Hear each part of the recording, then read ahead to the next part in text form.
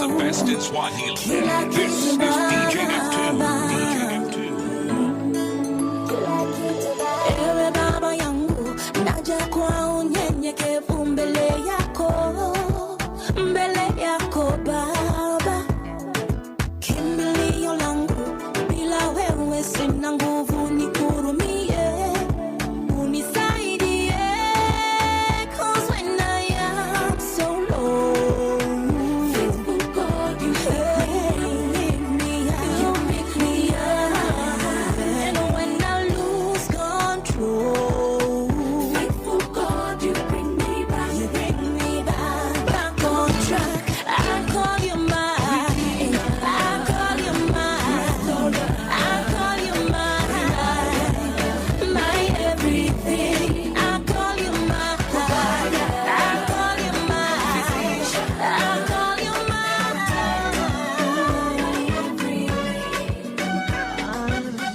Ni mbali nimetoka, DJ F2. tena ni ajabu kwa hai ananingesha kufaga. Ni mengi nimeona, tena ya kuvunja moyo, labda ningesha mwacha Mungu. Kama ni misongo ya mawazo, magonjwa mama nimepitia, ninazoea maumivu ya kudharauliwa, umasikini kila siku inajipa moyo. Ipo siku yangu tu, ipo siku yangu tu, na mimi ipo siku yangu tu, ipo siku yangu tu, na mimi barikiwe, anibarikiwe, na mimi barikiwe, na mimi barikiwe, anibarikiwe, na mimi barikiwe.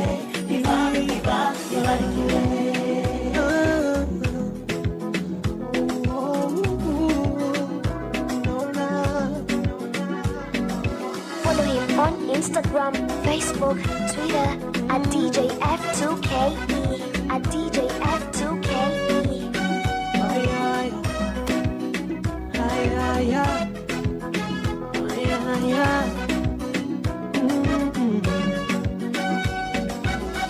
Ingawa kwa sasa wananisema vibaya, nami sishangai, najua ni ya wanadamu. DJ F2, the hype master. Ingawa sipati nani kwa muda mrefu, siachi kuomba, Mungu sikiziwi. Binadamu wema kiwa nacho, kwa sasa waniepuka, sina rafiki wa dhati. Kama ni misongo ya mawazo, magonjwa mama nimepitia, nazoea maumivu ya kudharauliwa, umasikini kila siku inajipa moyo. Ipo siku yangu tu, ipo siku yangu tu, na mimi ipo siku yangu tu, ipo siku yangu tu, na mimi barikiwe, anibarikiwe, na mimi barikiwe, na mimi barikiwe,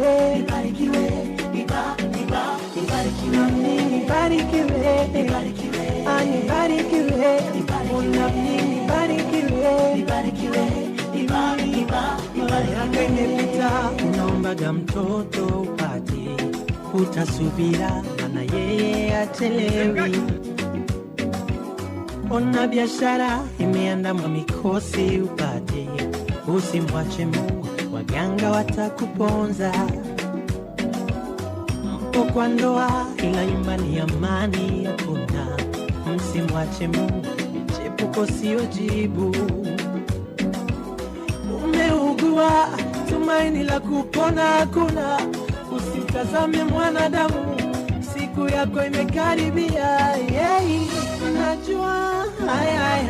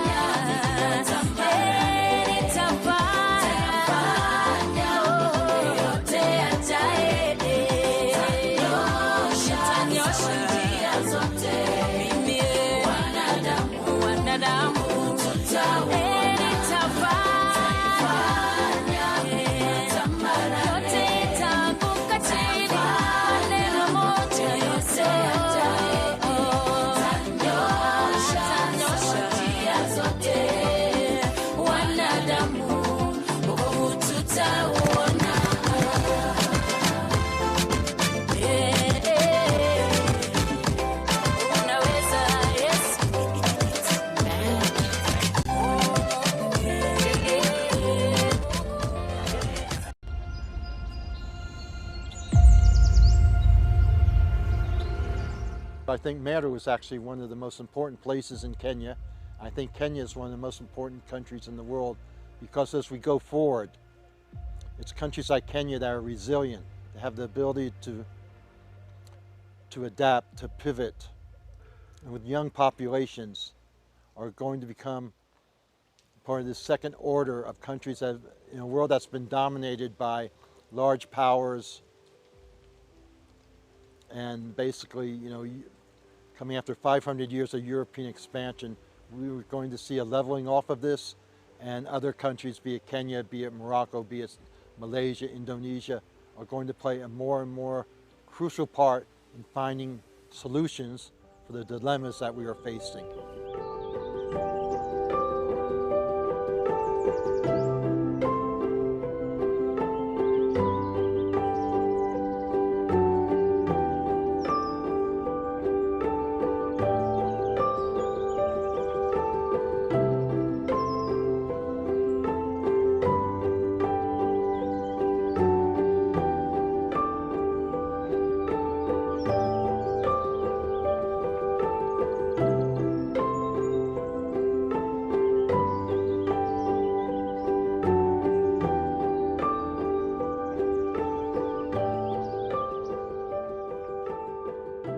Ten years ago, the Meru University of Science and Technology was established at a central peri-urban location based on land donated by the Meru People's National Governing Council, the Njorincheke.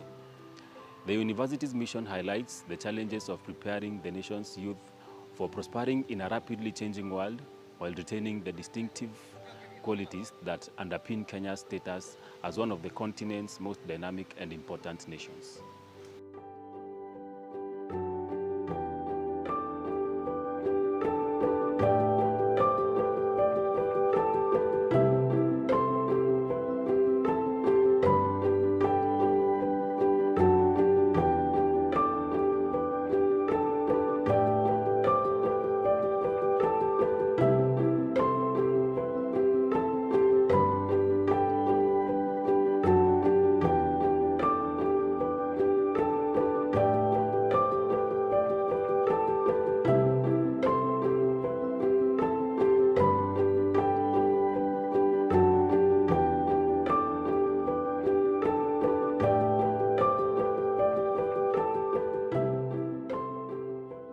Bitawa mwiti joka bithara ndi chairman wa Valedictorian then karo nsiru okuya mbu mbere bwa nonto bwa kwa kanya gakwarira manto yakonie public relationship enjori na Meru University batu ya Valedictorian kuma history ya bejere then karo kya nsiru mwaka 1842 AD itotora ushirikiana na public wega itushirikiana na Meru University kumara yejera ntunya kiwanja ne kya bari kya kyombete kuthaka yani njuri one kuine tumikinene kya kwithwa anabetu babulite kuthwa bakithoma ironjuri iritaniria ra yana kiwanja ki na ikyo iruare kya gutani kuma Meru College of Technology ira yaruare ira yitawa Meru University of Science and Technology.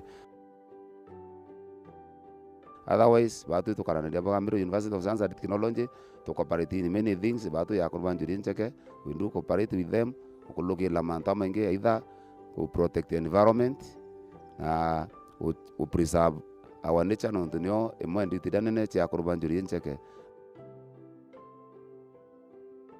The Njorincheke remains active both as environmental monitor, a court for adjudicating disputes, and as the symbol of the Meru community's traditional of communal governance.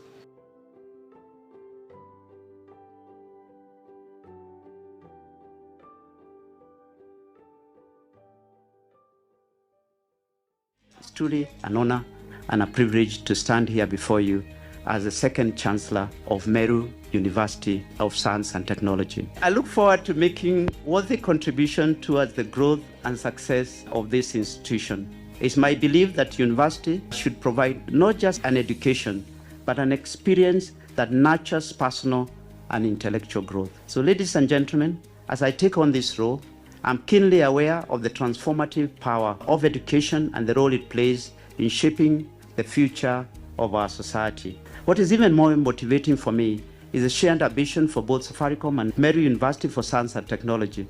Just like Safaricom, Meru University is intentional in being the technology organization of choice, focused on being a powerhouse in science and technology. Really very happy to welcome you to the university, which is actually at the center of Kenya, just next to Mount Kenya and Mount Kenya Forest, where we have a lot of elephants. In fact, the elephant place where they give birth, maternity, is actually adjacent to the university. And it's a real good place for you guys to visit. Since its inception in 2012, Meru University has sought to tap into the advantages of its location in an area encompassing most of Kenya's interior agroecological zones. To this end, the university has established satellite campuses in Marimba, on the border of the Mount Kenya forest, and in Mariene, in the heartland of Meru's smallholder coffee and horticultural production. We have an area institution of higher education with scientific faculties, students from all around the country, and at the same time we have this marvelous area which has all the internal variation, all the agroecological zones in Kenya.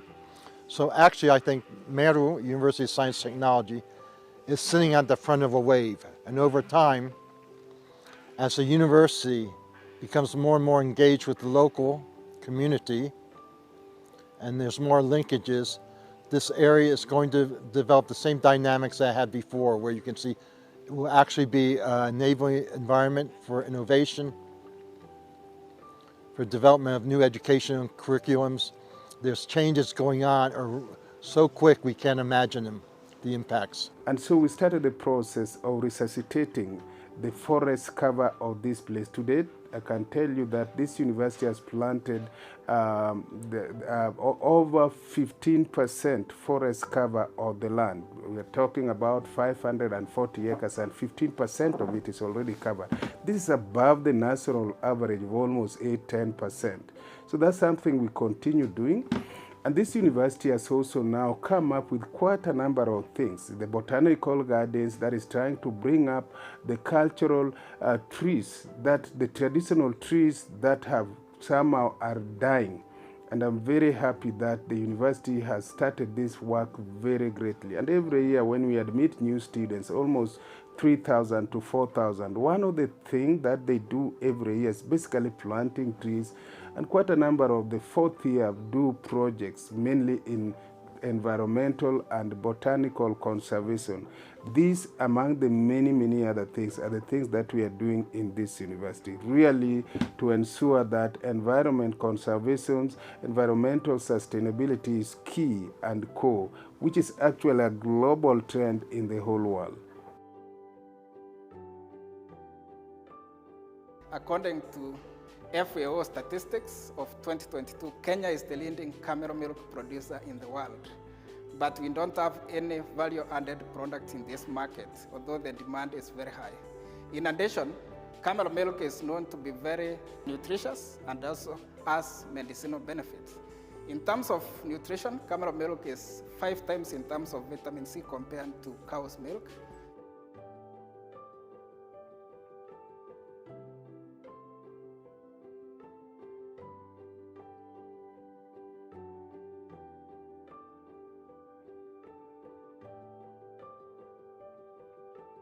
Over 78% of the population in Kenya are served by non-sewer sanitation technologies.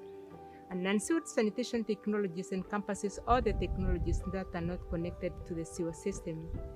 This is a new and a most challenging direction that sanitation was taking, bearing in mind that in the country like we have in Kenya, we didn't have people who are trained to handle non-sewer sanitation. Most of the programs that we have, the technologies that were there, were dealing with the sewerage, which is normally treated through the conventional sewer systems. And again, here in Kenya, a country of 47 counties, 23 of these counties are not served by any conventional sewer system. Most of them are relying on sewage system. So the question has always been, where do these waste, where do these fecal waste go? Immediately we produce it. Previously, the academics or the academia have been focusing so much on water, but forgetting the issue of sanitation. Yet, a lot of us and all of us face the problems of toilets and how to resolve the issues related to it. For example, the emptying after containment and the treatment. My area of research is on black soldier fly, how they can be optimized to be used for treatment of organic waste. Hiyo BSF huwa inatusaidia sana kwa kutupea mbolea. So basically here we are talking about waste to wealth and health. We are converting any type of waste, organic waste, be it human waste, animal waste, organic waste. We are converting these to resources, which is the protein and also the fats. Resource recovery is our guiding principle. Resource recovery. We don't talk about waste, we talk about resources. From waste to wealth and health.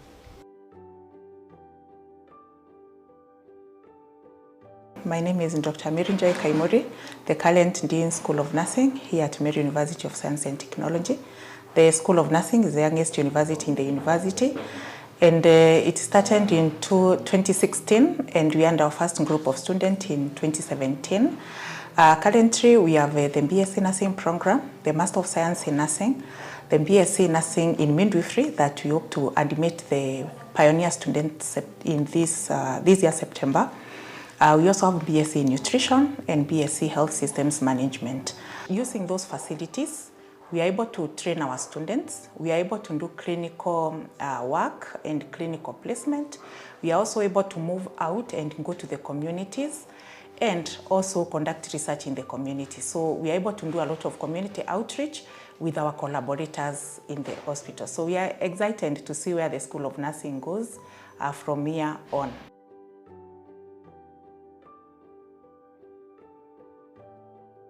So my name is Dr. Daniel Maitethia. I'm a lecturer in Meru University of Science and Technology, and we are implementing a project titled Kenya Open Pathology Project, funded by the Innovate UK, geared towards making pathology services accessible to underserved regions, especially the Meru County. The open fracture microscope is a microscope we have capability to manufacture its parts locally, assemble it. So we have that capacity to basically produce the microscope here in the university. And so the plan was to now use the go to the hospital, get histology samples from patients undergoing cancer diagnosis, and we image the samples using the microscope.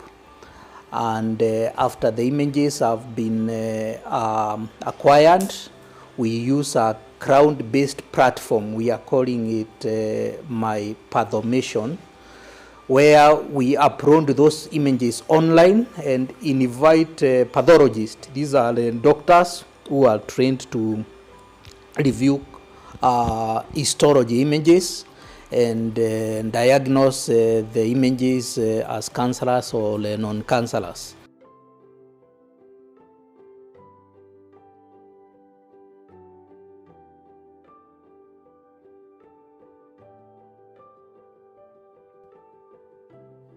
Dr. Joseph Mwiti believes using clay in making of cement will revolutionize construction and provide a solution to high costs associated with building and constructions. Indeed, the researcher says this product cuts cost by more than 40%. The cost of cement is proportional to the cost of clinker, and clinker is a component of cement manufacturing which mainly Kenya is importing, and just like other countries in Africa, and that is what makes cement a bit unaffordable in Kenya, of course coupled with the issues of high energy cost in Kenya. But the clinker component is actually what makes cement quite unaffordable in Kenya. Over the past 4 years, Dr. Mwiti, who leads the team of researchers at Meru University of Science and Technology, has experimented with clay to make cement, and the remarkable results so far indicate they have hit a jackpot. If we have to realize affordable housing, then we have to significantly lower the cost of cement. You realize that of all the ingredients in a construction, cement plays a major role. What are the dynamics in Kenya?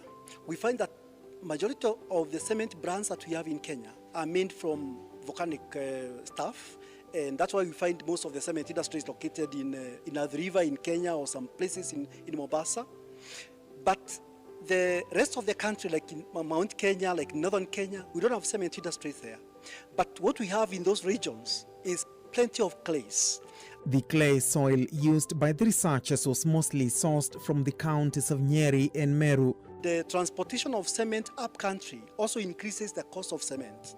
And we can lower the cost of cement by making use of the locally available resources. And one of those resources is clay. Clay is virtually present or found or available in nearly all the counties in Kenya. And therefore, when we start producing cement, which is clay-based, what that means is that there is a potential to establish a county industry to make cement in every county in Kenya. And that would mean that we are going to create jobs for the youth. We are going to generate a lot of revenue.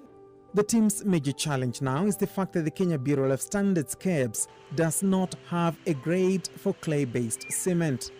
However, with the knowledge generated from their research, KEBS have invited them for talks on how to set the standard for this product to be availed across the country. Of particular importance is the issue of climate change. This cement by our scientists here is going to try to reduce carbon dioxide emission, which contributes to global warming, by reducing it up to 40%. Actually, we are proud of our innovators at the university, specifically on this cement, because not only in Kenya, but the whole of Africa, other than the collaboration with the University of Pretoria, there is no other university which has come up with this innovation. The Vice-Chancellor of Meru University, Romanus Odhiambo, is expected to pursue the partnership between the public institution with Makerere University in Uganda, the University of Dar es Salaam in Tanzania, Padova University in Italy, and Uppsala University in Sweden in further research programs. Meru is one of the places where I see that it consists of a salad of all people in Africa.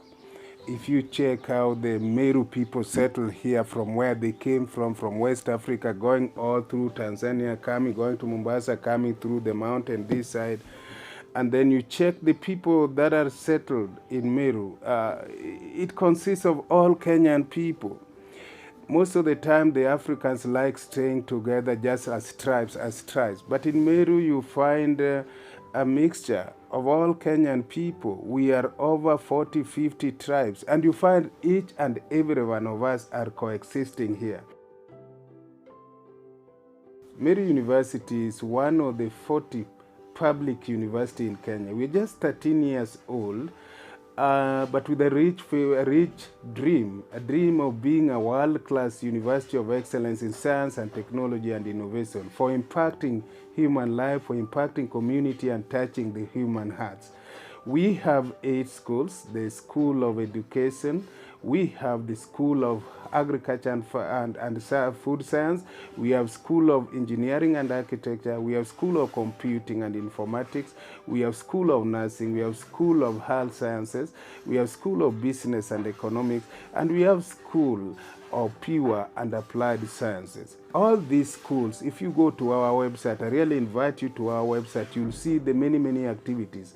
We also have 2 research institutes, what I call the ICC, the Institute of Concrete and Cement, and also the SRI, that is the Institute of Sustainable Research Institute, basically dealing the managing waste. One dealing with the managing organic waste, and another one dealing with the carbon emissions, that is the ICC, how the carbon emission take place, especially from cement, and coming up with the mitigating activities on how to reduce that carbon to the atmosphere. So that's what we have, and I really welcome you to the university, where for now we now only have about 13,000 students in all those schools.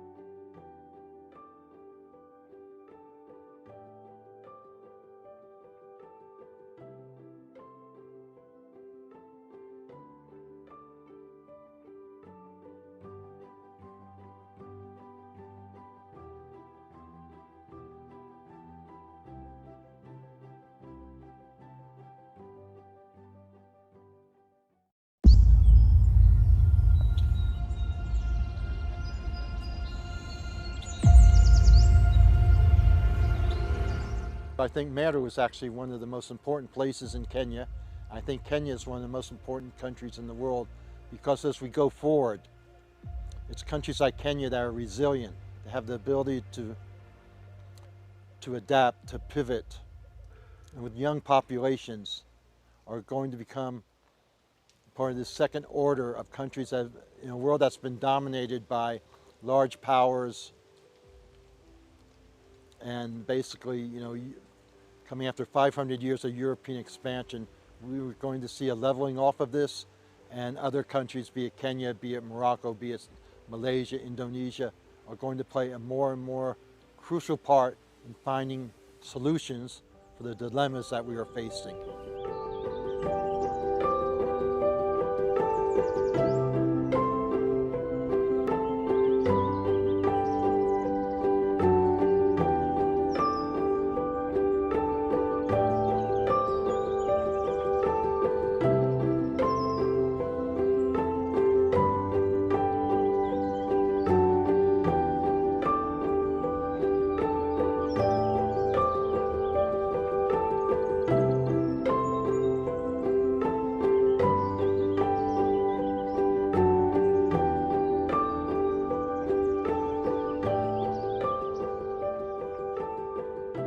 Ten years ago, the Meru University of Science and Technology was established at a central peri-urban location based on land donated by the Meru People's National Governing Council, the Njorincheke. The university's mission highlights the challenges of preparing the nation's youth for prospering in a rapidly changing world while retaining the distinctive qualities that underpin Kenya's status as one of the continent's most dynamic and important nations.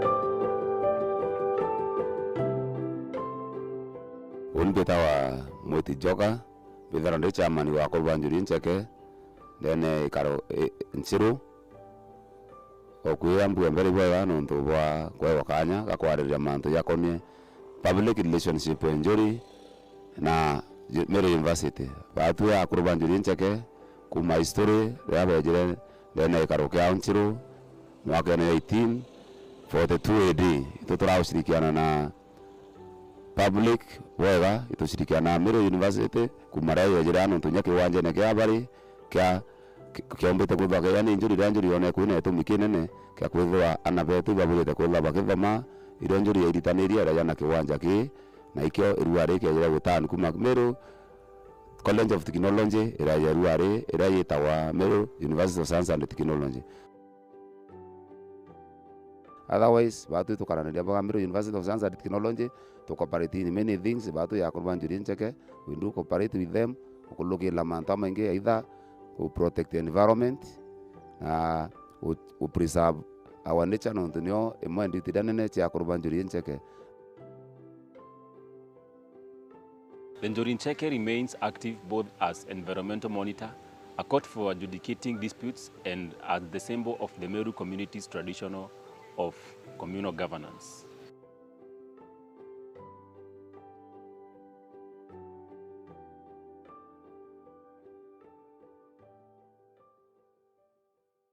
It's truly an honor and a privilege to stand here before you as the second Chancellor of Meru University of Science and Technology. I look forward to making worthy contribution towards the growth and success of this institution. It's my belief that university should provide not just an education, but an experience that nurtures personal and intellectual growth. So ladies and gentlemen, as I take on this role, I'm keenly aware of the transformative power of education and the role it plays in shaping the future of our society. What is even more motivating for me is a shared ambition for both Safaricom and Meru University for Science and Technology. Just like Safaricom, Meru University is intentional in being the technology organization of choice, focused on being a powerhouse in science and technology. Really very happy to welcome you to the university. At the center of Kenya, just next to Mount Kenya and Mount Kenya Forest, where we have a lot of elephants. In fact, the elephant place where they give birth, maternity, is actually adjacent to the university, and it's a real good place for you guys to visit. Since its inception in 2012, Meru University has sought to tap into the advantages of its location in an area encompassing most of Kenya's interior agroecological zones. To this end, the university has established satellite campuses in Marimba, on the border of the Mount Kenya forest, and in Mariene, in the heartland of Meru's smallholder coffee and horticultural production. We have an area institution of higher education with scientific faculties, students from all around the country, and same time we have this marvelous area which has all the internal variation, all the agroecological zones in Kenya. So actually I think Meru, University of Science and Technology, is sitting at the front of a wave. And over time, as the university becomes more and more engaged with the local community, and there's more linkages, this area is going to develop the same dynamics that I had before, where you can see it will actually be an enabling environment for innovation, for development of new educational curriculums. There's changes going on are so quick we can't imagine them, the impacts. And so we started the process of resuscitating the forest cover of this place. Today, I can tell you that this university has planted over 15% forest cover of the land. We're talking about 540 acres, and 15% of it is already covered. This is above the national average of almost 8–10%. So that's something we continue doing.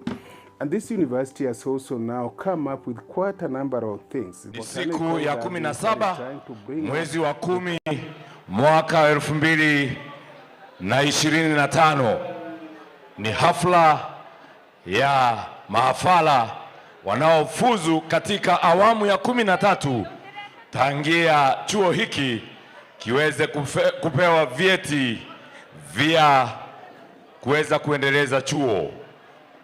Niseme ya kwamba walio katika malango pale, tafadhali muweze kuondoka ili watu ambao wanataka kuingia waweze kuingia. Security, please. Kindly clear the entrance so that those people who want to enter can enter. Afisa wa usalama walio katika malango, na waomba kwa heshima kuu muweze kuwaondoa wanaofunga malango. Weza kuondoa waliofunga malango ili wanaotaka kuingia waweze kuingia. Thank you so much. You have done it well. Clear all those people, please. walio ndani ambao wanafungia walio nje waondoe kwa malango. Security officers, yes, so that there is smooth entry for our parents and for the graduates. Once again, let me say congratulations to the 2025 graduates. This is your day. Make it easy for us, and for us, we are going to try our best to make it easy for you, and a memorable day.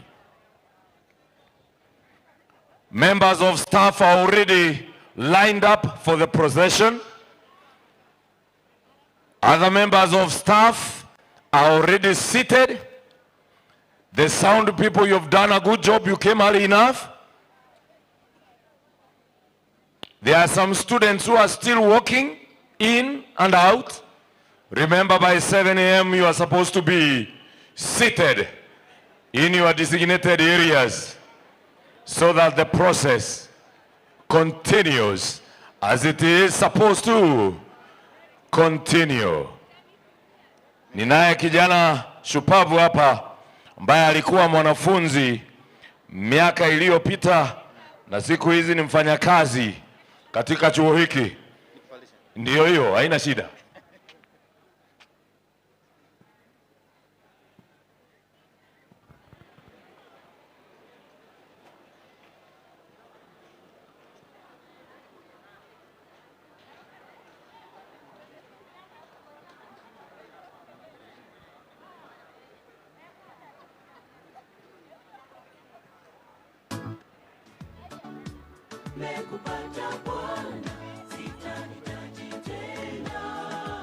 Asante sana Bwana Oscar, may God bless you.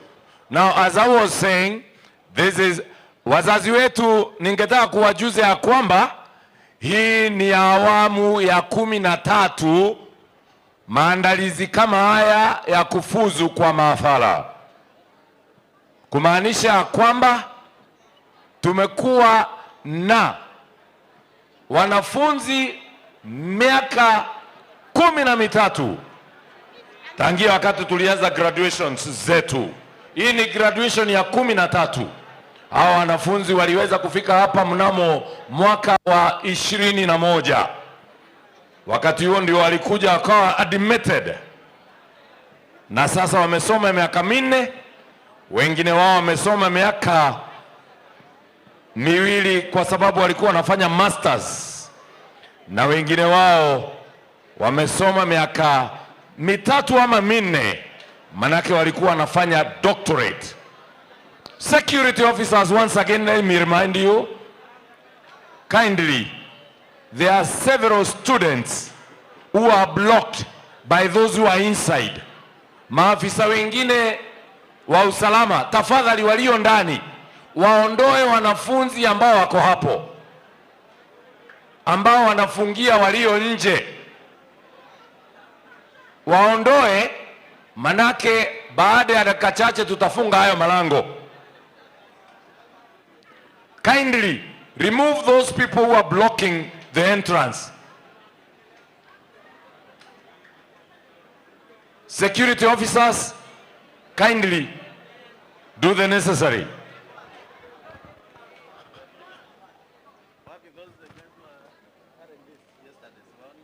Haya wanafunzi ambao walikuwa wamebeba mabana ambayo yanaashiria vitivo mbalimbali, kindly come and get the banners for your various schools. The students, the graduates who are carrying the banners, kindly get the banners so that you go to the procession. Chukua banners hapa kwa Dr. Kubaison. Daktari, simama ili waweze kukuona mahali upo. Daktari yuko hapa. Umepoteza kitu. Wale wanafunzi ambao walibeba mabango ya kuashiria vitivo mbalimbali, muone Dr. Kubaison ili tuweze kufika pale kwa procession so that we start the procession. as it should be. Na mkumbuke ya kwamba tuko live katika vyombo vya habari kadha wa kadha, na ninao hapa watangazaji wa ishara. Mmoja tunamuita Daisy Kathambi na mwingine tunamuita Rosmasi. Nami naitwa Dr. Amara Timothy, tukiwa na mwenzangu Dr. Elijah Warubuka. Tutakuwa tunawatangazia hapa na pale mambo yanavyojiri. Once again, let me say that this is the 13th graduation ceremony. The first graduation ceremony was in the year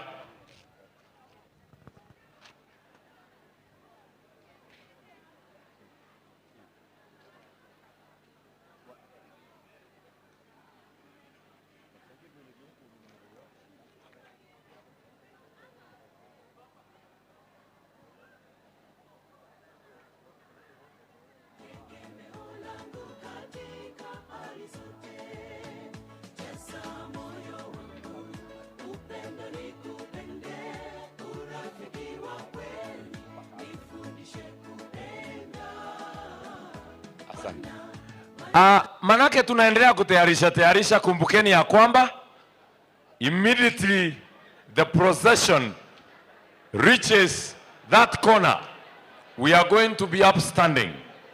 Na kuna wakati ambao tutaambiwa tuweze kuwageukia wazazi ili muweze kuwaonyesha kofia zenu, ishara ya kwamba mmehitimu.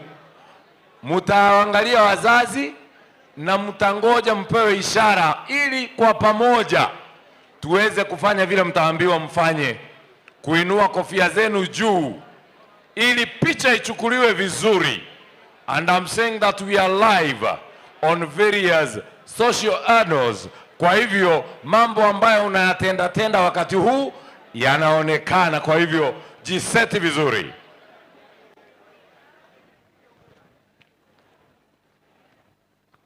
Haya, weka.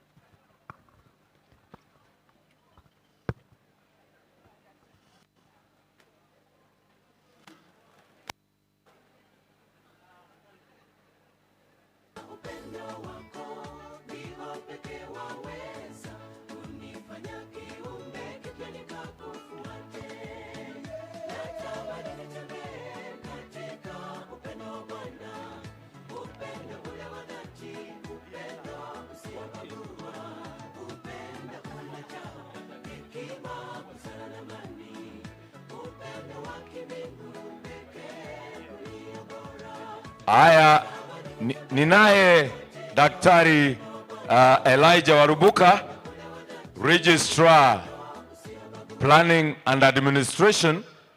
He is my co-MC today, and he is going to say something as we continue with the exercise of the day. And kindly, once again, security officers at the gate. Security officers at the gate. If Jared, you can speak to the people who are at the gate into the graduation square. Kindly tell them to remove those students who are blocking from inside so that those who are outside can get in easily. Kuna wanafunzi ambao walifika ndani alafu wanafunga malango pale, wanazuia wanaoingia ndani. Ni vyema security muweze kupanga mpango mzuri ili walio nje waweze kuingia. Daktari Warubuka, muda sasa. As tribes. But in Meru you find a mixture of all Kenyan people. We are over 40-50 tribes, and you find each and every one of us are coexisting here. Meru University is one of the 40 public university in Kenya. We're just 13 years old. 13, and it was a wonderful graduation. Looking back, there is transformation, there is growth, and we thank God for all that. This is our 13th graduation, and I want to welcome you all to this graduation as I congratulate all the graduates. Well done, well deserved. I wish you all the very best. Enjoy your degrees after today.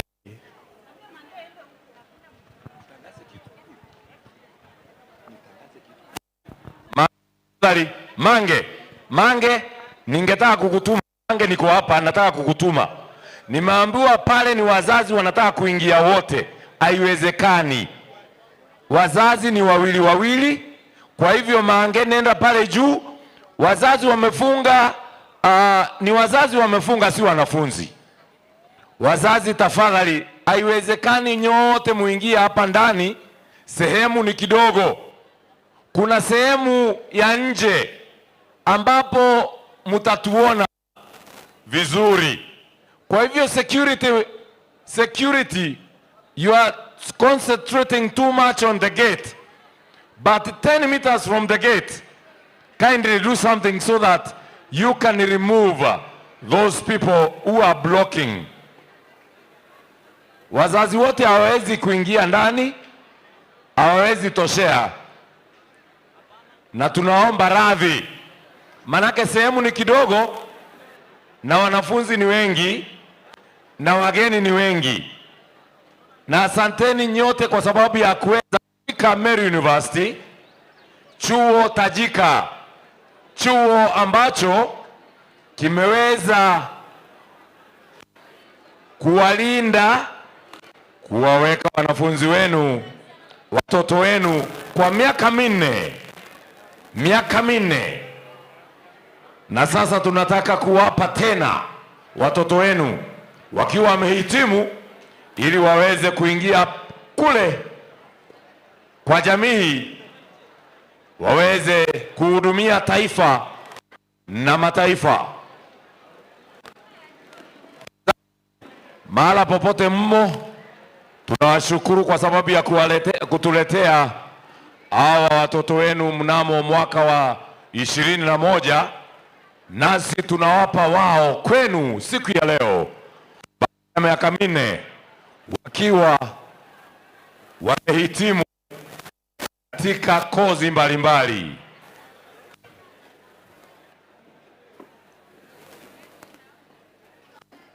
As of staff who are distributing the booklets, kindly distribute them so that each and everyone gets them. We need each and every person that is graduating today. Hii kitu inazimazima. I don't know if it is my movement or what. Wale ambao wanapeana vijitabu, tafadhali. Kuna watu watachukua mara mbili. Kuna watu watachukua mara mbili, kwa hivyo wengine waweza kukosa. But use your wisdom, because we are supposed to be here by 7. Asiyekuweko na lako alipo bisa, huyo anaelewa. Ndugu yangu, ulifanya kozi gani? IT. Unaitwa nani? Ondeki Gideon Tito. Nakuru. Huyo ni Gideon kutoka Nakuru, amefanya IT. Dadangu, ulifanya nini hapa? Jina lako na umetoka wapi? Hatuna muda. Ndugu yangu, jina, fanya kozi gani? Timothy Ngonjiri, BBIT. Kutoka wapi Kenya? Nairobi. Asante. Huyu ni kutoka Nairobi, amefanya IT. Sky. Dadangu, mfanya kozi gani na umetoka wapi? Damaris Kimanthi, nimefanya BSc Economics. Umetoka wapi? Makueni. Huyu Kimanthi ni wa kutoka Makueni. Unasikia kwamba wanafunzi wametoka kutoka kila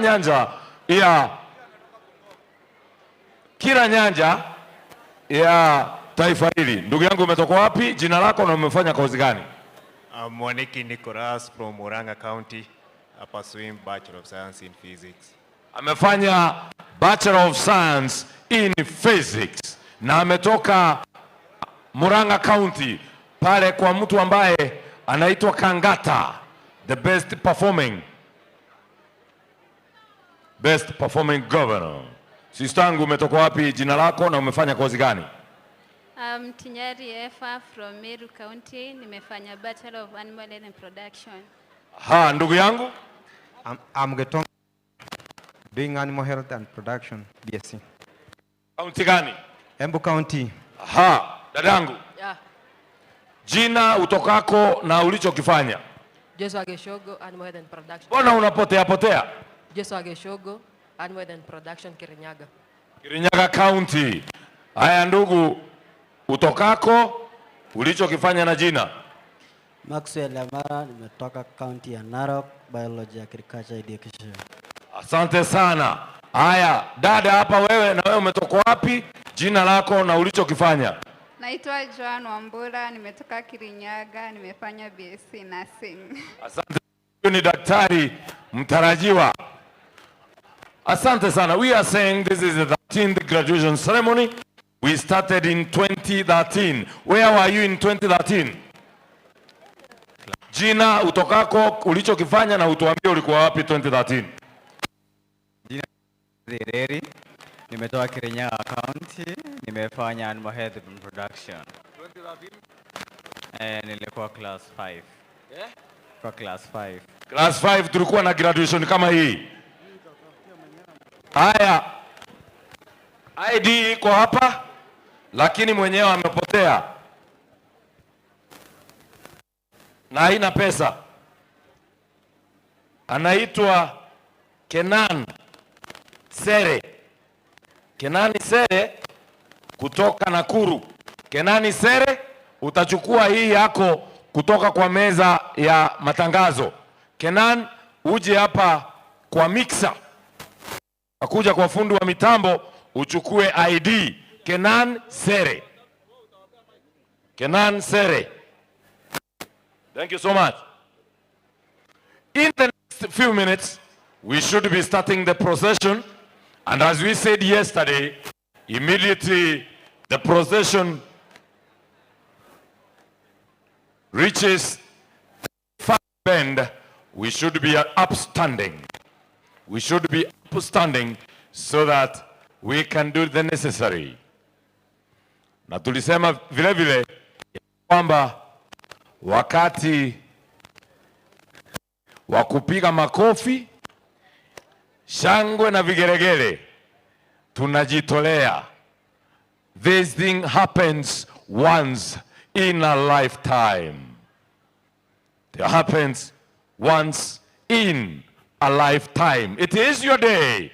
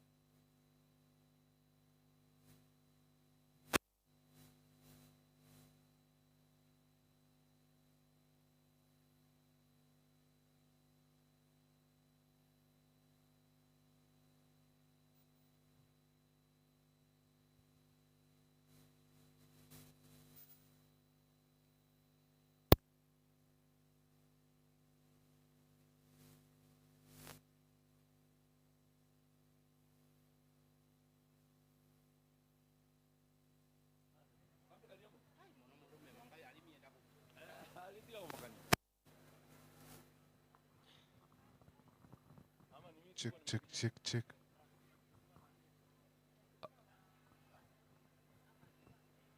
Niweke muziki kidogo niweze kunywa maji. Weka ile ya kusema leo ni leo, manake msema kesho ni mwongo.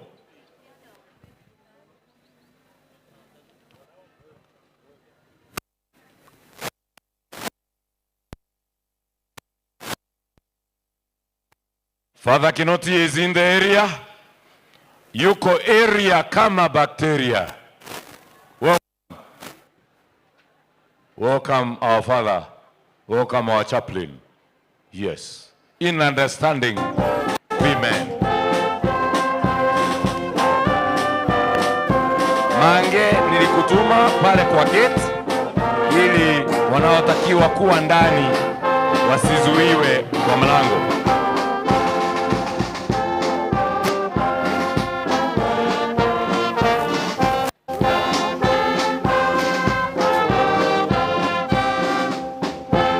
Wazazi, ningetaka kuwajuza kitu fulani ya kwamba katika chuo hiki chetu cha tajika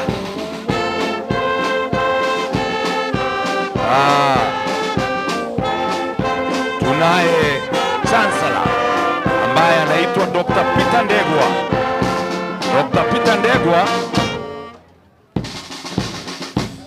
ndiye Chancellor wetu.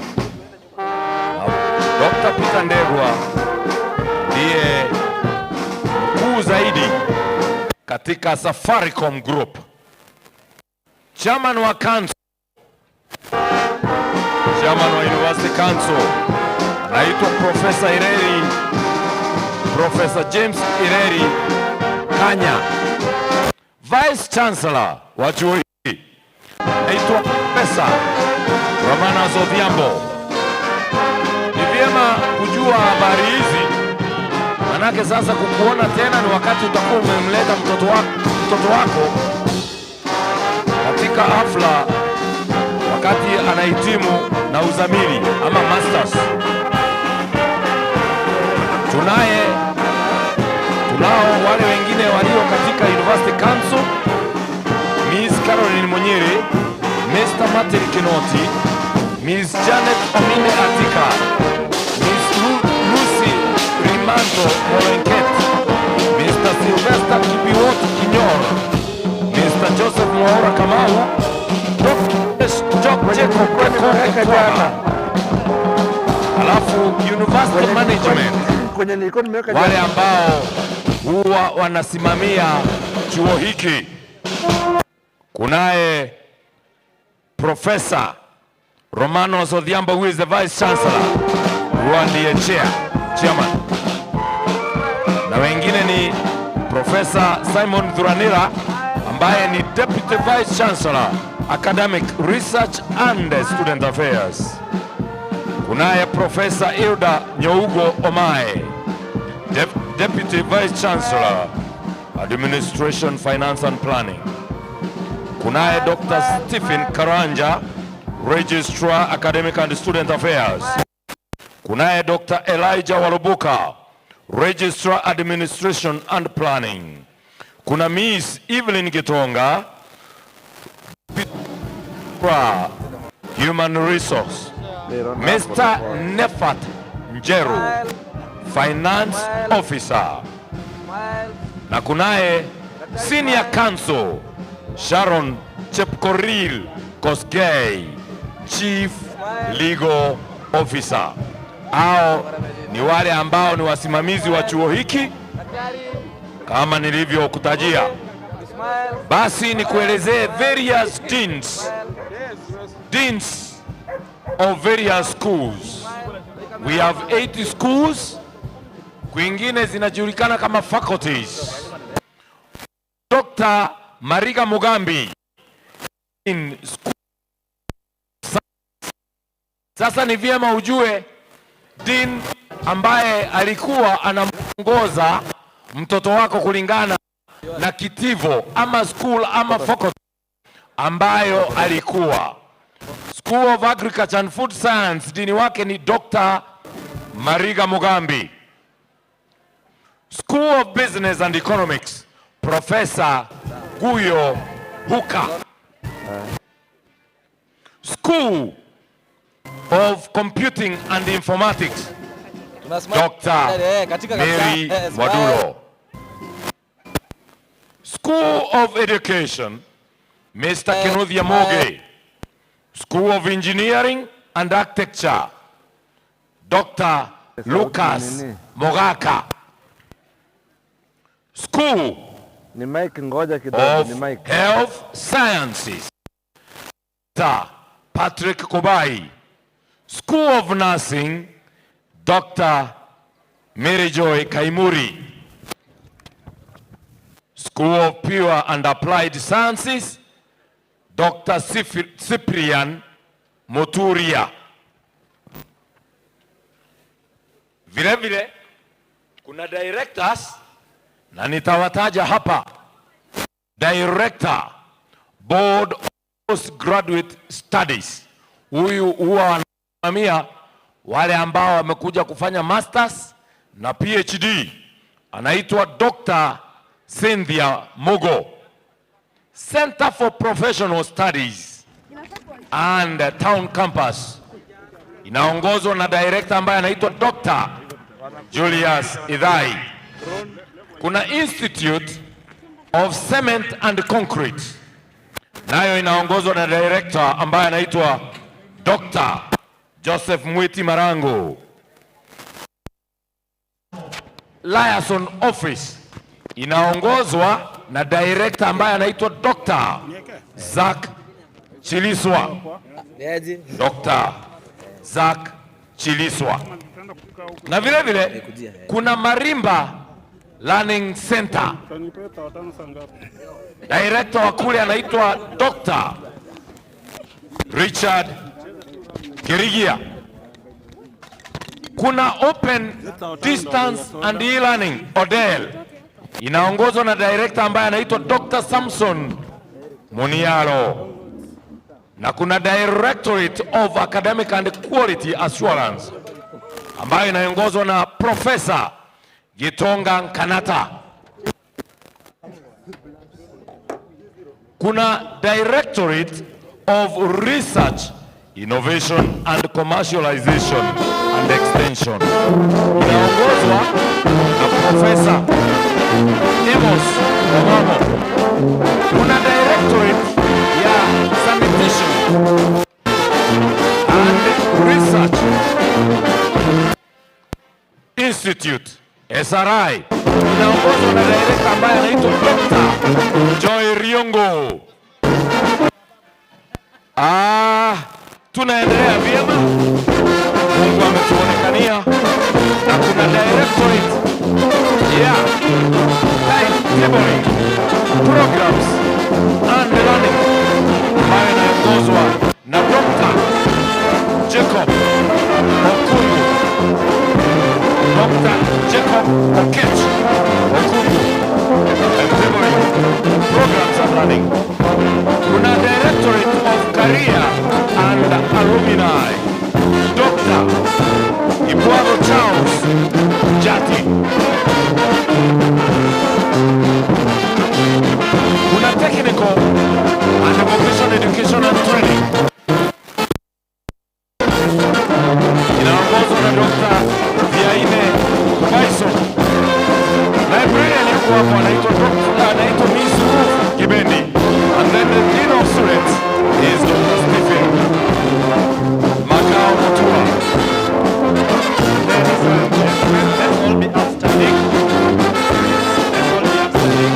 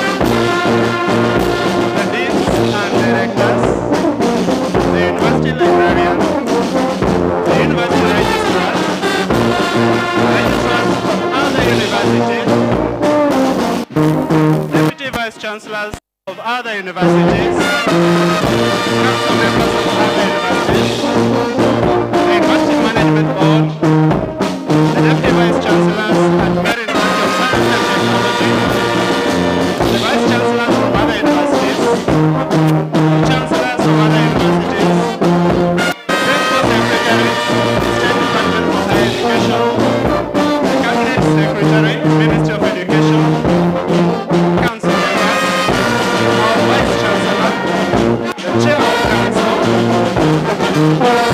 the Chancellor. That is the whole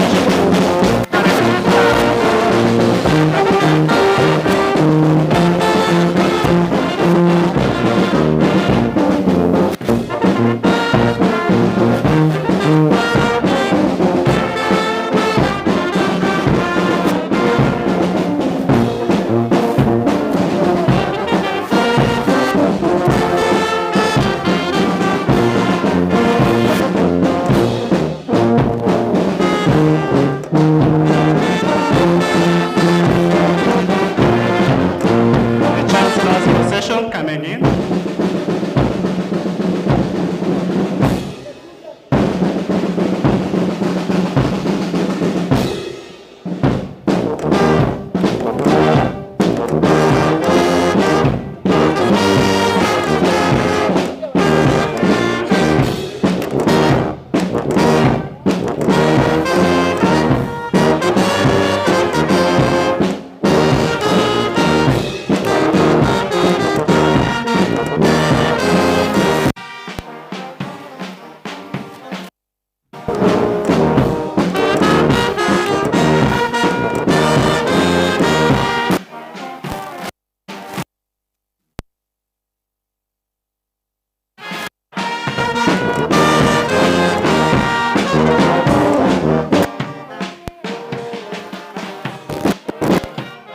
Hakika tumekuja kusema asante, asante kwa Mungu Baba kwa kuwezesha.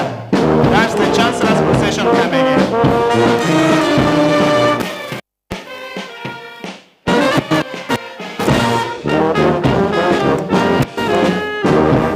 Tumekuja kusema asante.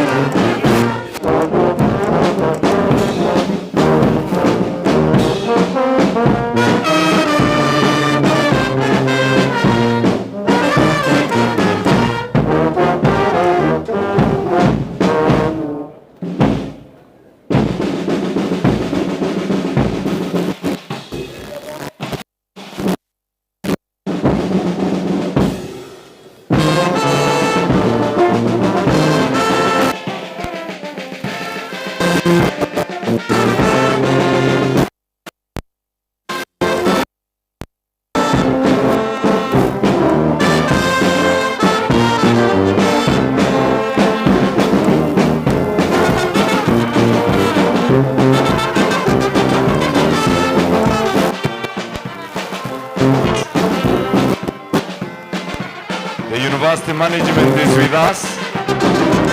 Karibuni sana wageni wetu wa siku ya leo.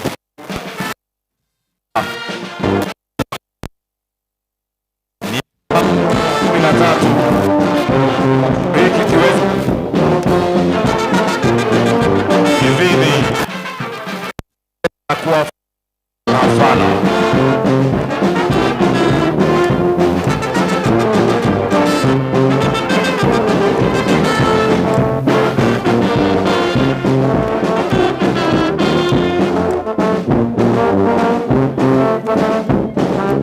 Ladies and gentlemen,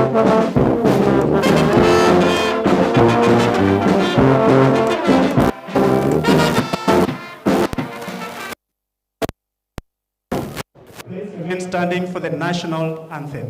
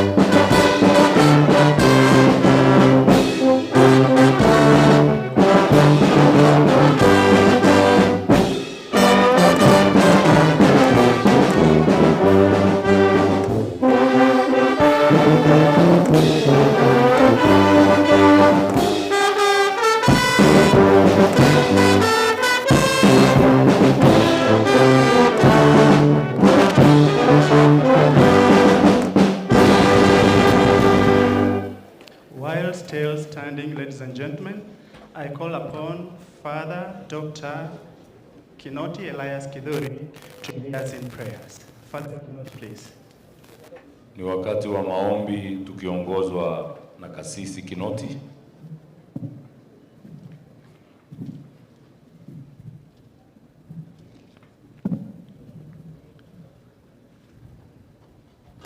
And please pray according to your religious tradition.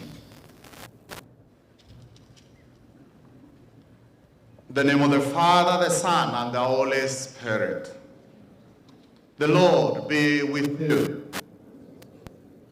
Friends, we celebrate success, but you also know we are sinners, especially the sin of omission.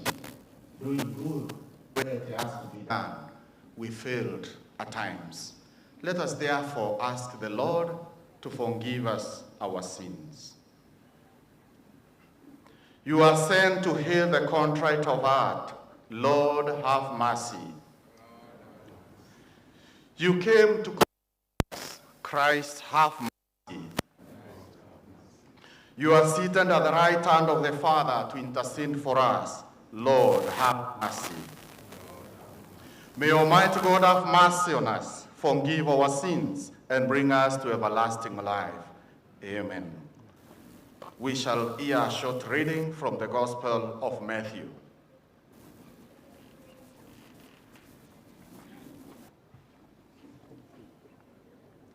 Good morning. Our reading today comes from the book of Matthew 5:13 to 16. A reading from the Holy Gospel according to Matthew. At that time, Jesus said to his disciples, "You are the salt of the earth, but if salt has lost its taste, how shall its saltiness be restored? It is no longer good for anything except to be thrown out and trodden underfoot by men. You are the light of the world. A city set on hill cannot be hidden. Nor do men light a lamp and put it under a bushel, but so shine before men that they may see your good works and give glory to your Father who is in heaven." Lord. Thanks be to God.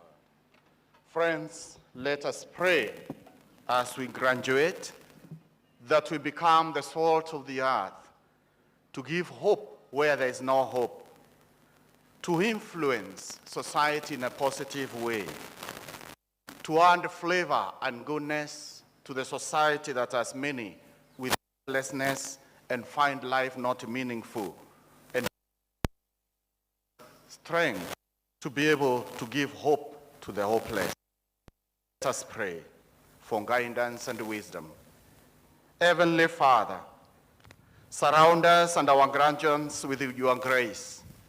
Bless them so they step into the future with you.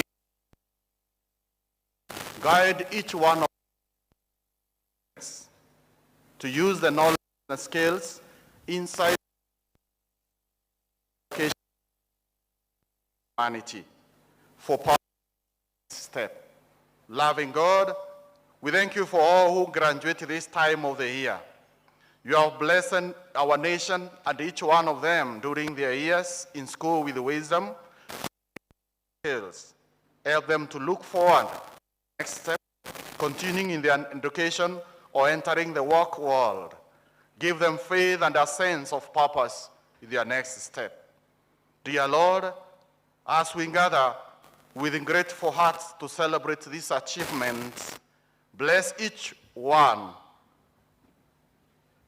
as they embark in the new journey with courage, wisdom, perseverance.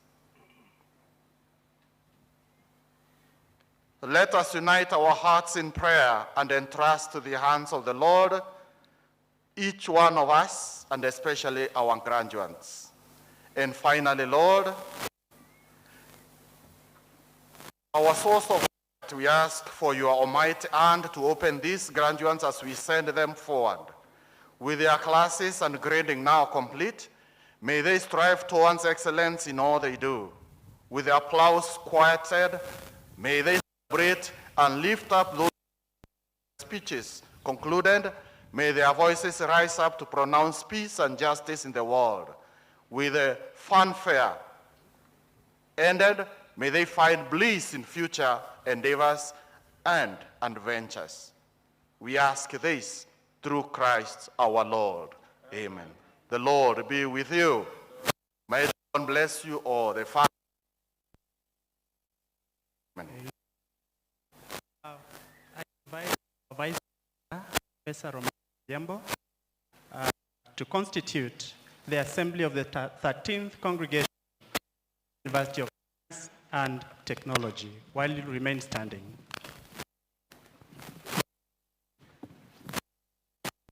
Ni wakati wa naibu wa Chancellor kuweza kufungua hafla rasmi.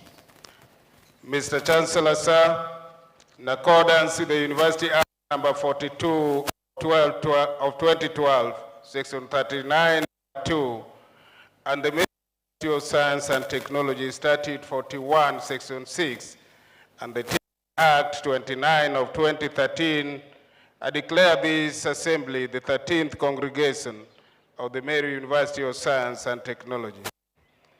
Thank you very much. VC, you may now resume your seats.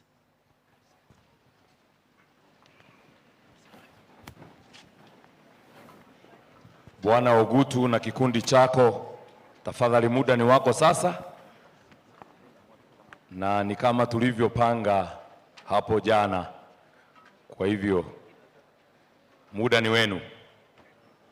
Wageni wetu, kikundi ambacho sasa chaja, ni kikundi ambacho kinaenda kututumbuiza, ni kwaya ya Meru University, na sauti zao huwa zinasikika ndani ya nchi na vile vile nje mwa nchi hii.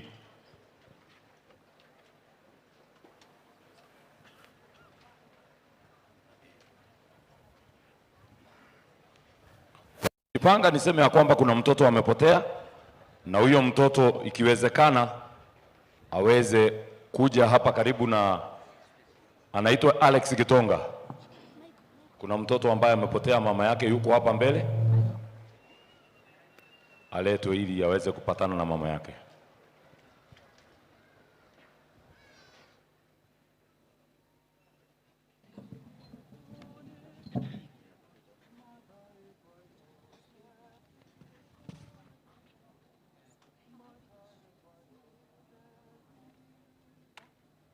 Mataifa yote sifuni, mwimbieni Bwana wimbo mpya.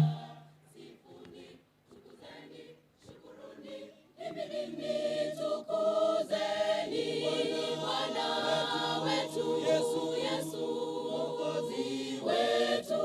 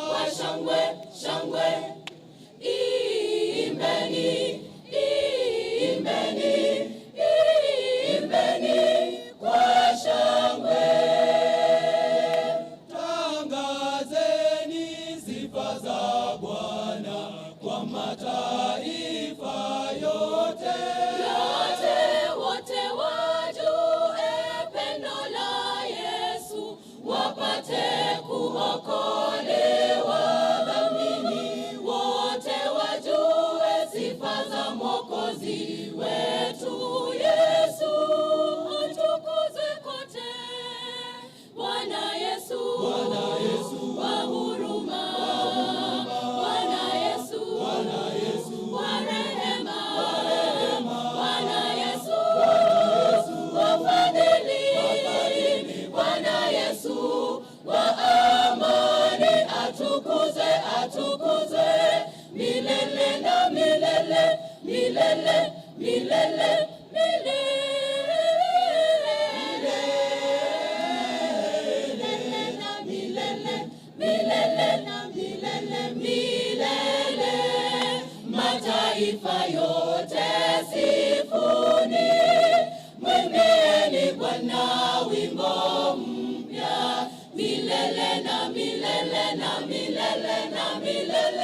milele. Amen. Amen.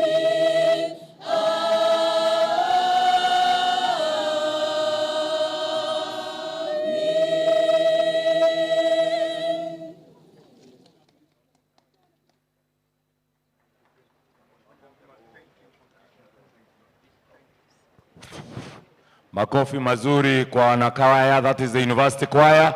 Next on stage is chord dancers. Tafadhali tuweze kutumia muda vizuri. Chord dancers.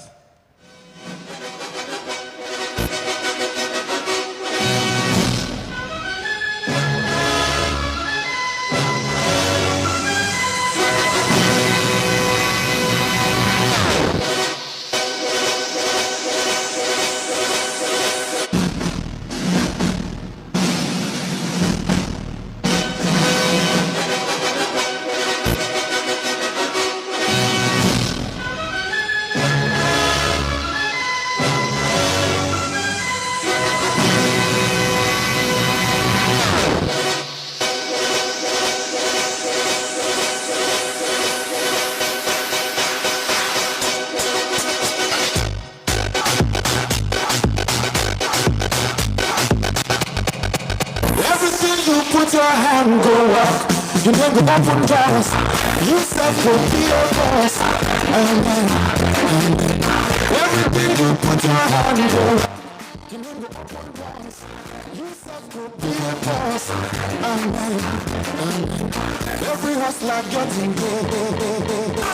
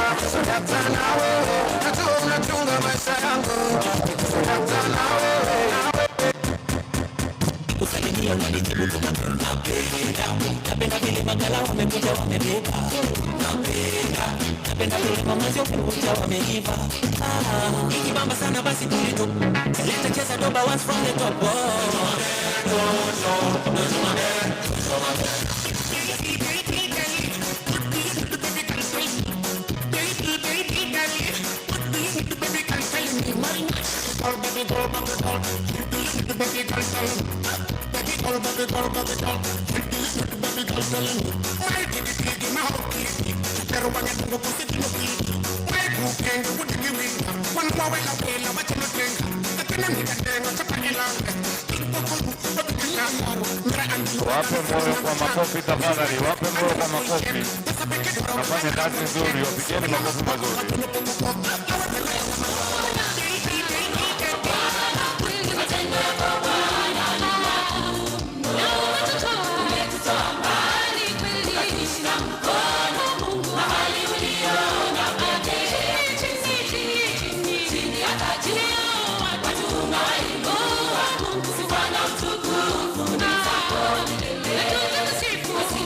Asante sana chord dancers. Huyo mmoja ambaye mmemuona hapo ako na degree ya physics, alafu ako na diploma ya dancing. Ogutu sasa, sehemu hiyo nyingine ni chord team.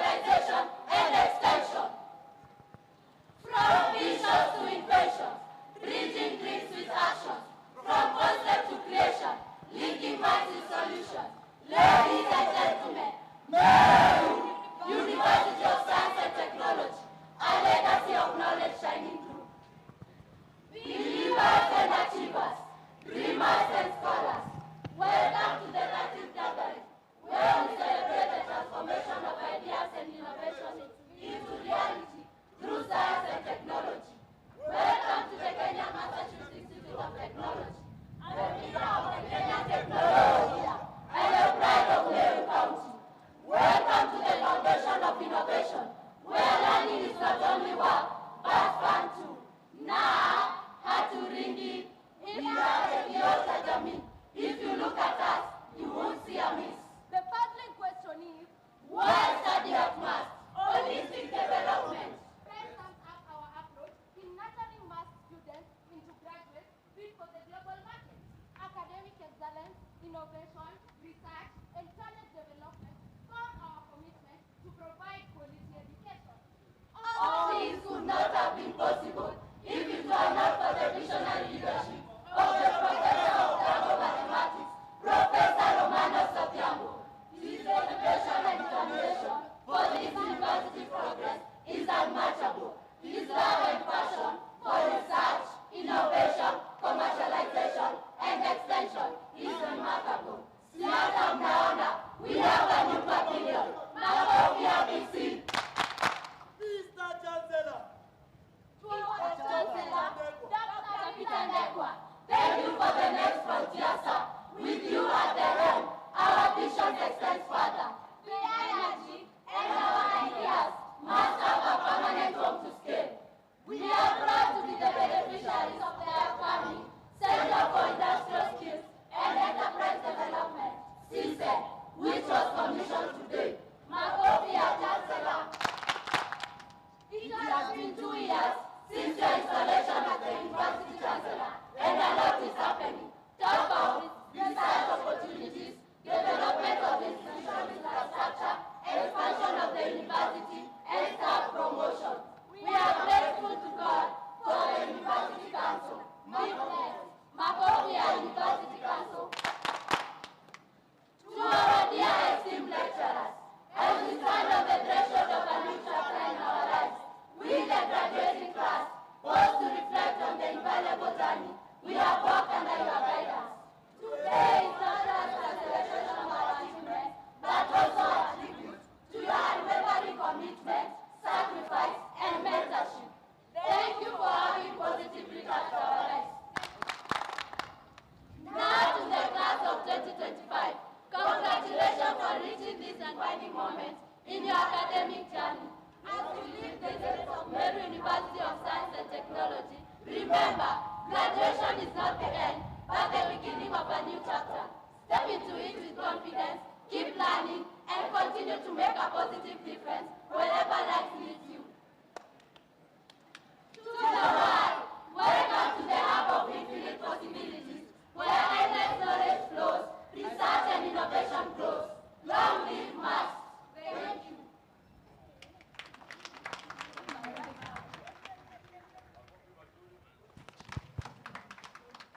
Makofi mazuri kwa hao. Anapoenda na kati ya hao ujue ya kwamba 16 ni freshers. Vision 2030. Kwa hivyo tuna haya maono.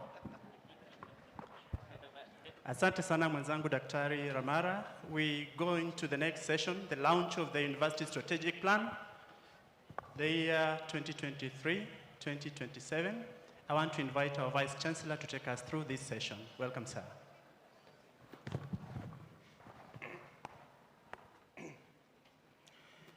Mr. Chancellor, sir, allow me to invite the Chairman of Council, Professor James Ireri Kanya, to read the citation of the launch of Meru University of Science and Technology Strategic Plan 2023-2027. Professor, thank you.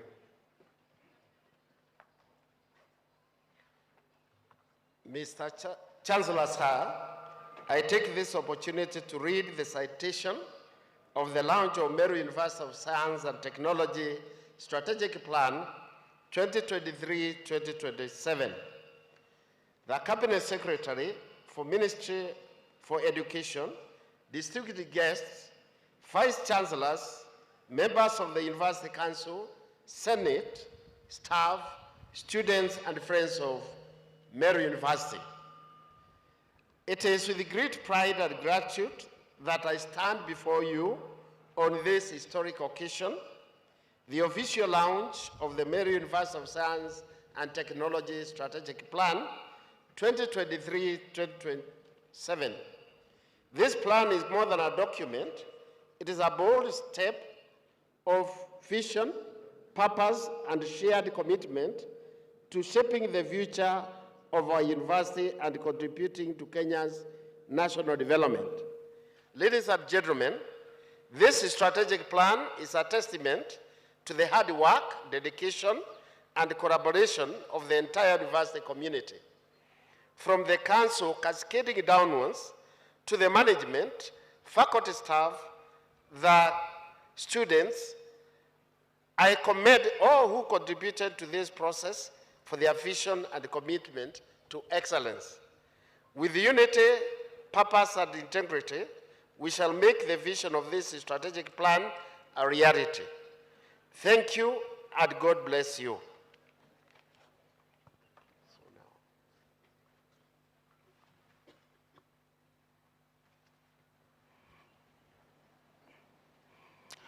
Mr. Chancellor, sir, allow me to invite the Cabinet Secretary represented here by Dr. Caroline Hunja to launch and hand over the Strategic Plan 2023-2027 to the Chancellor, Meru University of Science and Technology.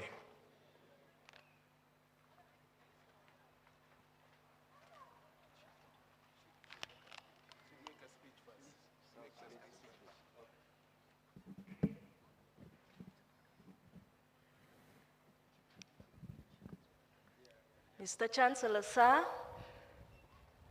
distinguished guests, ladies and gentlemen, allow me to stand on the already established protocols. It gives me great pleasure to join you today for the launch of the Meru University of Science and Technology Strategic Plan 2023 to 2027, a truly transformative roadmap for this great institution. This plan is a bold statement of intent. It positions Meru University as a center of excellence in science, technology, and innovation, fully aligned with Kenya's national development priorities and Vision 2030. It sets out clear strategic goals to enhance teaching and learning, promote research and innovation, strengthen student welfare, and deepen community engagement, and build strong institutional systems for sustainable growth.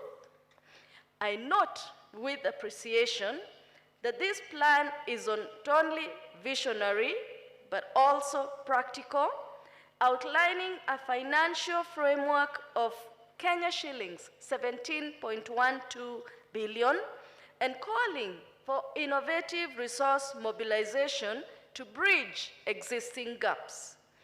This is the kind of forward... Council, please join them. Council, University Council.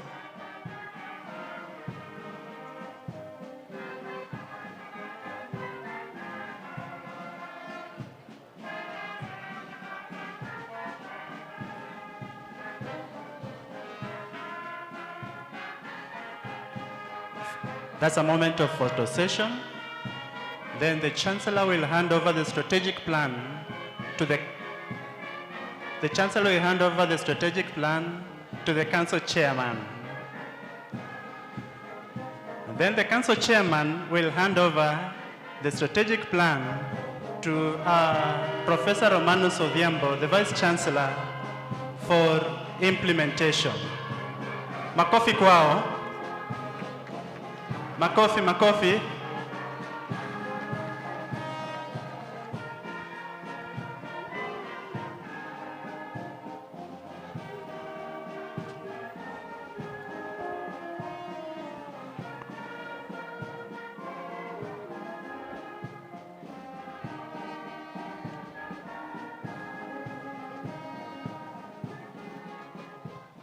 Hiyo mikakati yote ya miaka hiyo mitano iko katika hicho kitabu Strategic Plan 2023-2027.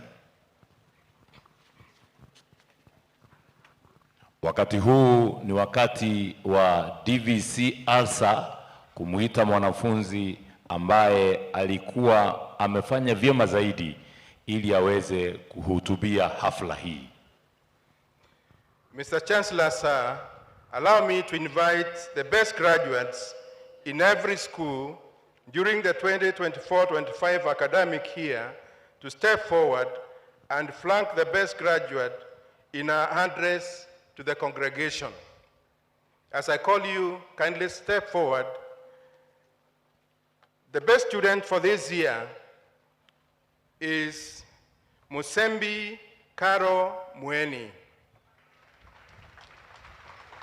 School of Health Sciences. Musembi Karo Mweni, kindly step forward.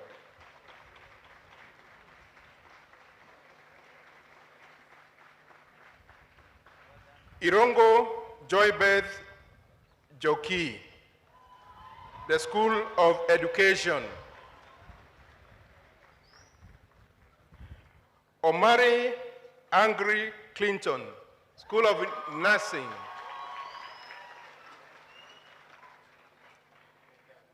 Kabiru John Kimani, School of Business and Economics. Chege Patrick Mwangi, School of Agriculture and Food Science.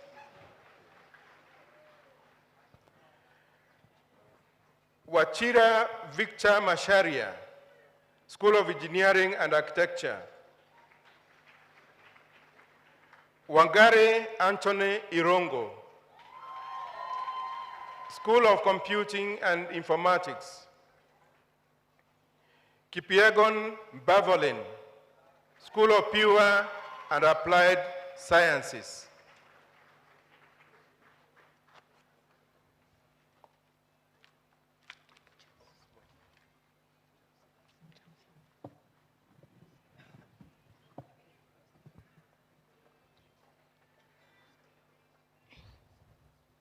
The chief guest, our esteemed Chancellor, Dr. Peter Dengwa, CBS, Cabinet Secretary, Minister of Education, Mr. Julius Migozi Ogamba, EBS, the Principal Secretary, State Department of Higher Education and Research, Dr. Beatrice Muganda Inyangala, the Chair of Council, Meru University, Professor James Sireri Kanya, the First Chancellor, Meru University, Professor Romana Sodhiambo, Chancellors of sister universities present, Chairpersons of councils of other universities present, Meru County representatives present, First Chancellors of other universities present, Meru University of Science and Technology Council members, principals of university colleges, members of university councils, members of university management boards and senates, Meru University of Science and Technology staff,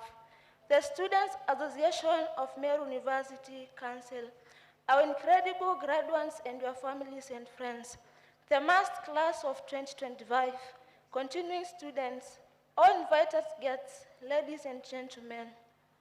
Good morning, distinguished guests, faculty, fellow graduates, parents, and friends. It is with immense gratitude and joy that I stand before you today as the best graduating student of this remarkable institution. Today is not just a celebration of individual achievement, but a collective triumph of our families who supported us, our lecturers who guided us, and our colleagues who worked with this journey with us.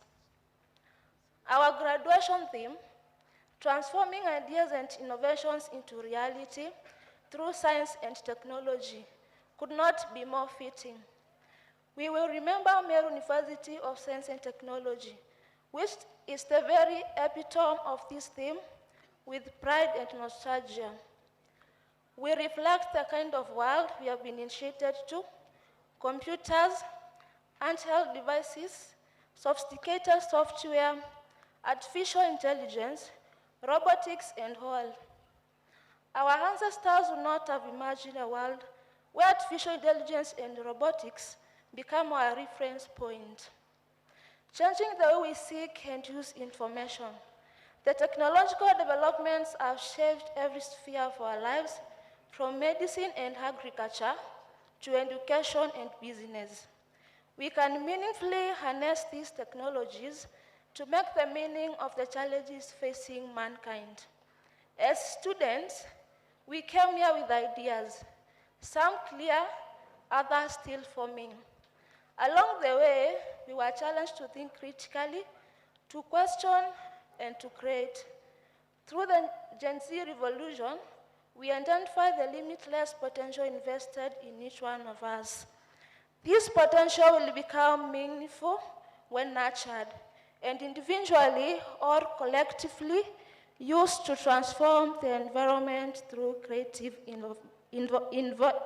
innovations.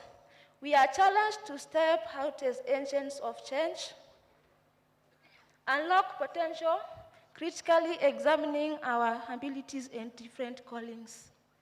We now affirm from our experience at Meru University of Science and Technology that science and technology are not abstract concepts confined into textbooks. They are the bridges that connect our ideas to impact. Consider how mobile technology has revolutionized communication, or how renewable energy innovations are lighting homes in our rural communities. These are testimonies that knowledge, when applied, can transform societies.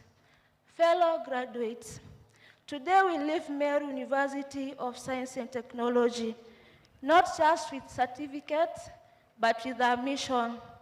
The world looked to us to use our knowledge and creativity gained from our 4 years of toil to address pressing issues: climate change, unemployment, food insecurity, and health challenges. Our generation must be bold enough to dream, wise enough to innovate, and committed enough to implement solutions that uplift humanity. Class of 2025, let us remember that an idea, however brilliant, remains only a dream until we act on it. Innovation is not just invention, it's the courage to take risks, to collaborate, and to persist until impact is felt. That is how we honor this theme, and that's how we honor the legacy of Meru University of Science and Technology. As I conclude, let us step forward with confidence, knowing that we are not just graduates, we are change makers, innovators, and ambassadors of transformation. Gen Zs, we are presented with this golden opportunity to go out and transform our ideas into innovations and our innovations into realities that uplift humanity. Congratulations, class of 2025. Thank you. We'll have a short photo session.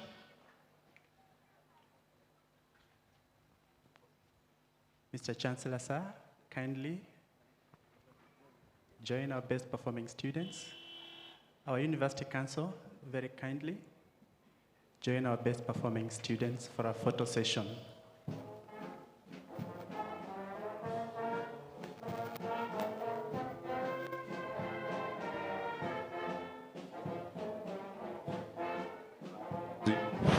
Hao ni wanafunzi waliofanya vyema zaidi kutoka kwa kila kitivo. Wanapigwa picha hapo na University Council na University Management. Best performing students.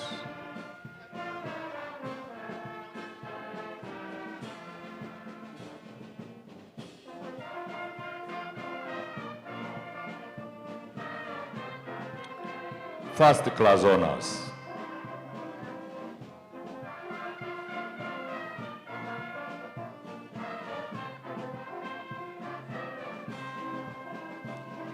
Wakipenda wataingia masters immediately. Maprofesa watarajiwa ndio hao.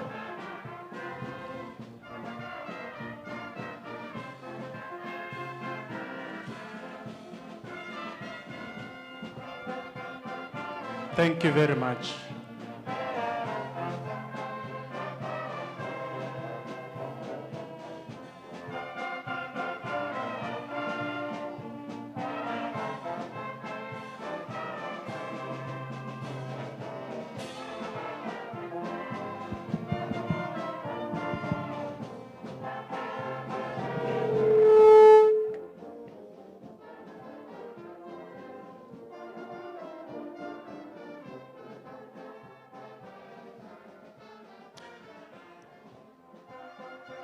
Mr. Chancellor, sir, I now invite you to give the best, to give the Chancellor's Award to the best female students and also the best male students in the class of 2025. Mr. Chancellor, sir.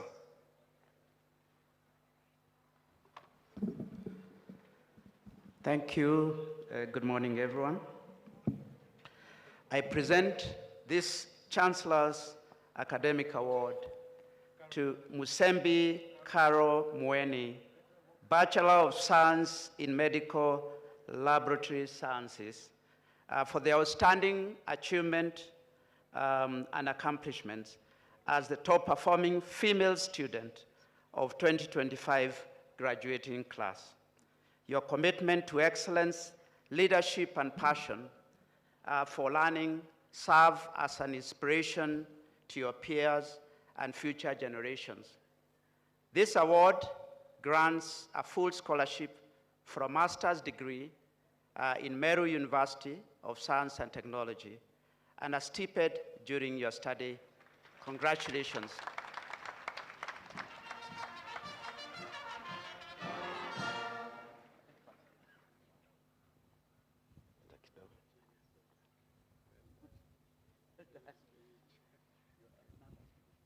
That's good.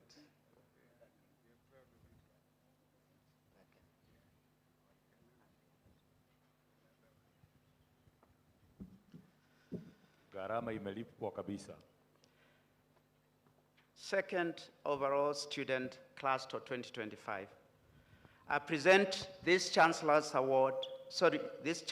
Academic Award to Omari Angry Clinton, Bachelor of Science in Nursing. Yes, he deserves a better clap.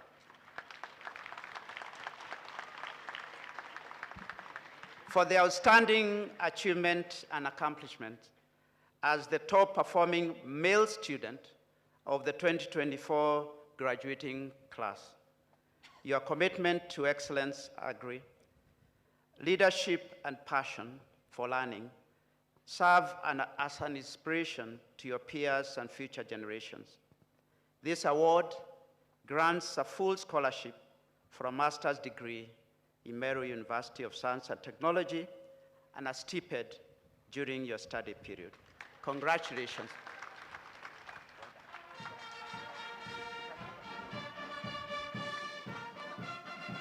Na ni vyema kujua ya kwamba huyo kijana alikuwa mkuu wa michezo. Kwa hivyo michezo na masomo yanaendeshana, ni vyema niseme initoke tu.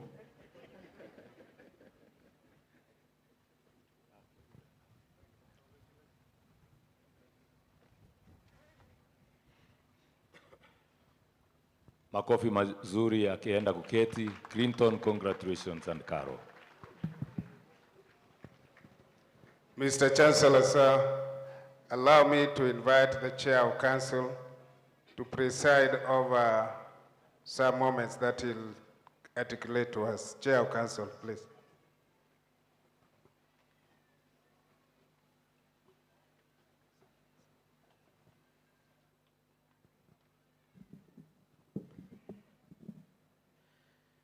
Once again, good morning.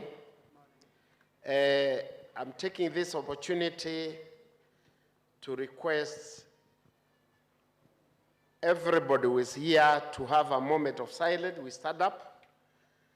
As you know, we are going through a moment which was anticipated for the loss of one of our great persons in this country, and therefore our request is that we take a moment of about 2 minutes of silence to observe that demise.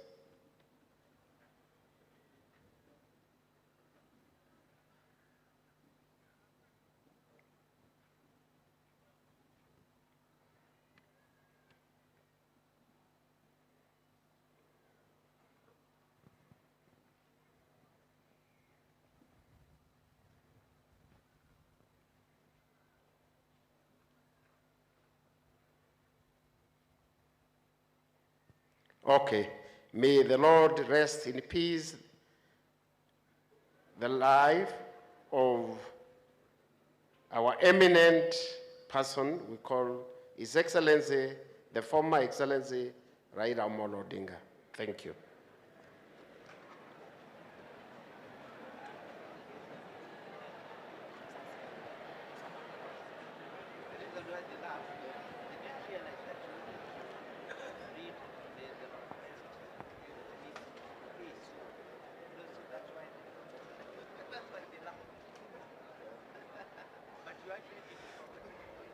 Some silence, please.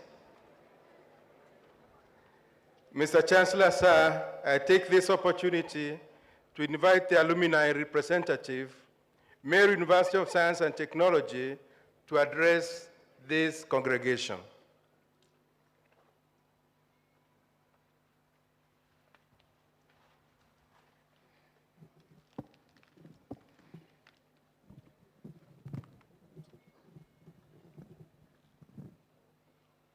Thank you.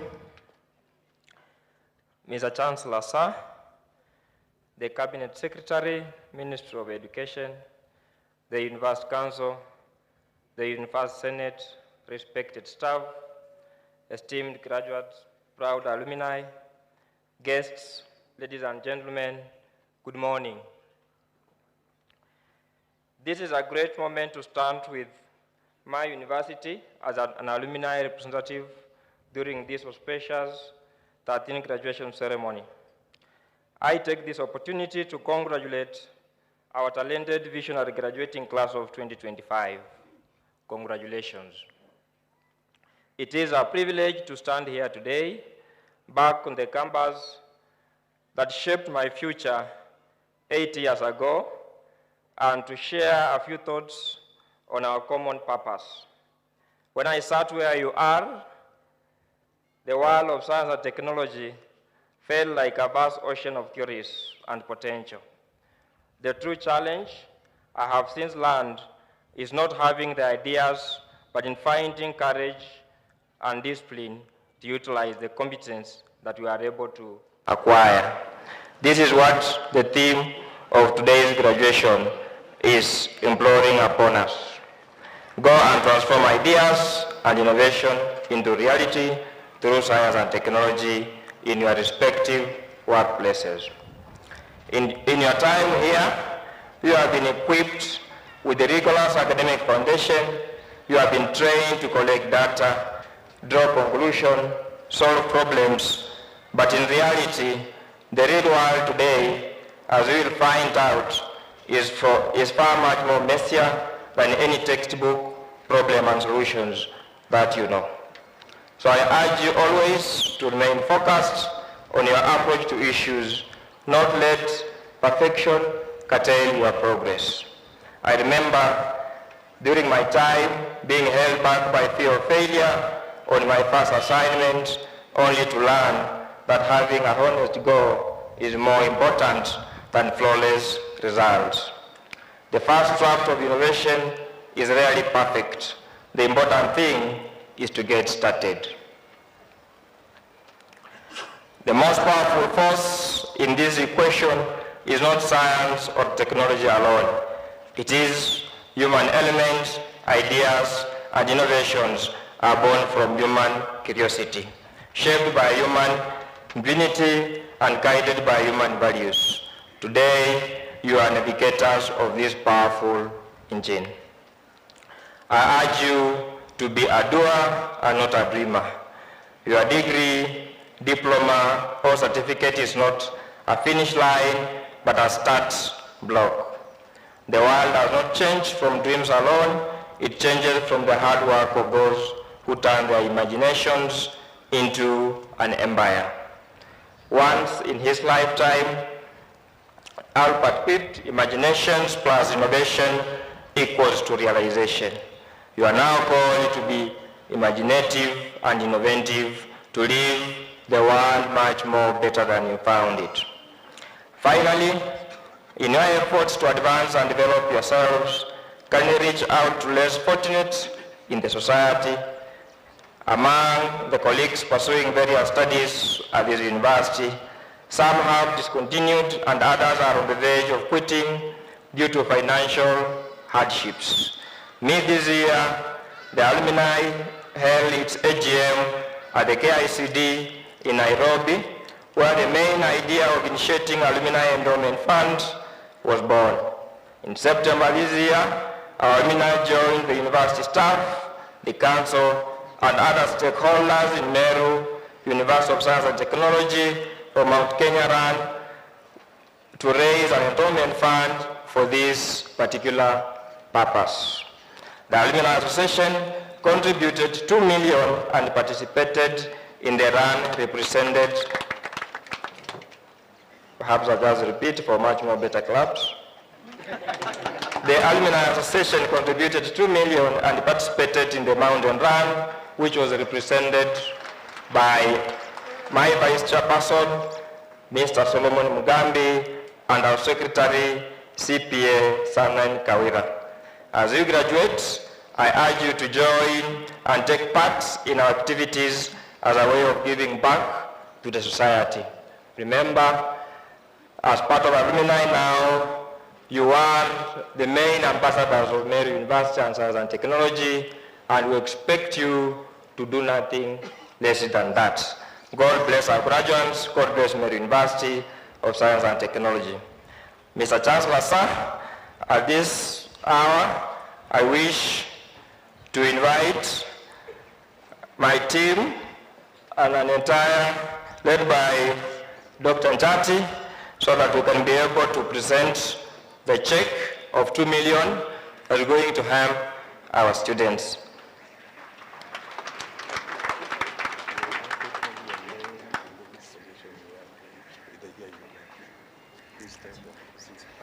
Thank you so much.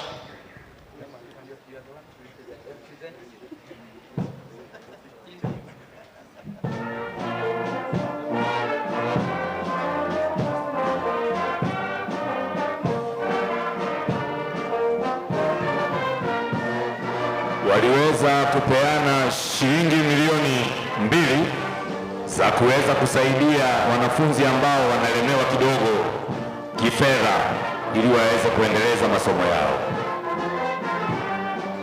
The mountain run was aimed to raise money for endowment fund.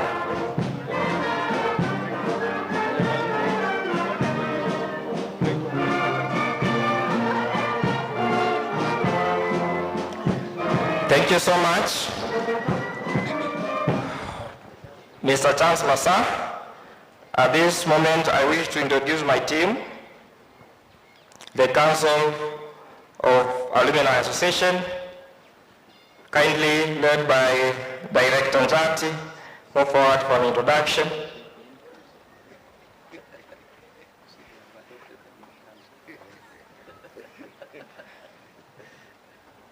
Thank you. The first one is Dr. Njati. Dr. Njati is our Director of our Alumni Association. The second one is CPA Coach Cornelius. The third one is Madam Sophie Mukami. The fourth one is Madam CPA Sanen Kawira. We have apologies from the Vice Chair Solomon Mugambi and Aurelia. Myself is Wangila Wabomba, class of 2018. Thank you so much and may God bless you.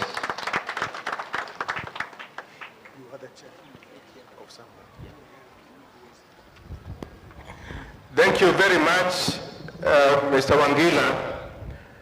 For your information, Wangila was the chair of the Student Association of Meru University, SAMU, and we are proud to have him back as the chair of alumni. Let's give a clap to the team led by Wangila. Mr. Chancellor, sir, I take this opportunity to invite the Vice Chancellor to address the congregation.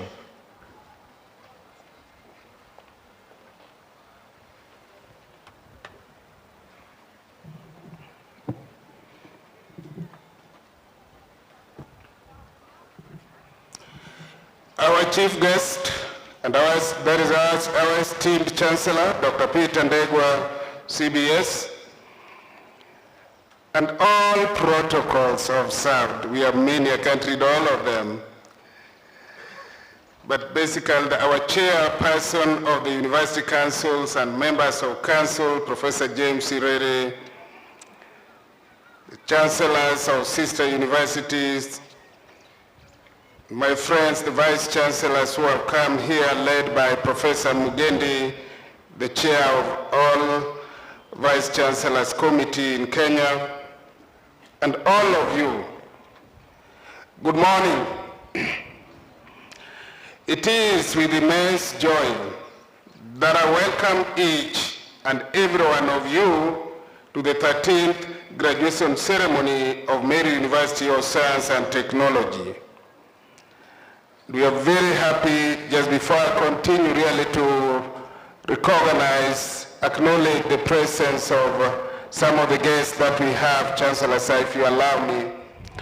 We have Dr. Carol Hunja representing the CS from our ministry. We have Professor Christopher Chepgen, Deputy Vice Chancellor, Planning and Infrastructure, representing the Vice Chancellor of Open University of Kenya. We have Professor Daniel Mugendi, the Chair of all Vice Chancellors in Kenya, Public Universities, and the Vice Chancellor of University of Embu. And we have Dr. Eliab Sereni, the Deputy Vice Chancellor, Administration, Planning and Finance, representing the Vice Chancellor of Kemu, our good neighbor here. Then we have Professor Sipora Nganga, the Principal of Mamangina University College, all the way from Kiambu. We have Dr. Joseph Owino, representing the Vice Chancellor of Masinde Muliro. He's the Dean, School of Natural Sciences. And we have Professor Kelvin Omieno, Dean, School of Computing, representing the Vice Chancellor, Kaimosi Friends University. And we have Professor Helen Wangechi, Deputy Vice Chancellor, Academic and Student Affairs, all the way from Turkana University, Turkana County, with us here. We have Professor Joyce Agalo, the Vice Chancellor of Machakos University, with us here. We have Professor Donald Siambo, the Deputy Vice Chancellor, Administration, Finance and Development, all the way from Kibabi, representing the Vice Chancellor. We have our very own, used to be a registrar here, Professor Richard Juma, who is the Registrar Academic and Student Affairs, representing the Vice Chancellor of Murang'a University. We have Dr. Rispa Namasako, Chairperson, Kenya Literature Bureau, Mwenda Rutere, Chief Principal, Meru School, Dr. Kaberia Likuki, representing our juries, our elders in this county. And we have Dr. Ridha, the Dean, Faculty of Agriculture and Environmental Studies. We have Dr. Esther Rukunga, with the CECM, Education, Science and Culture in our county here, Meru. Don't be tired, I'm just about to finish. We have Honorable Rahim, MP of North Imenti, but he has come representing all our 8 or 9 MPs in the county, including our local MP, Dr. Mutunga, who is out for official work. And thank you, Rahim, for coming. We have Josephine McKenna Kibori, the MSF consultant, and our very own Wangela. You have seen him here. I think all the alumni, I don't have to introduce them. And we have a very supportive organization that we work with, its Chancellor called Huawei, represented here by Jason Sven, Safaricom Key Accountant Director, Alan Ren, Huawei Safaricom Consolation Director, and Sylvia, Senior Accountant Manager, Dexter, Senior Account Manager, and Grace, Senior Account Manager. Chancellor, you have come with a big team as always, and we celebrate Dr. Jemima Waititu, who is in your Safaricom CEO's office. We celebrate Madam Marian Gitonga, who is the in the CEO's office, and his PA. We celebrate the presence of Gladys Mwangi, CEO's office. We celebrate the presence of Maxwell Tumbi in the CEO's office, and we celebrate Chris Karanja, PR, Vivian Etangata, PR, James Maitai, Martin Chere, Eunice Kibati, that is the Safaricom Foundation, Patrick Mburu, Regional Business Lead, Mount Kenya Region, and Boniface Mungai, Director, Public Sector, and Anthony Gachanja, the Director, Network. No wonder we have very good network today. Thank you, Director. We have Garrison Gitonga, Head of Network Planning Design, Albert Mwaniki, Senior Manager Network, Jonah Kanyiri, Senior Manager Network, and of course, our friend here, Henry Kilonso, the NP Foundation, who always like operating from behind. Those are the guests we have had, and we are really feel very honored that you chose to come, even as if when the country is mourning one of our very eminent leaders. So it is with immense joy that I welcome each and every one of you here to the 13th graduation ceremony of Meru University of Science and Technology, MUST. Today, this vibrant arena is not just filled with the seats, it is full with dreams realized, it's full with sacrifices. Safaricom PLC, the M-Pesa Foundation, all the people, the Huawei, through the transformative work of the Safaricom and M-Pesa Foundations, they have committed a generous donations of 140 million towards the construction of state-of-the-art Center for Industrial Skills and Enterprise Development, the CSED at MUST. And I thought we could give a clap. This magnificent center will be more than just a building. It will be the heart of our innovation ecosystem. It will be a factory for dreams, a factory providing our students and the wide community with the tools, with mentorship and incubation space to build sustainable businesses, to create jobs and drive our nation's economic engine. Safaricom, your investment is not just in concrete and steel, but in the future of Kenyan innovations, the future of this young generation, the Gen Z, and you really deserve a clap. Can we clap, please? Thank you. Safaricom, thank you for believing in us, and we really are grateful. Ladies and gentlemen, this year, our brilliance shone on the national stage. A team of our brightest minds won the prestigious Innovate 254 Hackathon with their groundbreaking project, an AI-enabled telepathology platform designed to revolutionize diagnostic medicine in remote areas. Another team developed a comprehensive toolkit empowering SMEs with AI and cyber security solutions, proving that MUST is at the forefront of solving Africa's most pressing challenges. Behind such stellar student achievements is the guidance of exceptional faculty, for which we are so thankful and grateful. Can you please clap for our faculty, please? Our vision extends our national borders. We are committed to producing global citizens. This year, we extended our international collaborations, sending our students to world-class institutions through the Canadian International Development Scholarship 2030, that is the BCDI. 5 of our students got scholarship, and they are going to complete their studies. They are fully funded, stipend, everything. And that is what MUST is all about. And these exchanges are not just academic trips, they are journeys that expand perspectives, journeys that build global networks, and journeys that open doors to unmatched opportunities. We are ensuring that a MUST degree is a passport to the world. And that can only be found in Meru here. Ladies and gentlemen, our engagement extends meaningfully into the heart of our community. This commitment was demonstrated through initiatives like the inaugural MUST Meru University of Science and Technology Mount Kenya Run, and this endeavor was undertaken with a dual purpose: to create an endowment fund for the less fortunate and bright, needy students, and to promote the critical cause of environmental conservation and conscience.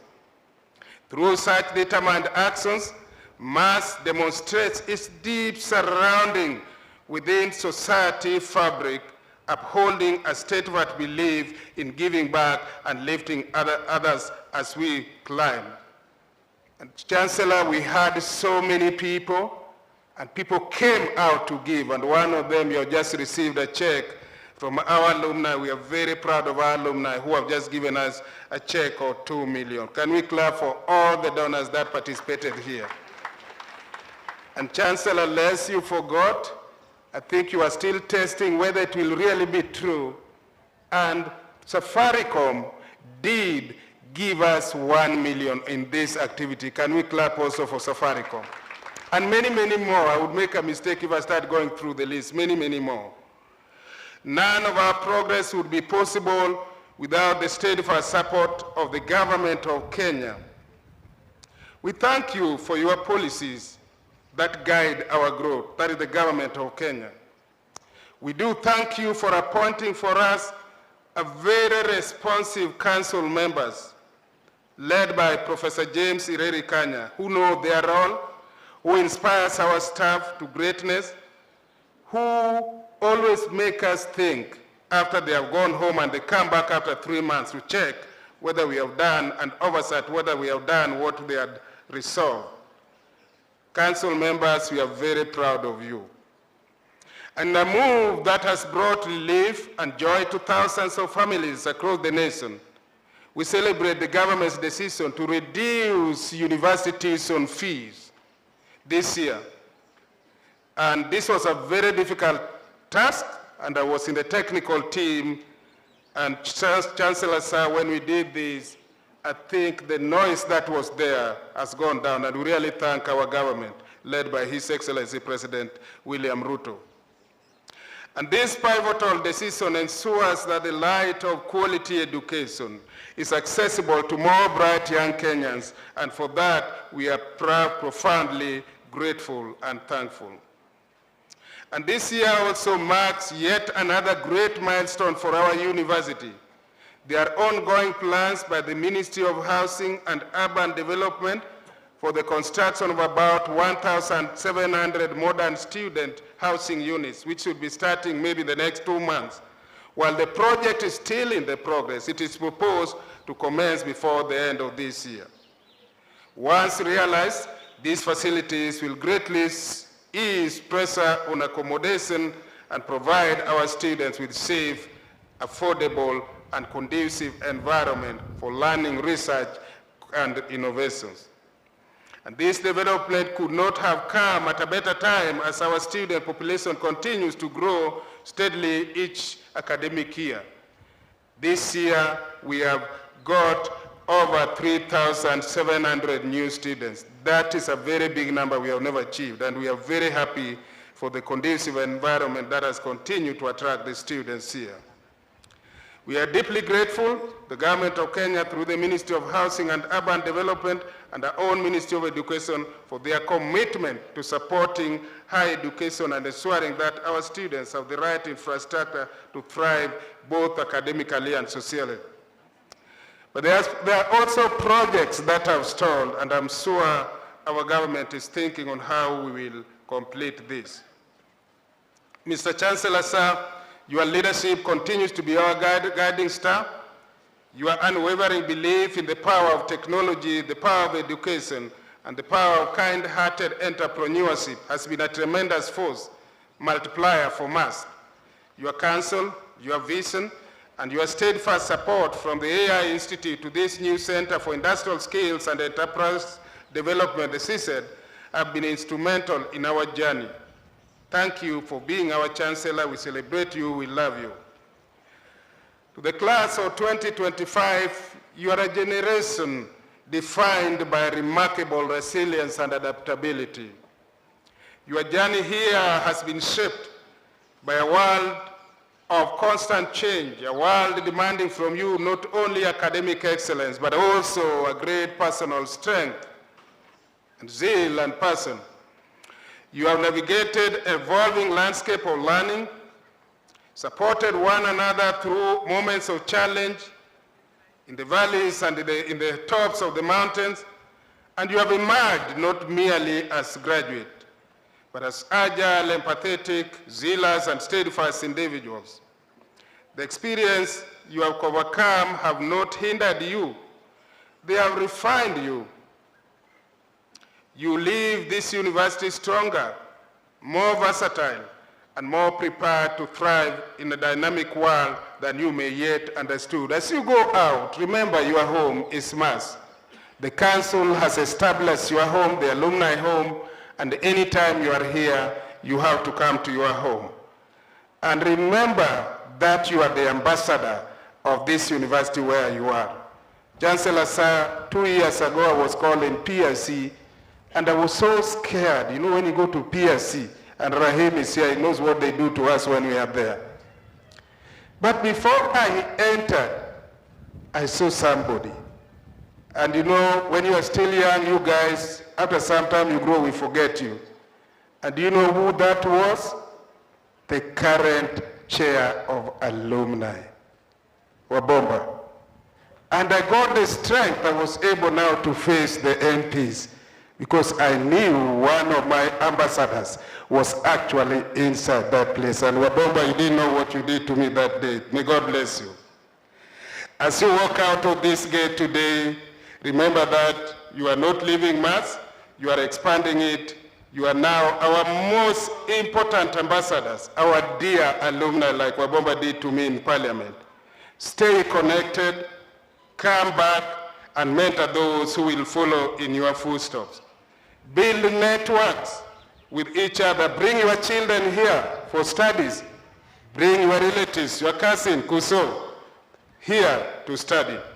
This university will always be your home forever. And to the world you are about to shape, go forth with confidence and courage. Be the innovative leaders we have trained you to be. Be the change makers who see a problem and build a solution. Be the ethical citizens that we so seriously need in this country, who stand firm in your values. Use your knowledge to heal. Use your knowledge to build relationships. Use your knowledge to unite, and use your knowledge to inspire. The world is waiting for your unique contribution that God put in you. Only you has that unique attribute. And if you sit on it, then God will be disappointed. Own your space and change the world from wherever you stand. Even at home, even if there's still no job, do something. Go to the farm.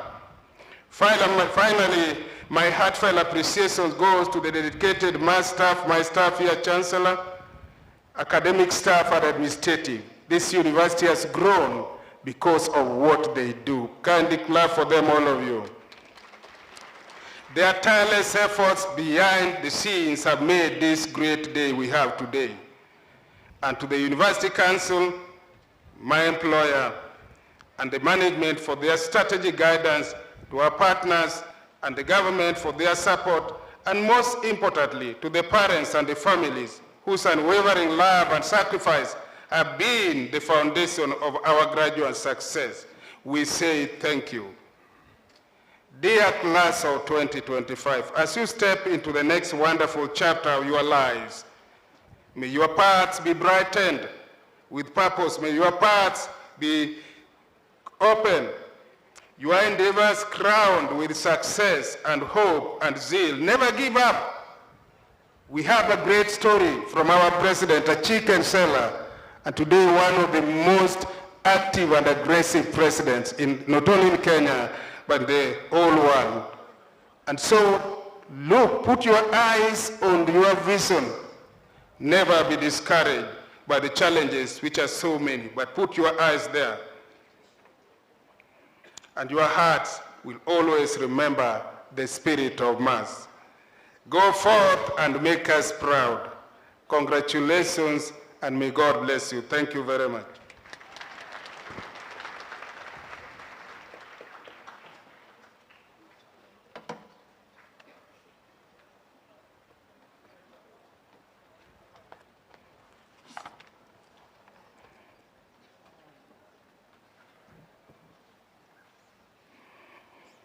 Mr. Chancellor, sir, allow me to invite the Chair of Council to introduce the Council of Meru University of Science and Technology members and to address the congregation. Thank you.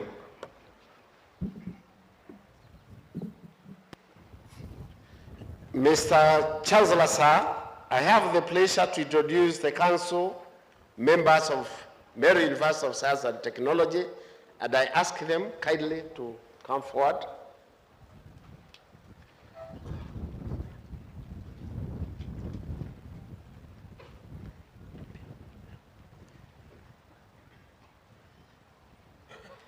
Okay, we have the following who are the members of the council.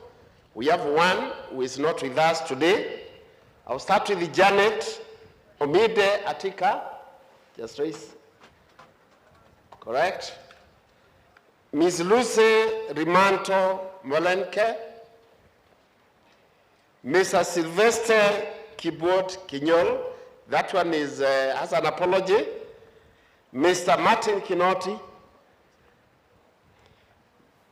Ms. Caroline Munyere, Mr. Joseph Mwaora, and of course, the VC is also our member. We have also Mr. Kwaba Gekonge. So those are the members of the council. Thank you so much. You can rest.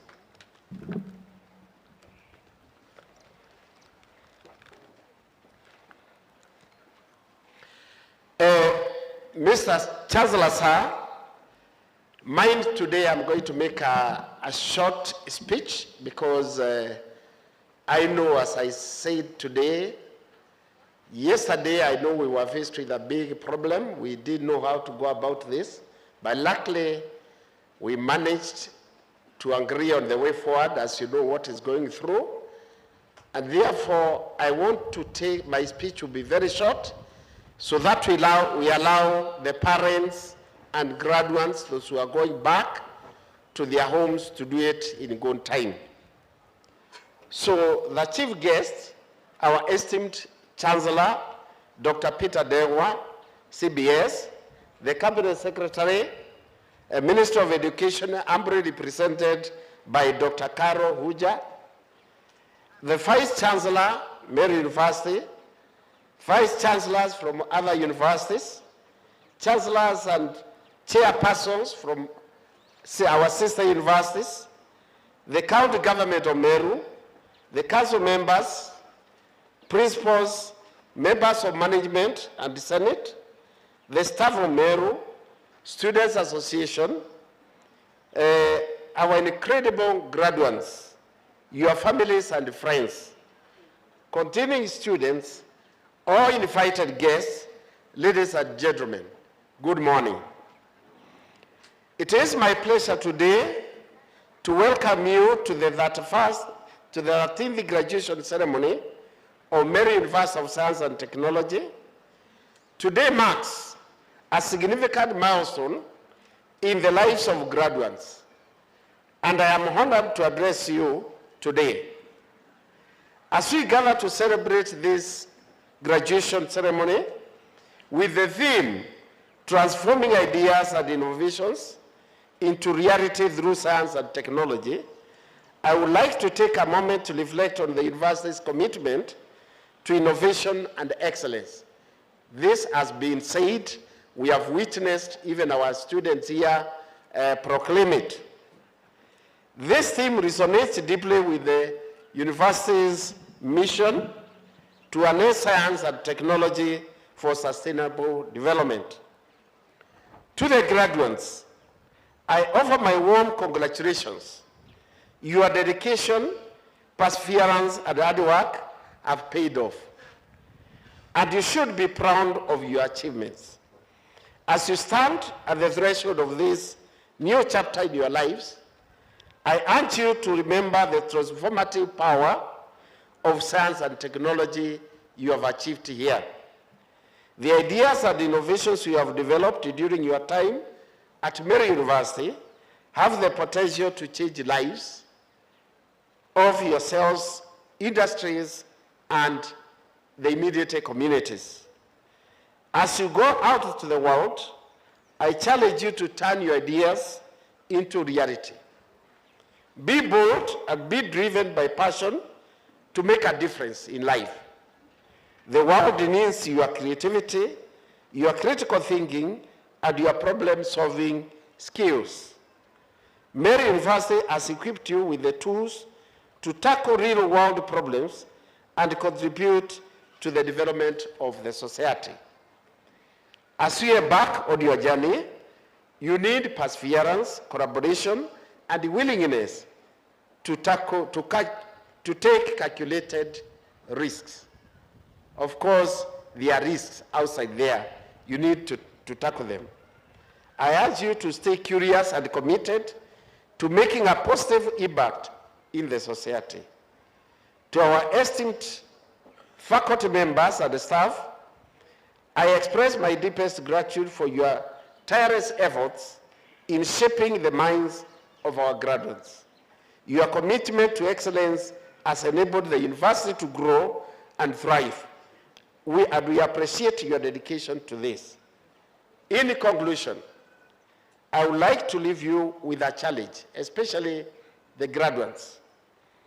As you go out into the world, ask yourselves, what idea can I transform into reality? What information can I develop? What problem can I solve? If you answer these questions, you have the potential to help yourself and even the society. With that, once again, I want to congratulate the graduates of 2025. We are proud of you and we wish you all the best in your endeavors as you get into the open world. Thank you so much and God bless you. Thank you.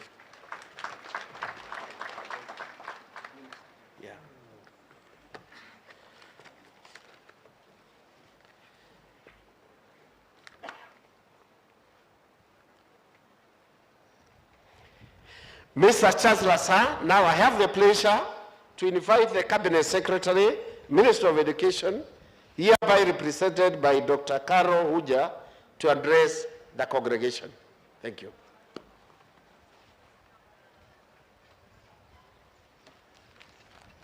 Thank you very much, Mr. Chancellor, sir. Once again, allow me to stand on the already established protocols. However, I would like to recognize the proud parents, guardians, and sponsors in this congregation, and our most important guests, the graduates of the class of 2025. Ladies and gentlemen, this morning, as I address you on behalf of the Cabinet Secretary, Mr. Julius Migos Ogamba, and on behalf of the Principal Secretary, State Department for Higher Education, Dr. Beatrice Muganda Inyangala, they sent me with warm regards to you. As you know, they could not make it today because of the already discussed and identified prevailing circumstance. And so they asked me to come here and be with you today because we value you as our direct products in this university, and they wish you many, many congratulations. I will hereby read the speech of the Cabinet Secretary, and so when I read it, I kindly request you to listen to the voice of the Cabinet Secretary. It is with immense pleasure and profound sense of pride that I join you today as you celebrate the 13th graduation ceremony of Meru University of Science and Technology. I bring you warm greetings and congratulations from His Excellency the President, Dr. William Samoei Ruto, and the entire government of Kenya. Today, we are guided by a powerful and forward-looking theme, transforming ideas and innovations into reality through science and technology. This theme, as we all know, is the very cornerstone of Kenya's development agenda and the central charge that is currently being placed to you, the graduating class of 2025. Number one, when we look at the Kenyan context, acknowledging our achievements and challenges, our higher education sector is a story of remarkable achievement. We have successfully broadened access to university education with enrollment in degree programs rising to over 628,000 students. This expansion, a key part of our national development goals, signifies a dramatic broadening of opportunity for the Kenyan youth. However, as we all know, this success usually brings its own challenges.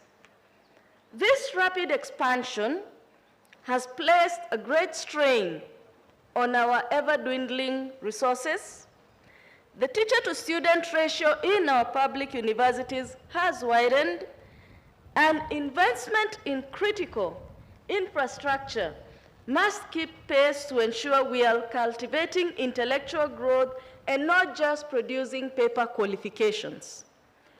My ministry is acutely aware of these issues and is committed to a data-driven policy, greater recruitment of qualified teaching staff, and expanded resource allocation to safeguard the quality of our graduates.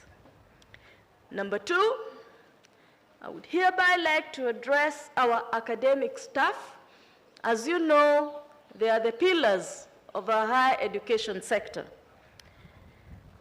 Before I continue to the graduates, I wish to turn my attention to the dedicated professors, lecturers, and staff of Meru University and all our other higher education institutions.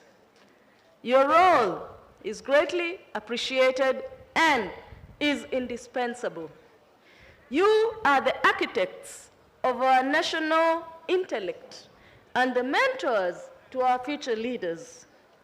I am deeply aware that you often perform this sacred duty under challenging conditions with large classes and heavy teaching loads that can sometimes come at the expense of your research and personal time.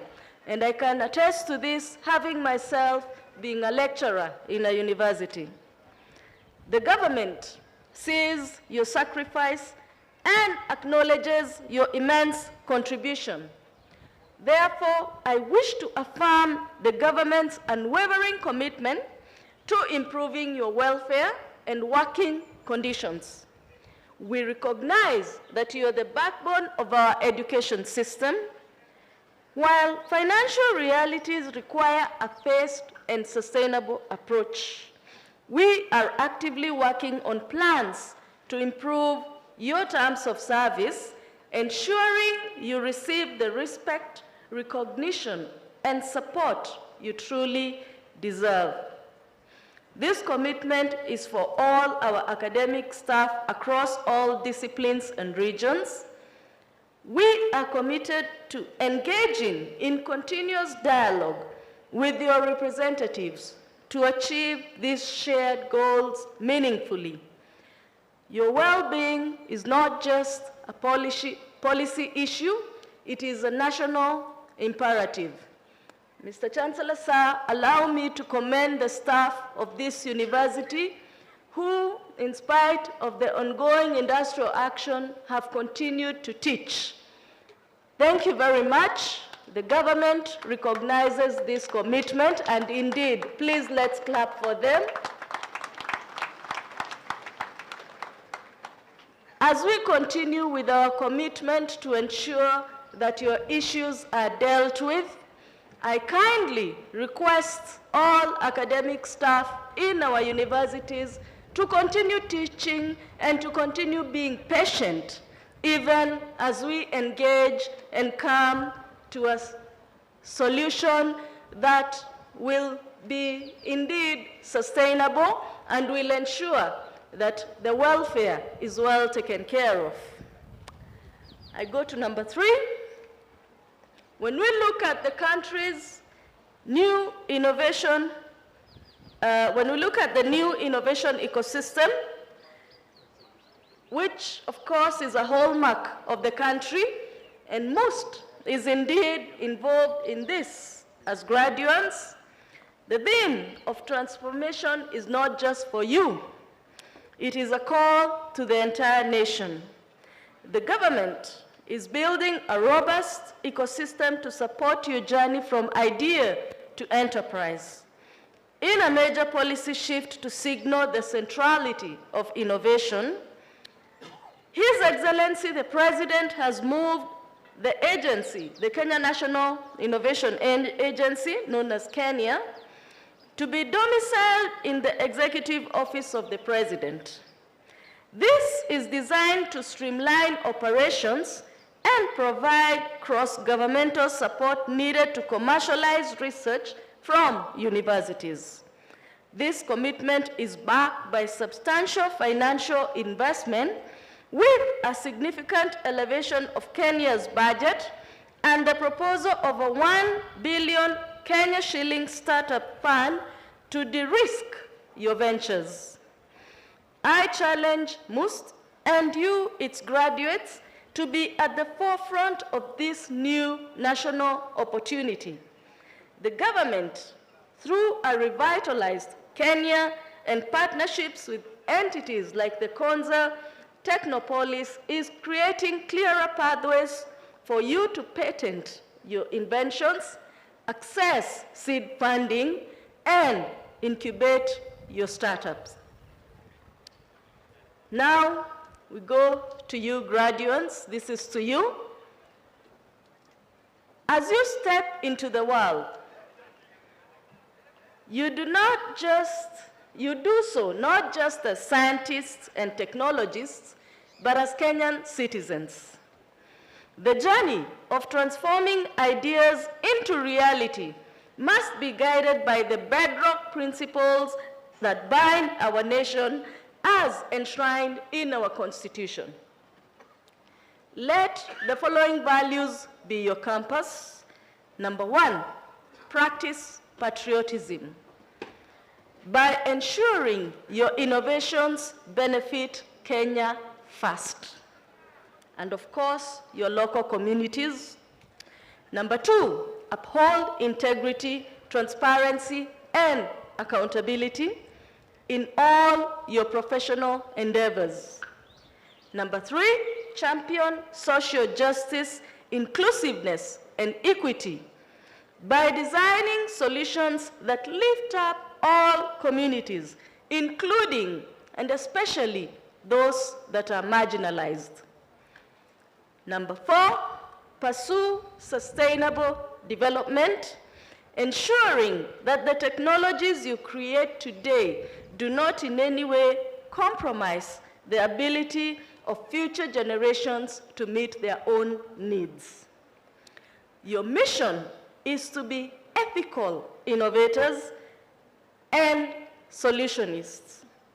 Look at the challenges around you, not as obstacles, but as opportunities to build a cleaner, healthier, and more prosperous Kenya for all of us. In conclusion, let me reaffirm the government's unwavering commitment to creating an enabling environment for education, science, technology, and innovation to thrive. This is a collective journey, and we are proud to walk it with institutions such as Meru University, with our dedicated academic staff, and with brilliant graduates like you. To the parents and guardians, thank you for your immense sacrifice. To the staff of MUST, I commend you for molding these brilliant minds. And finally, to the graduates of the class of 2025, you are the validation of our theme today. You are the ideas transformed, the potential realized. As you graduate today, remember it is a license to go out and build our nation, guided by knowledge, innovation, and our enduring national values. Go forth and transform our world. Thank you, and may God bless you, and may God bless the Republic of Kenya. Thank you.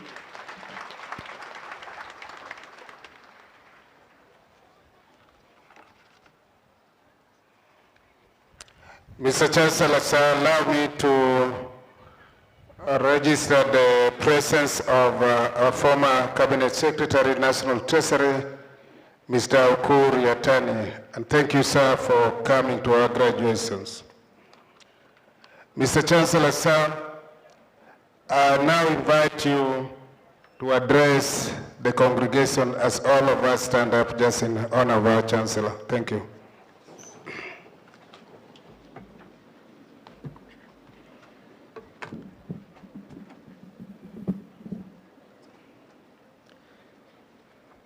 Thank you very much, and you may take your seats. Thank you.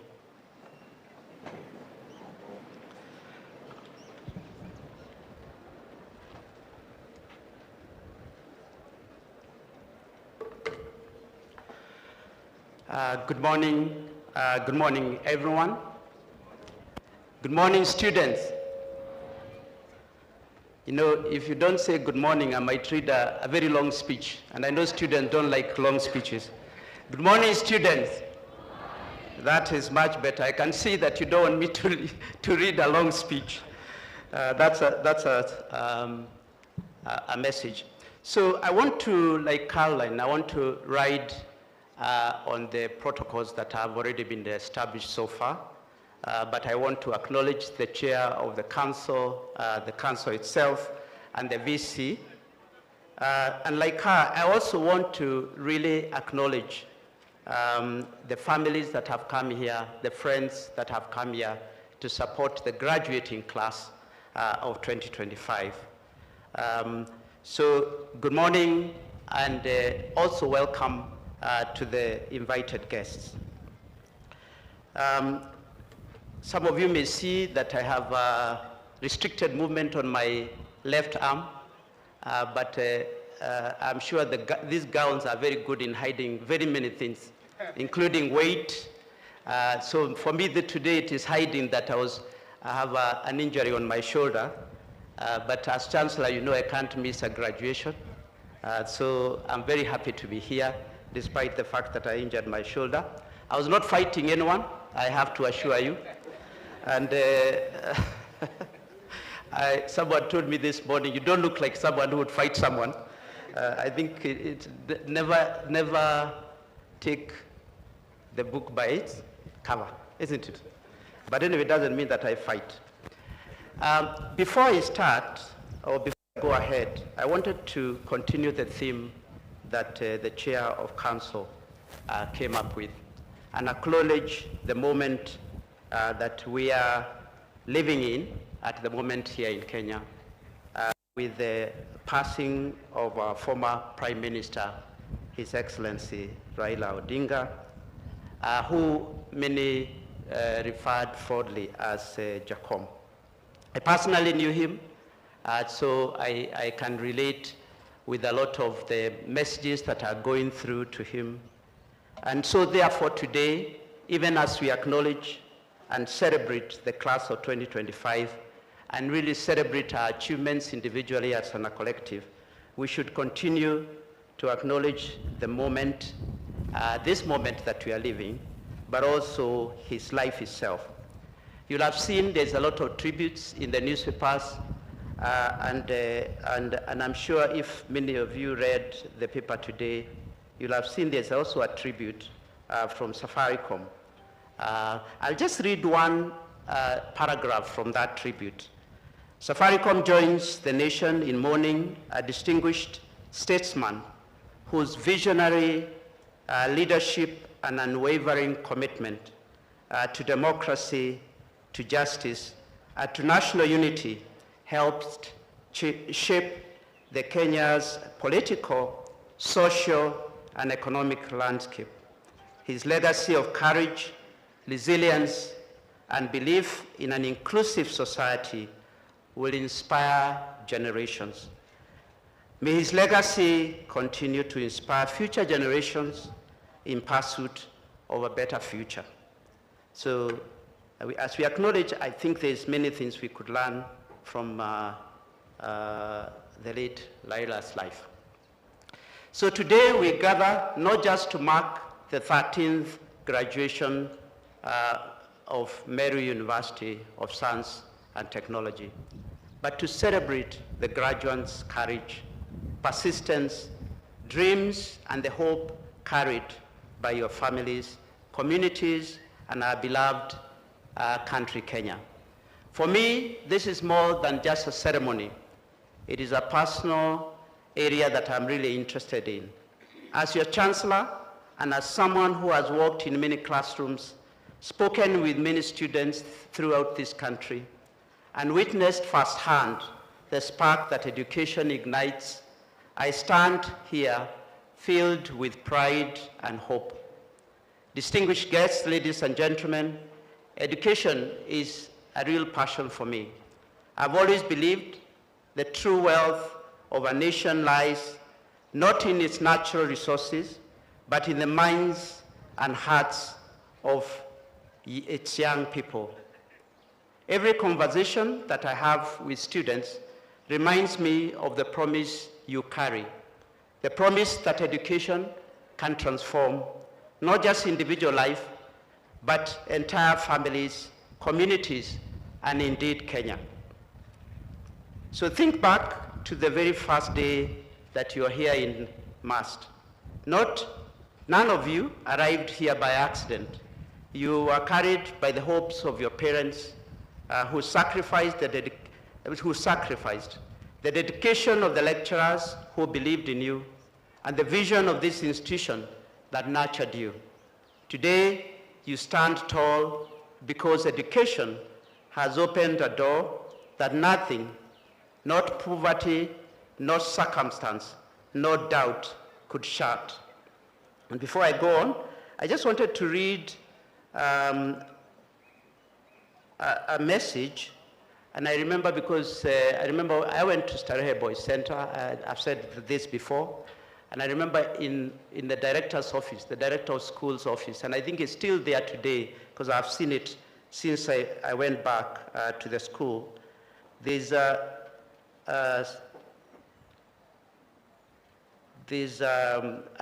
something at the wall that is placed at the wall that is from Aristotle in 384 to 322 BC. And it says, this is about education. There's a form of education which should be given to our sons, not because it is useful and not because it is necessary. And of course those things are good, but because it befits a free man and because it's noble. That's what education is.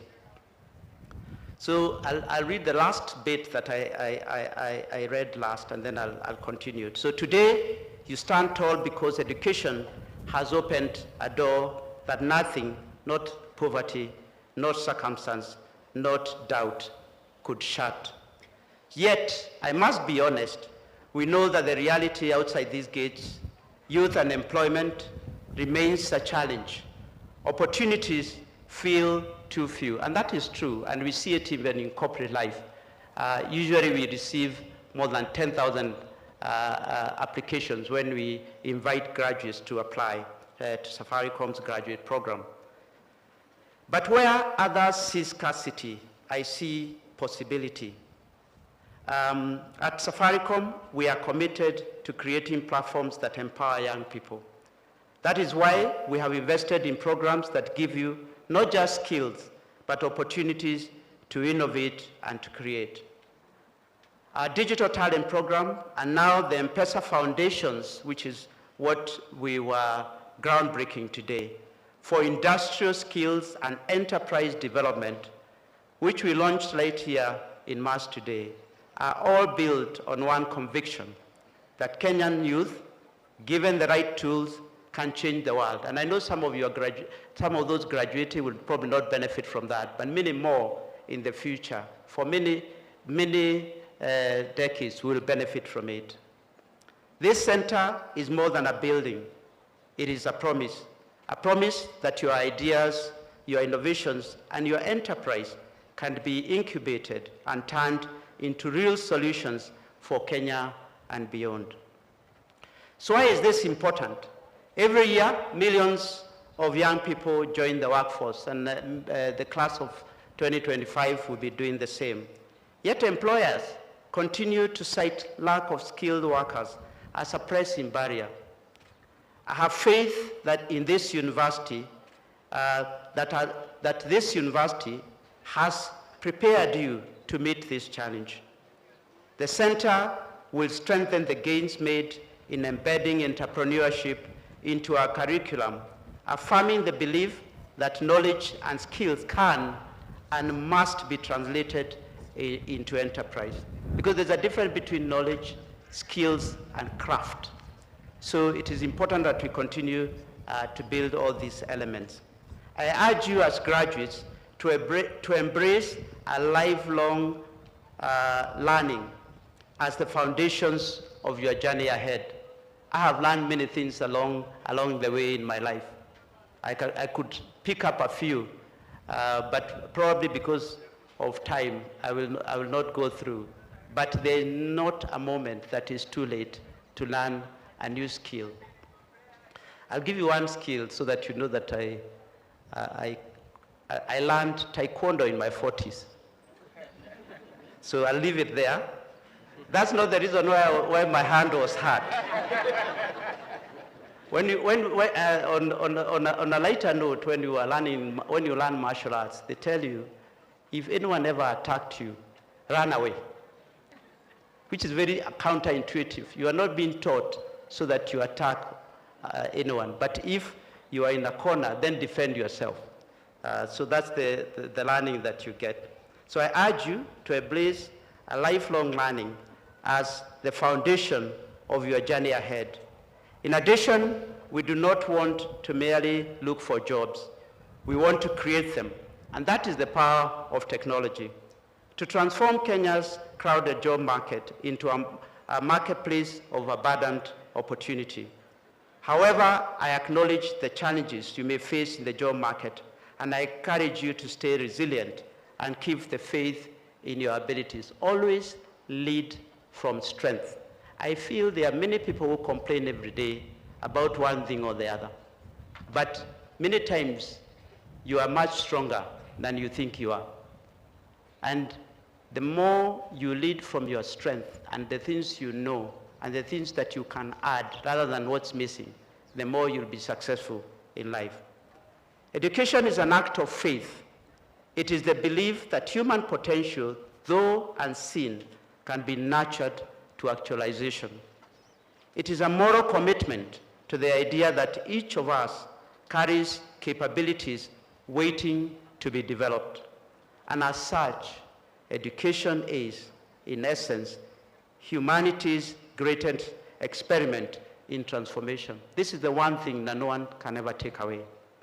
As graduates, that faith now shifts to you. However, when 1 in 5 young Kenyans is not in education, employment, or training, Your responsibility is not just to yourself, but to millions who look up to you. To millions who look up to you. And I still remember when I left Starehe, and I remember those words, the late G.W. Griffin, for those, some of you who may have attended the school, used to read what we used to call a charge. I charge you never to forget the great things that this institution has done to you, and in time to come, according to your means, to do what you can to enable others achieve what you have also received. So mentor others, share your knowledge, extend opportunities, because your education is not complete until it becomes the light for someone else. So become the candle for others, not just for yourself. Distinguished ladies and gentlemen, my third reflection is on trust. Education itself is a covenant of trust between teachers and learners, parents and institutions, societies and its citizens. When trust is broken through neglect, through prejudice or violence, the education enterprise will falter. Your graduation today is proof of trust well placed, the trust of families who invested. Don't ever take that for granted. Families really sacrifice to invest in all of us to be better. The trust of lecturers who guided, and sometimes you might not like your lecturer, but I'm sure you'll remember him, or her, many years from now. And the trust of society that upheld education as a public good. This trust will be vital as you step into an uncertain economy, because uncertainty is dealt with through faith, but also through confidence that you have what it takes to conquer. This trust will be vital as you step into the uncertain economy. I wanted to emphasize that. But remember, you've learned resilience, creativity, and courage. Where others see obstacles, you must see possibilities. I'll repeat again. I see, even in corporate life, many people complaining, oh yeah, I don't get this, I was not promoted here and all that stuff. Then I ask the person, so what have you done about it? Yeah? Always know that you have a lot more opportunity to do something about whatever it is. Already the world speaks of Kenya as Silicon Savannah, and power of technology is key here.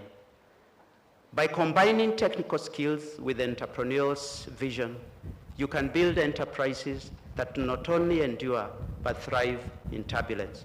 This trust, this foundation of our education system should reassure you of your preparedness for the challenges ahead. In conclusion, ladies and gentlemen, and this I'm sure will be very welcomed by everyone, given that my speech is about to end. Graduates of 2025, this is your moment. This is indeed your moment. But it's also Kenya's moment. You are stepping into a world that desperately needs leaders of integrity, innovators of courage, and dreamers of justice, as it has been mentioned before. Education is not about titles, so don't look about titles.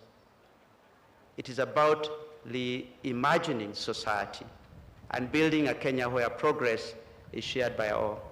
This vision cannot be realized unless we stand for one another with honesty, with courage, and also with justice.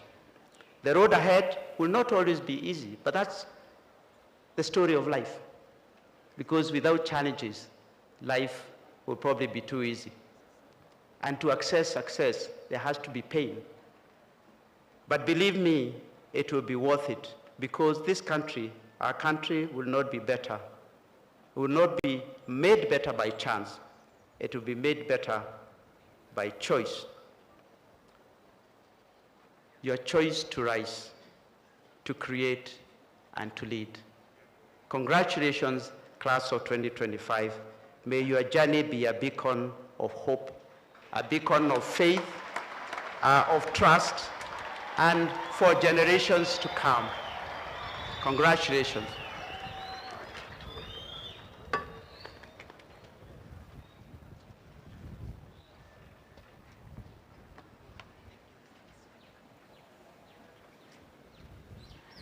Mr. Chancellor, sir, I now call upon the Dean School of Health Sciences, the Dean School of Pure and Applied Sciences, and the Dean School of Business and Economics to present the graduates for the conferment of respective doctorate degrees of the Meru University of Science and Technology.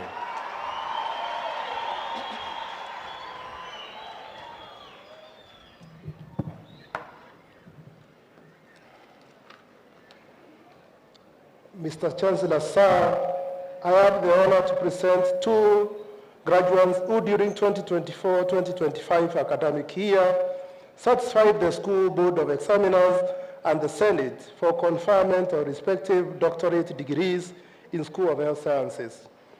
Doctor of Philosophy in Epidemiology, Kirongo David Kiara. Title of the thesis, Effect of Climate Change on Agrochemical Use and Health of Fresh Produce Farmers in Nakuru County, Kenya. Supervisors, Dr. Patrick Kubai and Dr. Jane Ruto. Marango Mwiti Victor. Title of thesis, Transmission and Detection of Visceral Leishmaniasis, Kalasa using Participatory Epidemiology in Isiolo County. Supervisors, Professor Eric Muchiri, Professor Robert K., and Dr. Dorothy Kagendo.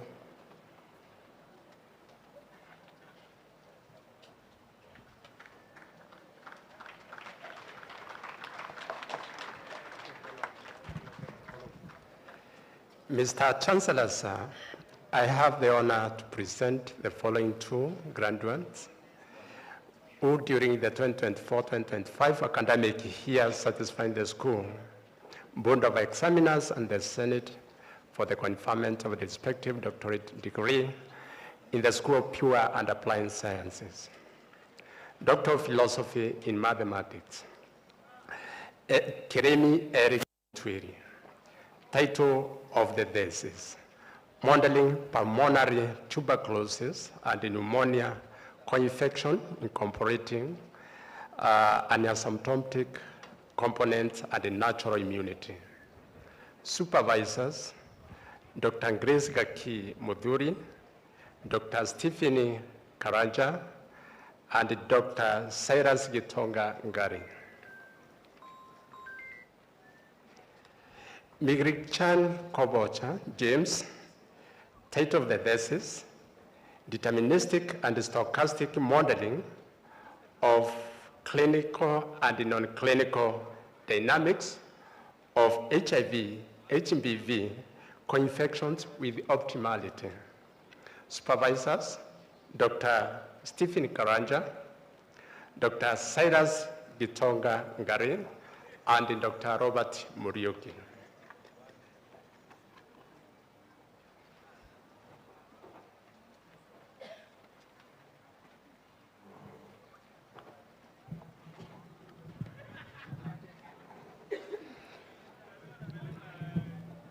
Mr. Chancellor, sir, I have honored to present the following two graduates who during 2024-2025 academic year satisfied the School Board of Examiners and the Senate for the conferment of respective doctorate degrees in the School of Business and Economics, Doctor of Philosophy in Business Management, Strategic Management, Kimathi Kagendo Doris.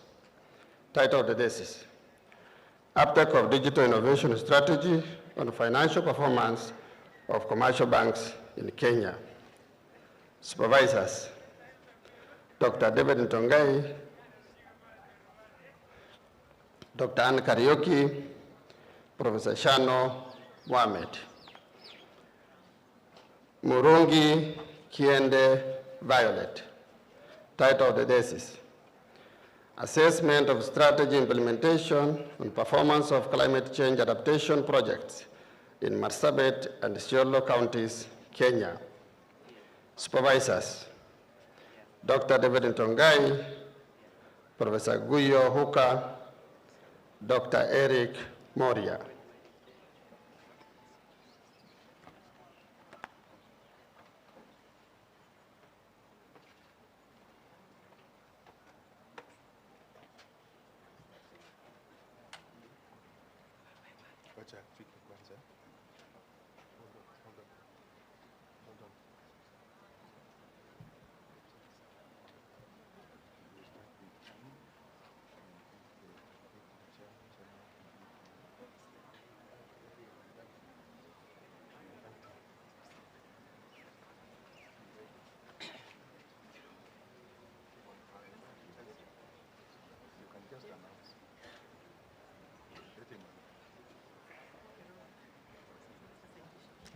Mr. Chancellor, sir, I now invite you to confer the degrees to the PhD candidates.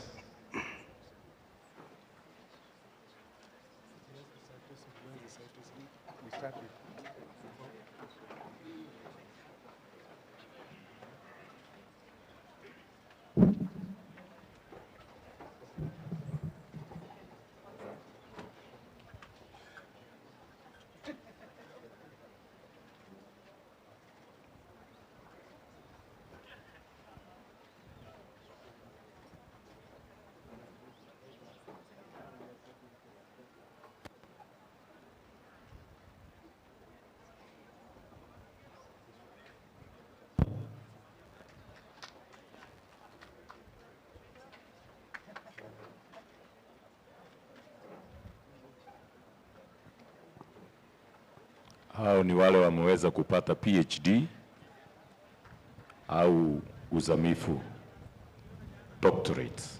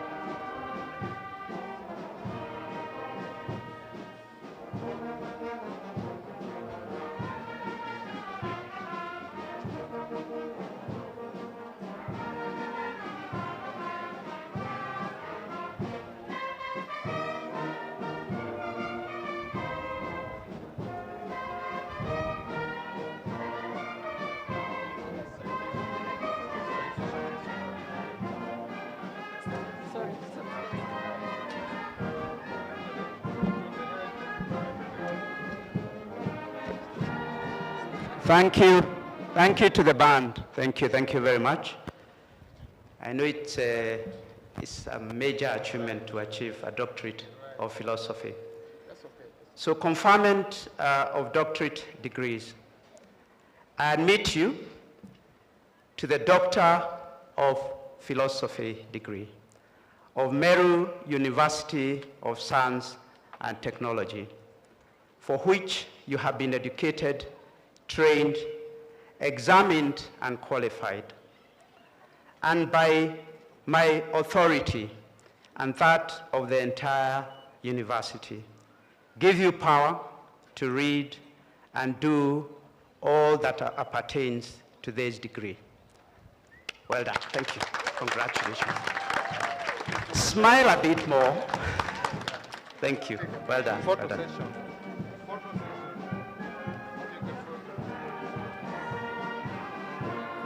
Don't go. Watapigwa picha sasa. Watapigwa picha sasa na Chancellor council na management. That is the pride of Meru University.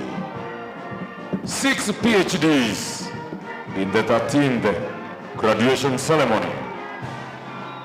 6 PhDs pamoja na walimu wao waadhiri ambao waliweza kuwaelekeza. Ni wakati wa kupigwa picha hao ambao wameweza kupata shahada ya uzamifu PhD. Wengine udharau hiyo degree, wanaita permanent head damage, lakini sasa huo ndio mwanzo wa masomo zaidi na utafiti. Makofi mazuri kwa hao watu, makofi mazuri kwa hao madaktari, newest doctors in town. Congratulations are in order. Smiles all over. Band, band, band.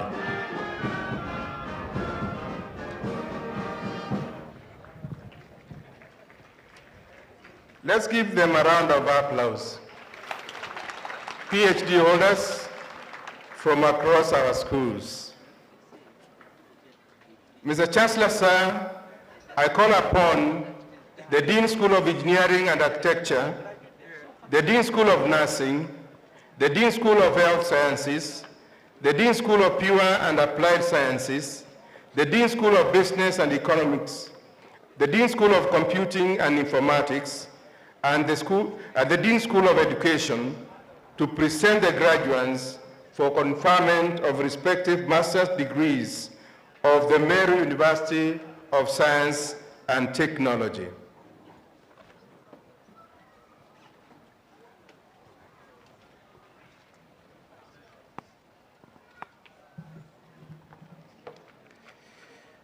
Mr. Chancellor, sir, I have the honor to present the following 26 graduates who during the 2024-2025 academic year certified the School Board of Examiners and the Senate for the conferment of a respective master's degree in the School of Engineering and Architecture.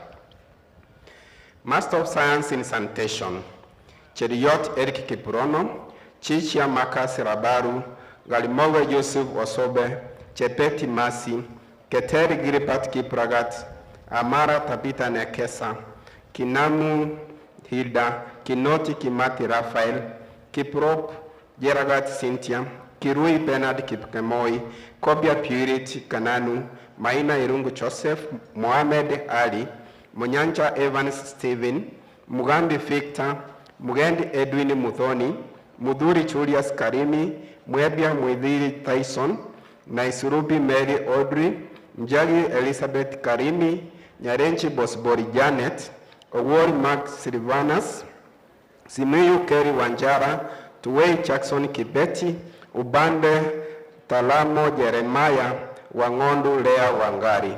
Graduates, please remain standing until the conferment of master's degree.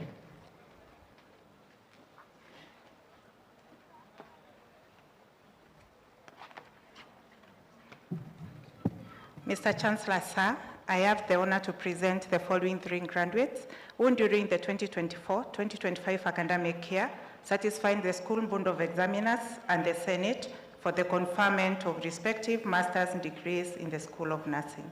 Master of Science in Nursing, Medical Surgical Nursing, Kenya Faith, Matthew Kadambi Purity, Wanzala Trufena Pauline. Graduates, please remain standing until the conferment of master's degree.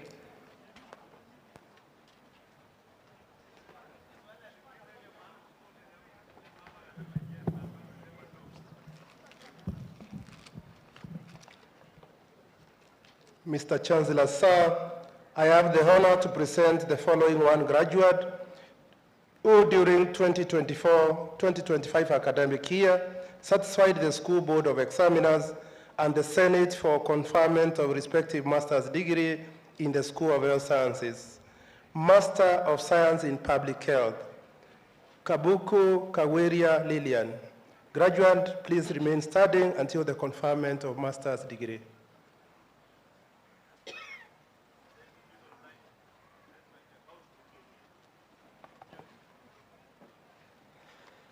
Mr. Chancellor, sir, I have the honor to present the following 10 graduates who during the 2024-2025 academic year satisfied the School Board of Examiners and the Senate for the conferment of respective master's degree in the School of Pure and Applied Sciences.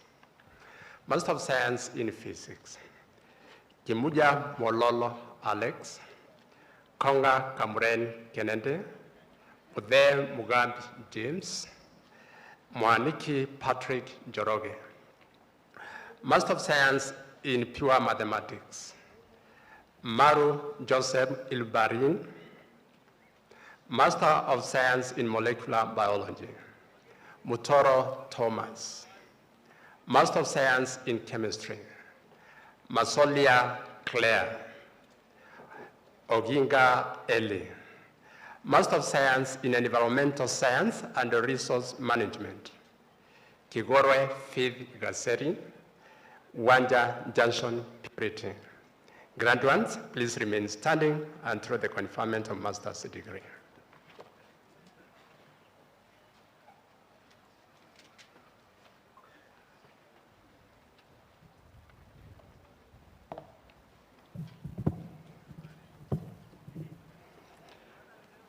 Mr. Chancellor, sir, I have honor to present the following 7 graduates who during 2024-25 academic year satisfied the School Board of Examiners and the Senate for the conferment of respective master's degrees, the School of Business and Economics. Master of Science in Supply Chain Management, Muiraria Naitore Emily.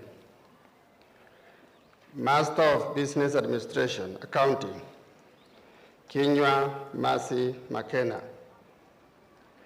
Finance, Mukebu Morris Mwenda, Roba Enge Bonaya, Garamba Eva Kanini. Marketing, Moyoiwa Ann Bonareri. Strategic Management, Wanja Eunice. Graduates, please remain standing until the conferment of master's degree.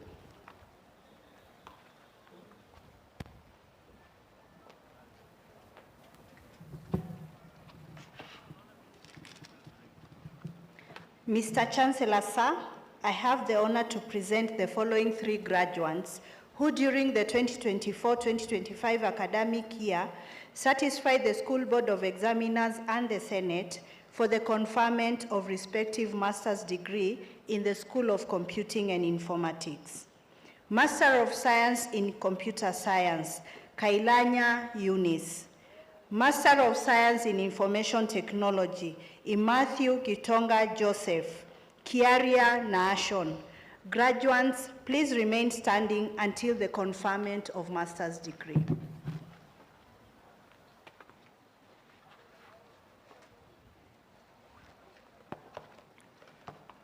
Mr. Chancellor, sir, I have the honor to present the following 2 graduates who during the 2024-2025 academic year satisfied the School Board of Examiners and Senate for the conferment of respective master's degree in the School of Education.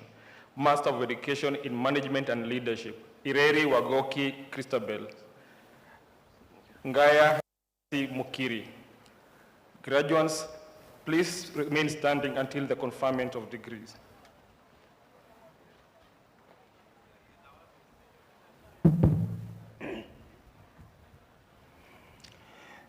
Mr. Chancellor, sir, I now call upon you to confer the master's degrees to the candidates as presented by the deans of the schools.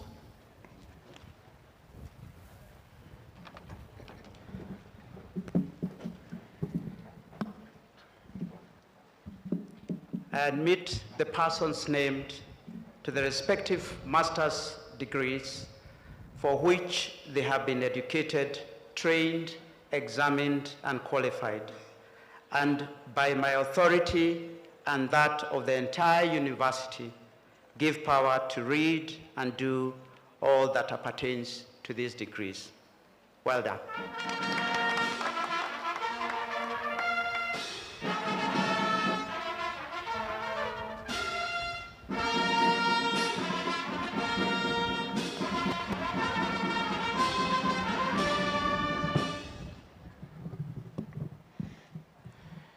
Mr. Chancellor, sir, I call upon the Dean School of Education to present the graduate for award of the respective postgraduate diploma of Meru University of Science and Technology.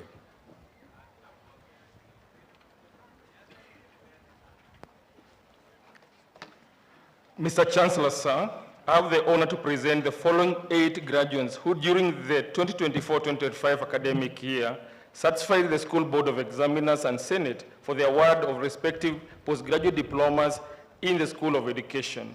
Postgraduate Diploma in Education, Distinction, John Winnie Robbie, Mutua K. Daniel, Njue Agatha Ruguru.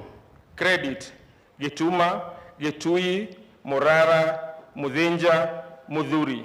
Graduates still remain standing until the award of the postgraduate diploma.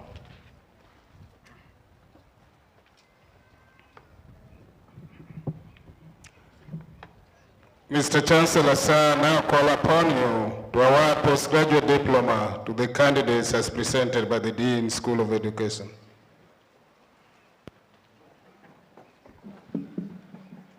Award of postgraduate diplomas.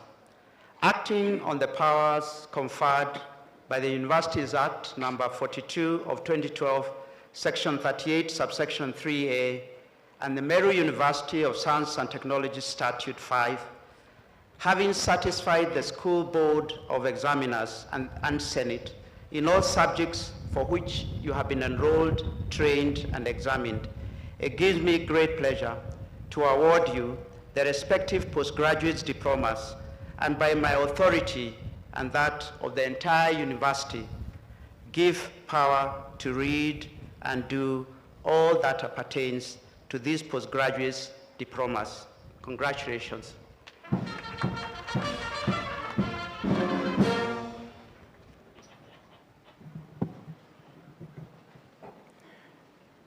Mr. Chancellor, sir, I now call upon the Dean School of Agriculture and Food Science, the Dean School of Business and Economics, and the Dean School of Computing and Informatics to present the graduates for award of respective certificates of the Meru University of Science and Technology.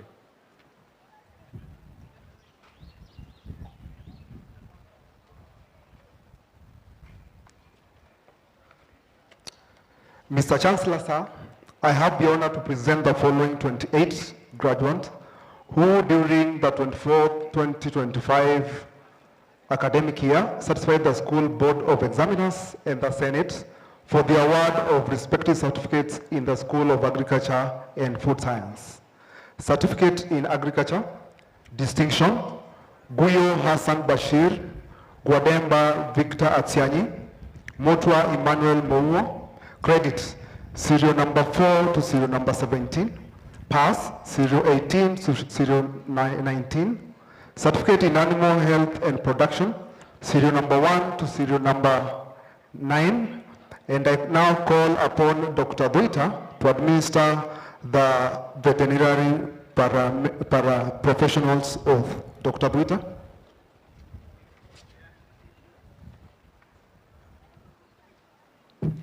I invite the candidates to demonstrate your readiness to serve by taking the veterinary paraprofessional's oath. Please repeat after me. I, being admitted as a veterinary paraprofessional, solemnly swear that I shall dedicate myself to aiding society by providing excellent care and services for animals, to alleviate animal suffering, and to promoting public health. I accept my obligation to practice my profession conscientiously and with sensitivity, adhering to the profession's code of ethics, and furthering my knowledge and competence through a commitment to lifelong learning.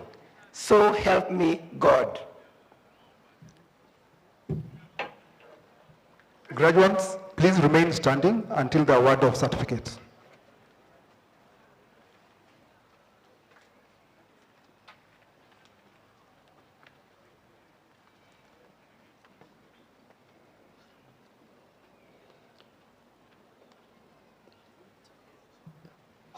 Mr. Chancellor, sir, I have honored to present the following one graduate who during 2024-25 academic year certified School Board of Examiners and the Senate with the award of certificate in business administration in the School of Business and Economics.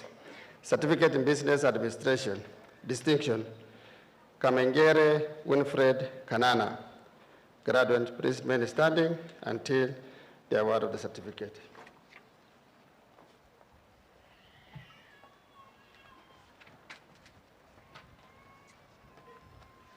Mr. Chancellor, sir, I have the honor to present the following one graduate who during the 2024-2025 academic year satisfied the School Board of Examiner and the Senate for the award of a certificate in the School of Computing and Informatics. Pass, Serial 1. Graduate, please remain standing until the award of certificate.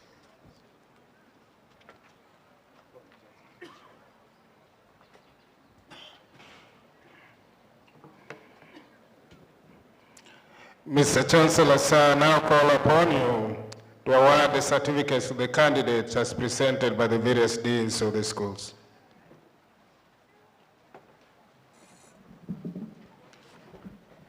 Award of certificates.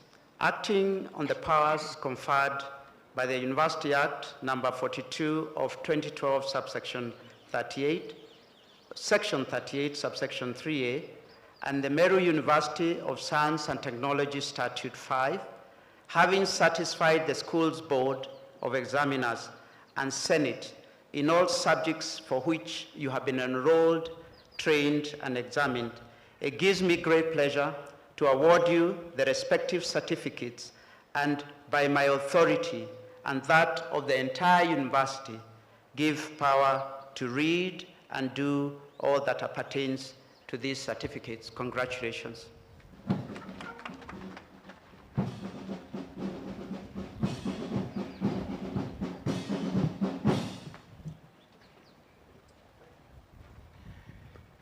Mr. Chancellor, sir, I call upon the Dean School of Agriculture and Food Science, the Dean School of Business and Economics, the Dean School of Computing and Informatics to present the graduates for the award of the respective diplomas of Meru University of Science and Technology.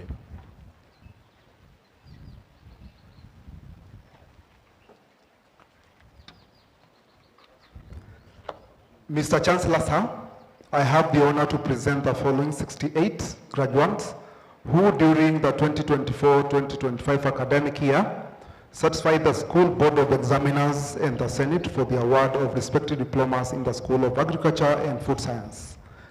Diploma in Agriculture, distinction, Aoko Celine, Kagwema Lilian Bo, Kiteme Masi Kane, Ntabitha Emily Mwendwa, Odhiambo Jerry Rollins. Credit, serial number 6 to serial number 47. Pass, serial number 48, serial number 53. Diploma in Animal Health and Production, serial number 1 to serial number 6. Dr. Goita, kindly administer the veterinary paraprofessional's oath.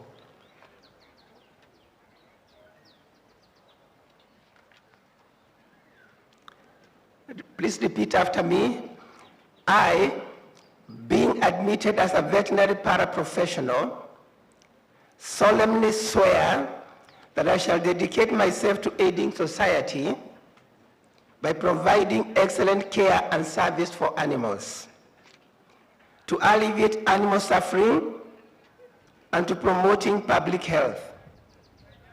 I accept my obligation to practice my profession conscientiously and with sensitivity, adhering to the profession's code of ethics, and furthering my knowledge and competence through a commitment to lifelong learning. So help me God.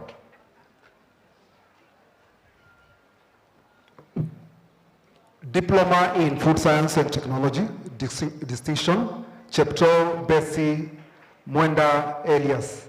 Credit, serial number 3 to serial number 9. Graduates, please remain standing until the award of diploma.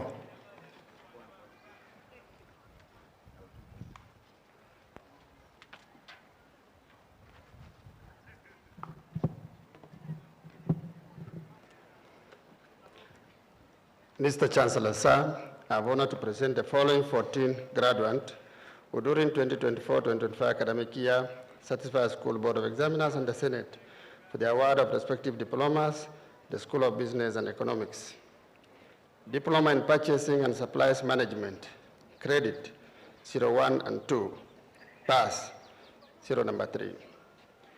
Diploma in Business Administration, distinction, Kaimenyi Ann McKenna, Kinya Judy, Kinywa Doris Kajuju, Mugendi Ryan, Ntondo Miriam Kanano. Credit, 0 number 6 to 11. Graduates, please remain standing until the award of diploma.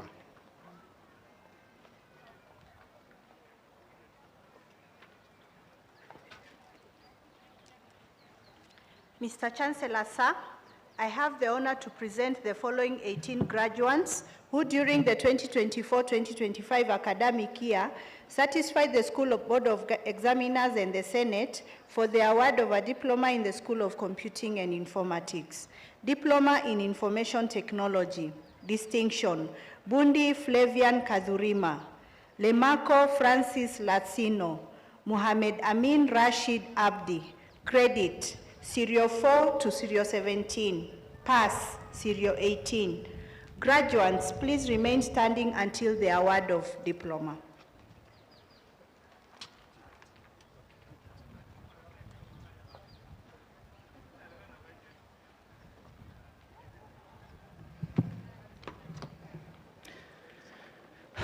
Mr. Chancellor, sir, I have the honor to present the following 757 graduates who during the 2024-2025 academic year satisfied the School of Board of Examiners and the Senate for the award of respective CBET diplomas in the Directorate of Technical Vocational Education and Training.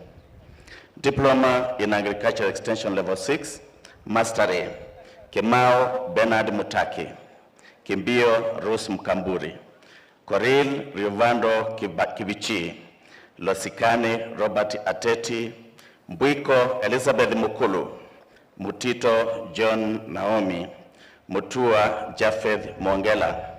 Proficient, serial number 8 to serial number 82. Diploma in Horticultural Production Level 6, Mastery, Muteshia Mutie, Wanjiro Jane Wangari.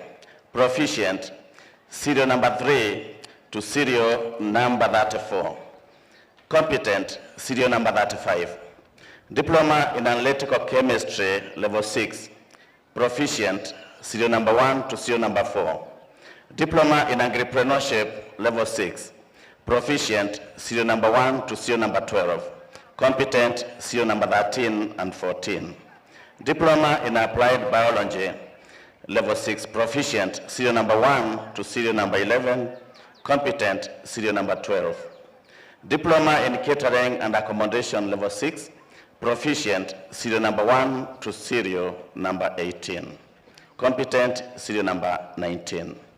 Diploma in Environmental Science, Mastery, Boit Jerob Susan, Ntoyei Saidimu Fabian, Dhuku Jacqueline Mudhoni.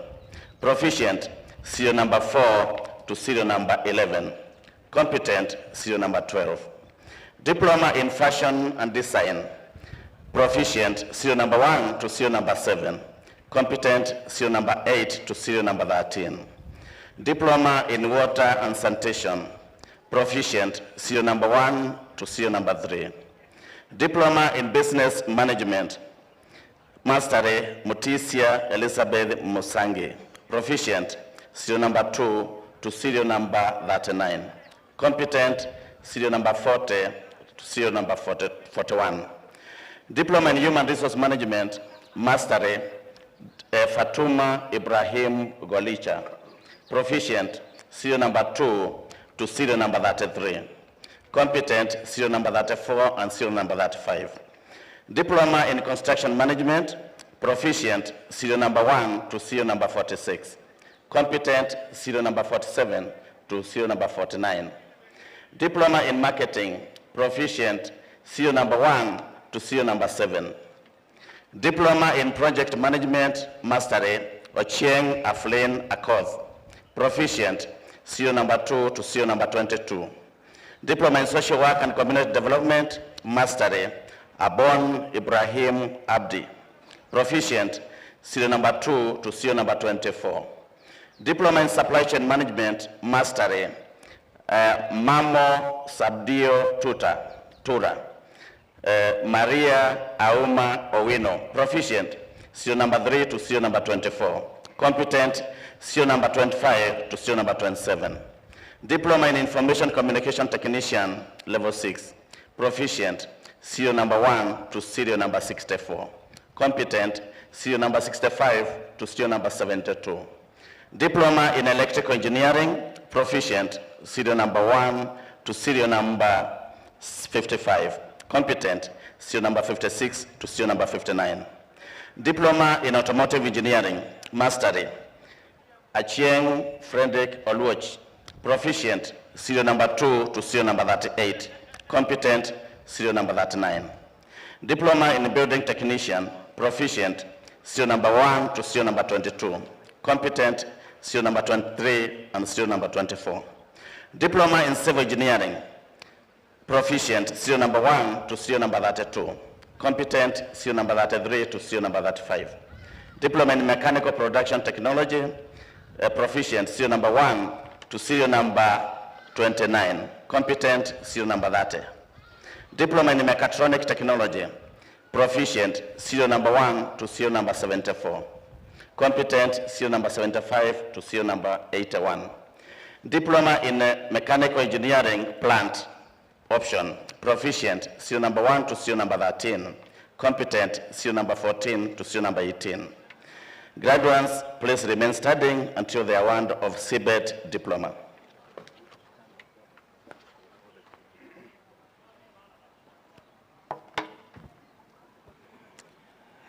Kindly, all the graduates for the diplomas and the TVET diplomas, can you rise up, all of you?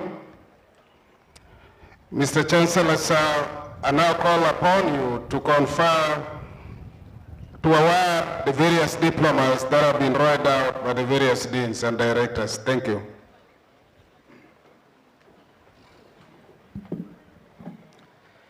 Award of diplomas.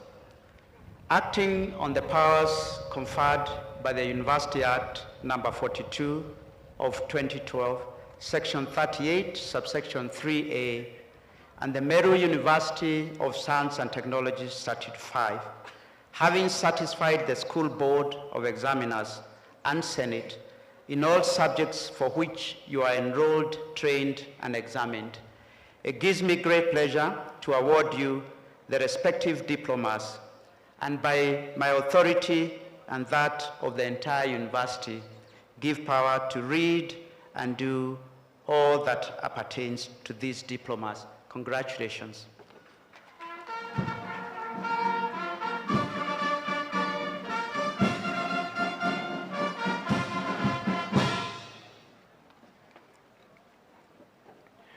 Mr. Chancellor, sir, I now call upon the Dean School of Engineering and Architecture, the Dean School of Nursing, the Dean School of Health Sciences, the Dean School of Agriculture and Food Science, the Dean School of Pure and Applied Sciences, the Dean School of Business and Economics, the Dean School of Computing and Informatics, and the Dean School of Education to present the graduates for conferment of respective bachelor's degrees of the Meru University of Science and Technology.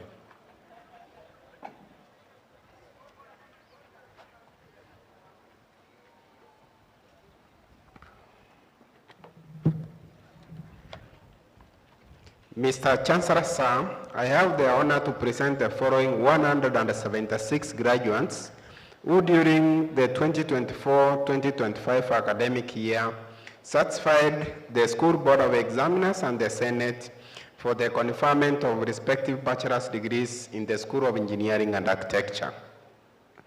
Bachelor of Technology in Civil Engineering, first class honors, Washira Victor Masharia, Wanchiku Rahab Wangiti.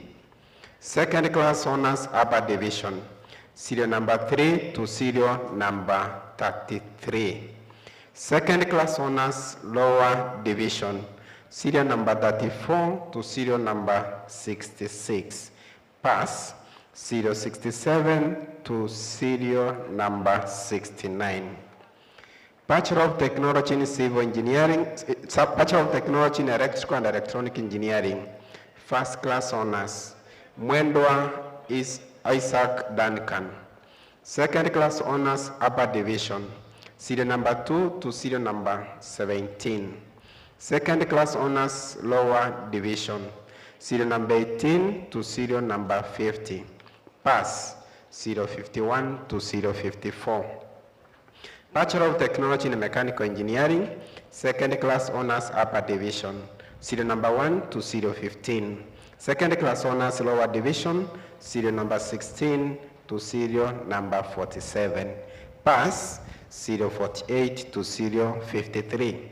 Graduates, please remain standing until the conferment of bachelor's degree.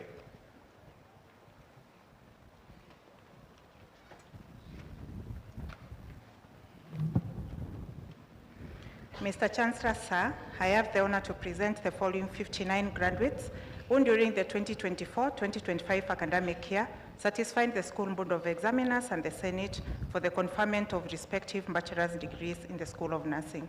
Bachelor of Science in Nursing, serial number 1 to 44. At this point, I'll administer the nursing profession oath of practice.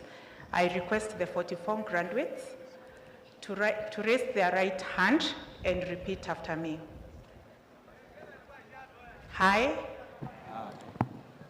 do solemnly swear. Do solemnly swear. Before the Almighty God. Before the Almighty God. And in the presence of this assembly. And in the presence of this assembly. To observe the nurses' code of ethics and conduct. To observe the nurses' code of ethics and conduct. I shall faithfully practice my profession. I shall faithfully practice my profession. In accordance with the laid down laws and regulations. In accordance with the laid down laws and regulations. As provided for in the Nurses Act of 2011 of the laws of Kenya. As provided for in the Nurses Act of 20 laws of Kenya. I shall abstain from whatever is deleterious. I shall abstain from whatever it is deleterious. And mischievous. And shall not take. Or knowingly administer any harmful drug. I shall do all in my power. To maintain and elevate the standard of my profession. I shall hold in confidence. All personal matters committed to me. And all family affairs coming to my knowledge. In the practice or my calling. I shall endeavor.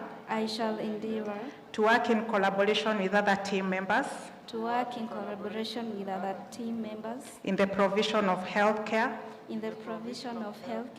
And devote myself. To the welfare of those committed to my care. So help me God. Bachelor of Science in Health Systems Management, first class honors, Cherotich Deborah, Oligi Anyangu Ainda, Otieno Brittany Awol. Second class honors upper division, serial number 4 to 12. Second class honors lower division, serial 13 and 14. Pass, serial number 15. And graduates, please remain standing until the conferment of bachelor's degrees.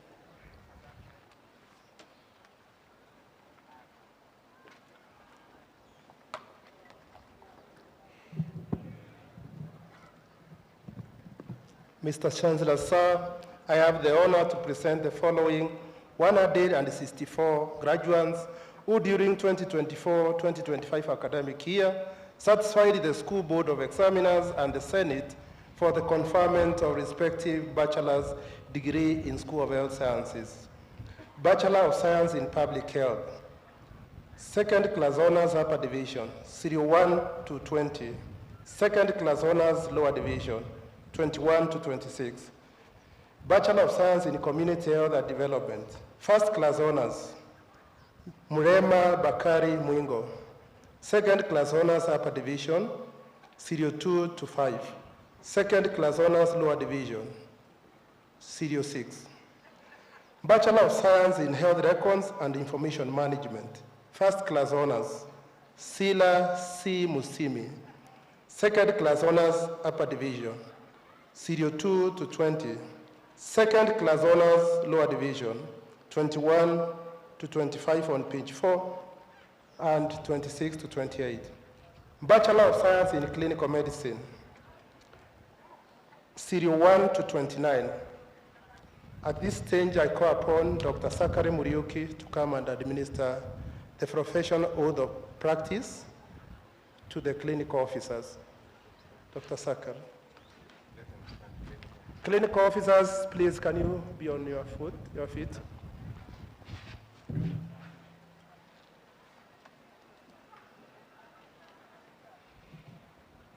You say after me, I solemnly promise in the presence of Almighty God, my family, my teachers, my peers, and those gathered here, to consecrate my life to the service of humanity. I shall practice my profession with conscience and dignity. The health of my patients shall be my first consideration. I shall be ethical and nothing but ethical. I shall remain sacred and have been confided in me. I shall not make it private or public gossip. I shall maintain by all means in my power and honor and noble traditions of my profession. My colleagues shall be my brothers. I shall seek, establish mutual and respective working relations with other professionals. I shall maintain the utmost respect for life, and I shall maintain the highest standard of professional conduct. So help me God. A Bachelor of Science in Medical Laboratory Sciences, serial 1 to serial 47 on page 6, and serial 48 to 50 on page 7. I call upon Dr. Sakayo Maingi to administer the professional oath of Medical Laboratory Sciences practice. Graduates, please stand on your feet for Medical Laboratory Sciences. BSc Medical Laboratory Science graduates, raise your right hand and repeat after me. As a medical laboratory professional, I solemnly pledge that I shall accept the responsibilities inherent to being a laboratory professional. Responsibilities inherent to being a laboratory professional. I shall uphold the rule of law as prescribed by the Constitution of Kenya. I shall uphold the rule of law as prescribed by the Constitution of Kenya. I shall work in the spirit of fairness to employer, clients, employees. I shall work in the spirit of fairness to employer, clients, employees. And in the spirit of personal helpfulness and fraternity towards members of the profession. And in the spirit of personal helpfulness and fraternity towards members of the profession. I shall practice in a manner that merits full confidence and trust. I shall practice in a manner that merits full confidence and trust. Carried out with absolute reliability, accuracy, and honesty. carried out with absolute reliability, accuracy, and honesty. I shall treat any information I acquire as strictly confidential. I shall treat any information I acquire as strictly confidential. And may be divulged only to authorized persons or entities. And may be divulged only to authorized persons or entities. Or with consent from the concerned individuals when necessary. Or with consent from the concerned individuals when necessary. To these principles, I hereby subscribe and pledge to conduct myself at all times in a manner befitting the dignity of the profession. I hereby subscribe and pledge to conduct myself at all times in a manner befitting the dignity of the profession. I make these promises solemnly, freely, and upon my honor. I make these promises solemnly, freely, and upon my honor. So help me God. So help me God. Bachelor of Science in Medical Microbiology, second class honors upper division, Serial 1 to 17. Second class honors lower division, Serial 18 to 24. Pass, Serial 25.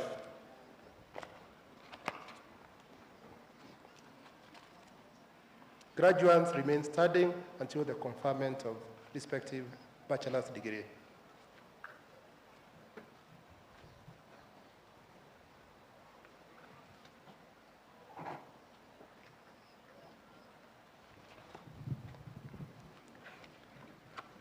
Mr. Chancellor, sir, I have the honor to present the following 67 graduates who during the 2024-2025 academic year satisfied the School Board of Examiners and the Senate for the conferment of respective bachelor's degrees in the School of Agriculture and Food Science.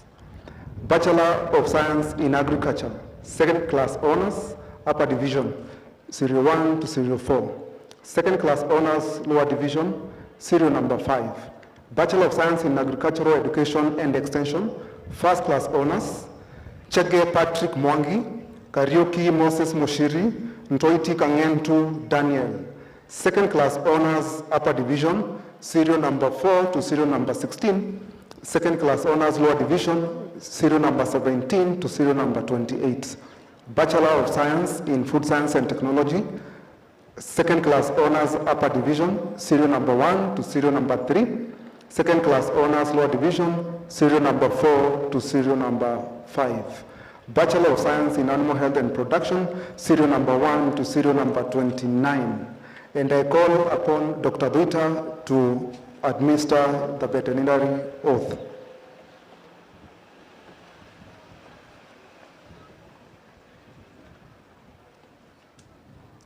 I invite the graduates of Animal Health and Production degree to take the veterinary paraprofessional's oath. Please repeat after me. I, being admitted as a veterinary paraprofessional, solemnly swear that I shall dedicate myself to aiding society, by providing excellent care and services for animals,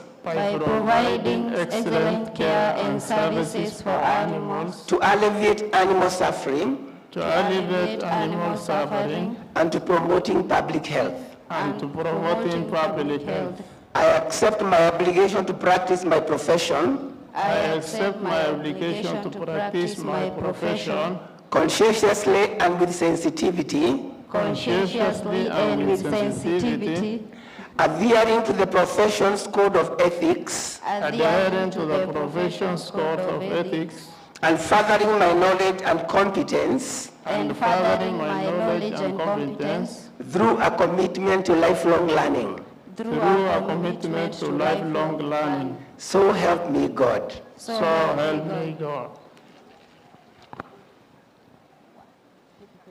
Graduates, please remain standing until the conferment of bachelor's degree.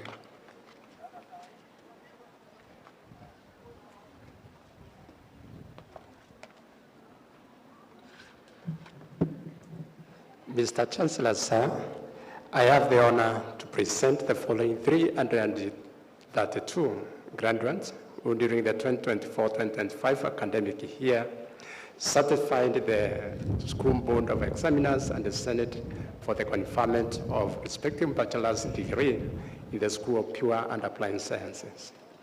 Bachelor of Science in Actuarial Science, first class honors, Nyachao Esron Ogoro. Second class honors, upper division, serial number 2 to 14.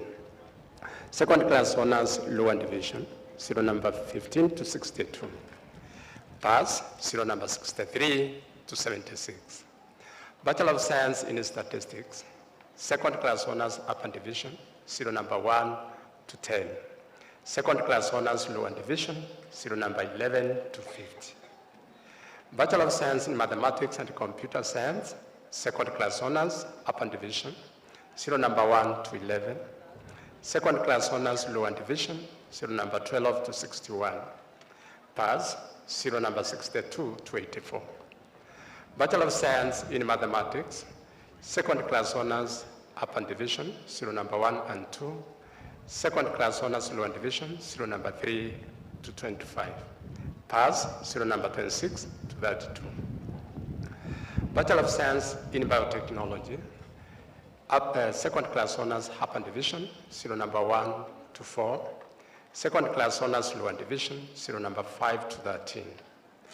Bachelor of Science, Biotechnology, first class honors, Kipiegon J. Bebolin.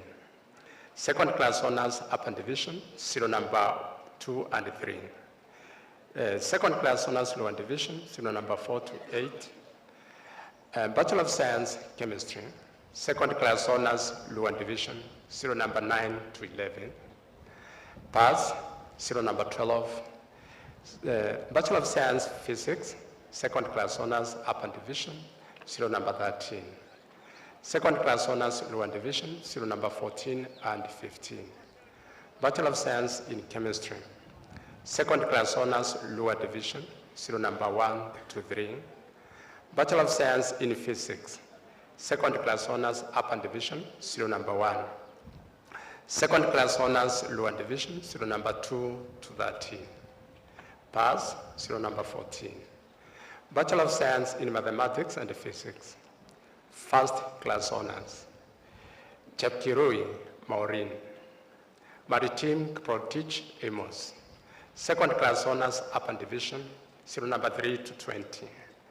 Second class honors, lower division, serial number 21 to 38.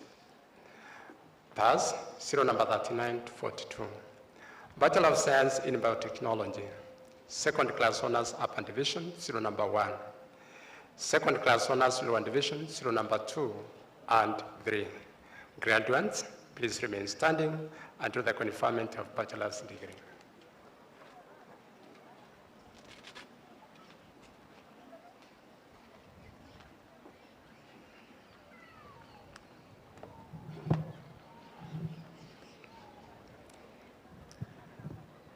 Mr. Chancellor, sir, I have the honor to present the following 284 graduates who during 2024-25 academic year satisfied the School Board of Examiners and the Senate the conferment of respective bachelor's degrees, the School of Business and Economics.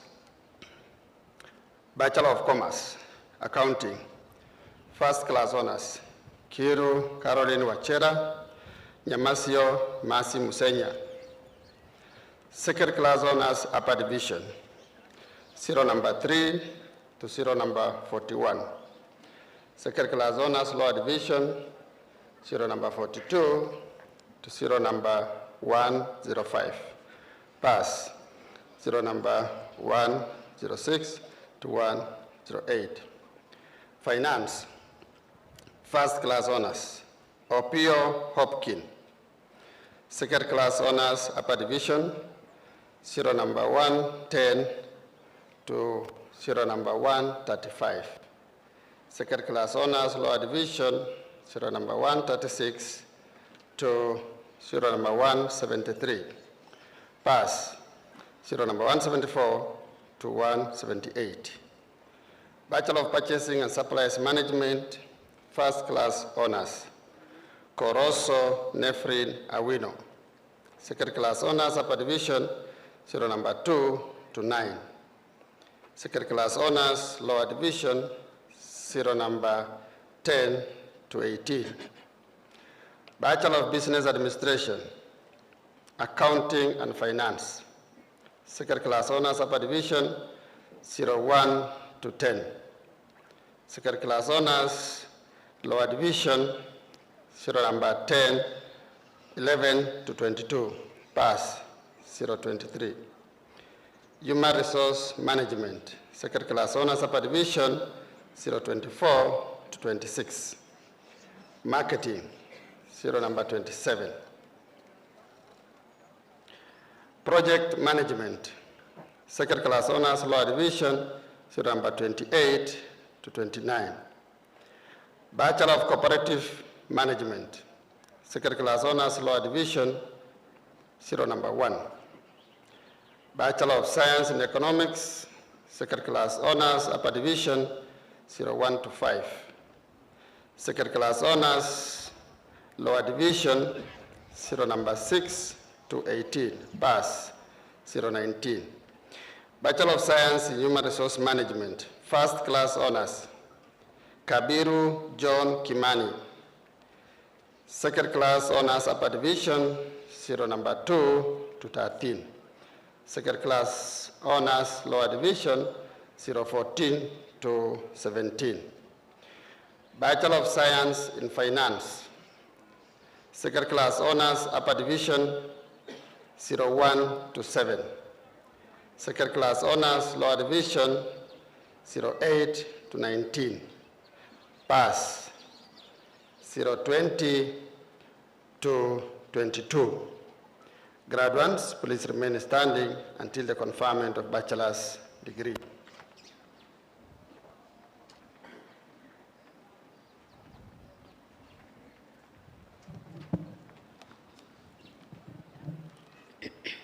Mr. Chancellor, sir, I have the honor to present the following 294 graduates who during the 2024-2025 academic year satisfied the School Board of Examiners and the Senate for the conferment of respective bachelor's degrees in the School of Computing and Informatics. Bachelor of Science in Computer Science, second class honors upper division, serial 1 to serial 16. Second class honors lower division, serial number 17 to serial number 47. Pass, serial 48 to serial 53. Bachelor of Science in Computer Technology, second class honors upper division, serial number 1 to serial number 3. Second class honors lower division, serial number 4 to serial number 15. Pass, serial number 16 to serial number 18. Bachelor of Science in Data Science, second class honors upper division, serial number 1 to serial number 10. Second class honors lower division, serial 11 to serial number 31. Pass, serial 32 to serial 34. Bachelor of Science in Computer Security and Forensics, second class honors upper division, serial number 1 to serial number 14. Second class honors lower division, serial 15 to serial number 38. Pass, serial 39 to serial 40. Bachelor of Business Information Technology, second class honors upper division, serial 1 to serial 6. Second class honors lower division, serial number 7 to serial number 45. Pass, serial 46 to serial 51. Bachelor of Science in Information Technology, second class honors upper division, serial 1 to serial 8. Second class honors lower division, serial 9 to serial number 43. Pass, serial number 44 to serial number 49. Bachelor of Science in Information Science, Information and Communication Technology option. Pass, serial 1. Records and Archive Management option. Second class honors upper division, serial 2 to serial number 7. Second class honors lower division, serial number 8 to serial number 13. Pass, serial number 14. Bachelor of Communication and Journalism, Corporate Communication option. Second class honors upper division, serial 1 to serial 7. Second class honors lower division, serial number 8 to serial number 9. Journalism option, first class honors, Nyanaro Gideon Sobera, Wangare Anthony Irungu. Second class honors upper division, serial number 12 to serial number 20. Second class honors lower division, serial number 21 to serial number 35. Graduates, please remain standing until the conferment of bachelor's degree.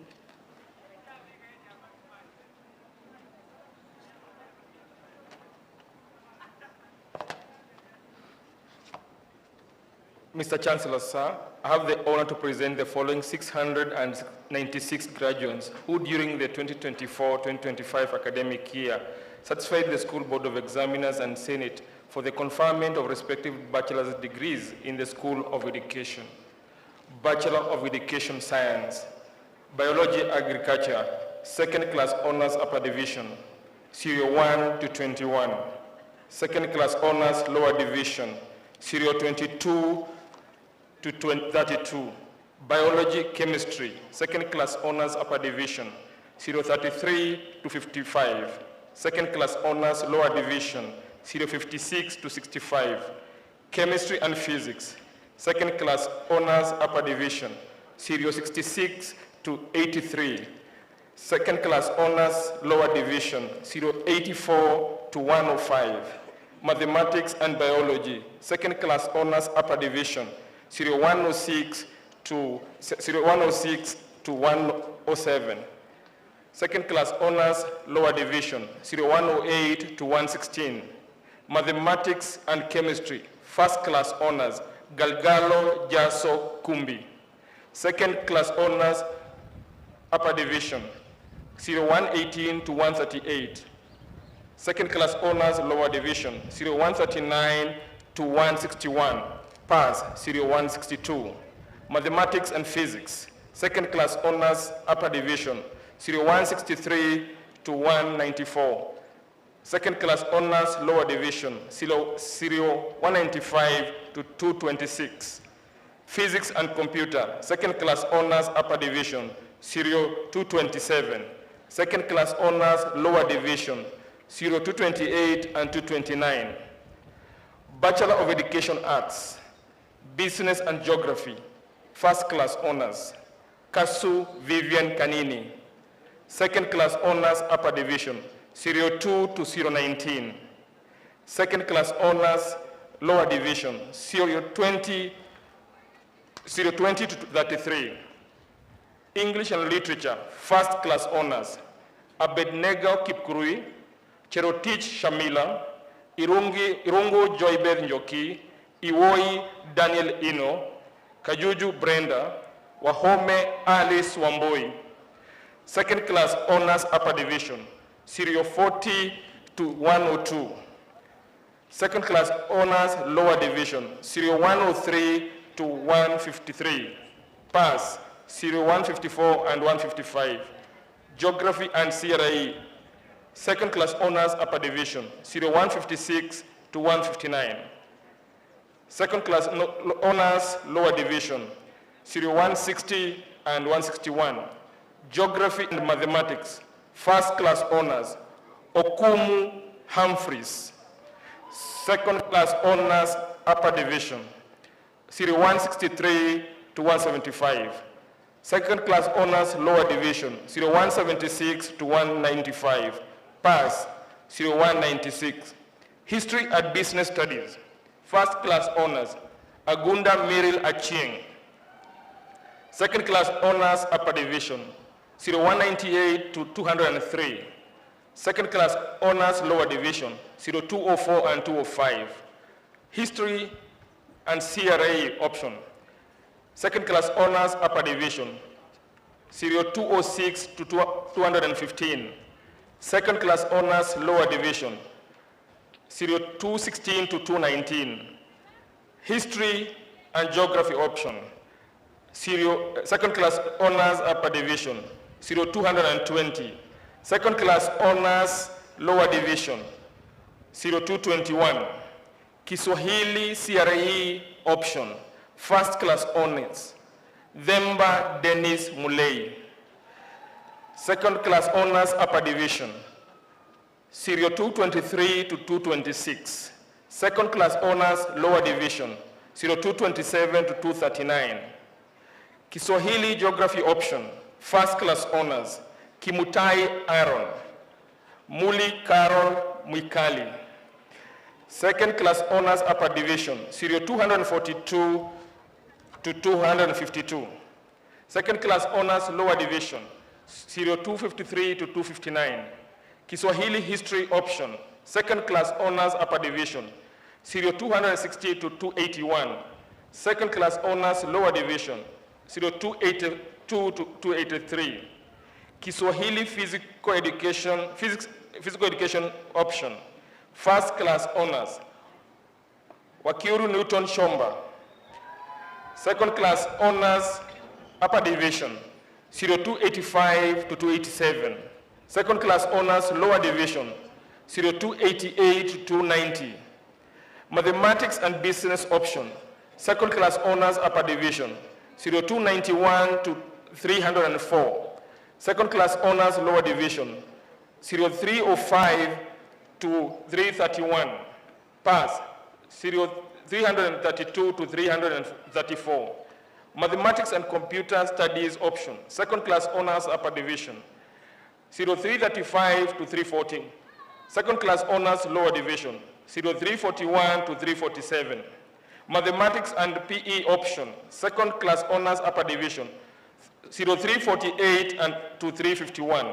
Second class honors lower division, Serial 352. Bachelor of Education in Technology, Mechanical Engineering, second class honors upper division, Serial 1 to 4. Second class honors lower division, Serial 5 to 27. Bachelor of Education in Technology, Civil Engineering, second class honors upper division, Serial 1 to 8. Second class honors lower division, Serial 9 to 35. Bachelor of Education in Technology, Electrical and Electronics Engineering, second class honors upper division, Serial 1 to 10.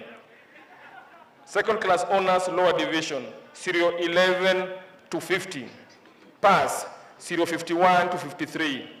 Graduates kindly remain standing until the conferment of respective degrees.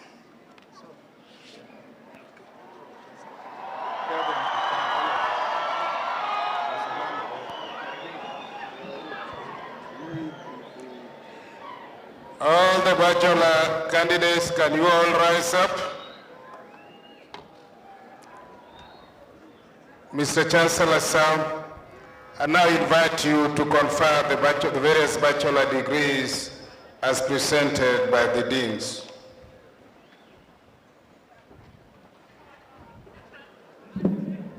I can see that you are all very happy, which is understandable. Conferment of bachelor's degrees. I admit you, I admit the persons named to the respective bachelor's degrees for which they have been educated, trained, examined, and qualified. And by my authority and that of the entire university, give power to read and do all that appertains to these degrees. Congratulations and well done.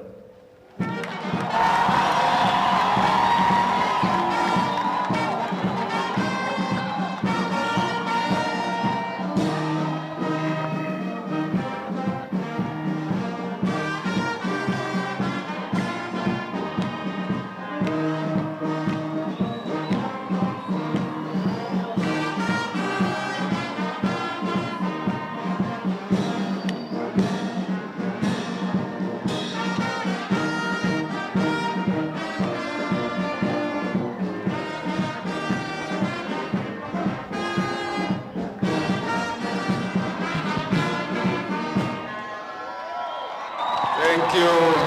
Thank you. Thank you, graduates. Mr. Chancellor, sir, allow me to present the graduates to their parents, their guardians, and the society at large. Graduates, can you now turn and face your parents and guardians? Please wave at them and say thank you for your support.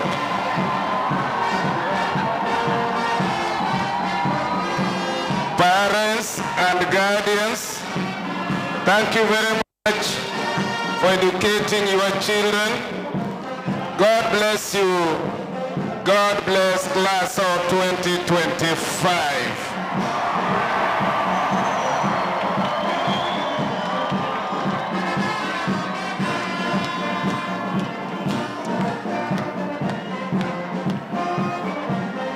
Mr. Chancellor, sir,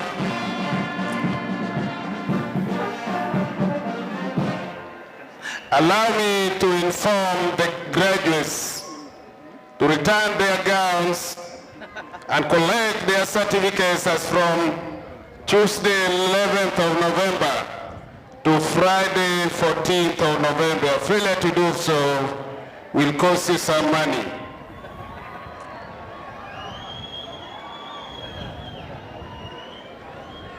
Mr. Chancellor, sir, in accordance with the Universities Act number 42 of 2012, Section 39, Part 2, and the Meru University of Science and Technology Statute 41, Section 6, and the TVET Act 29 of 2013, I declare this congregation officially dissolved. God bless you.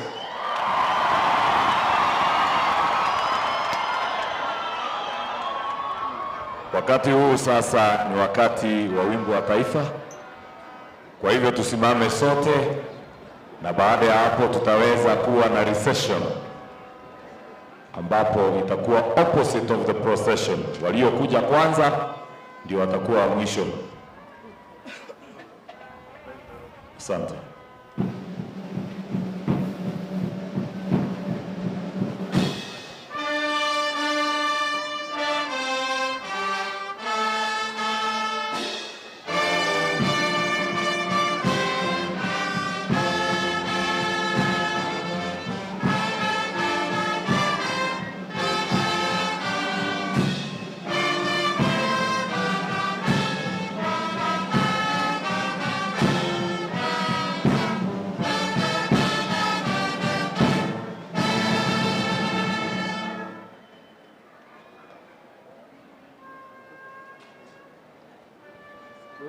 Tunaongozwa pale na Dr. Dorothy Bundi akiwa amebeba mace, kisha tufuatiliwe na Chancellor, alafu na Vice Chancellor na Council,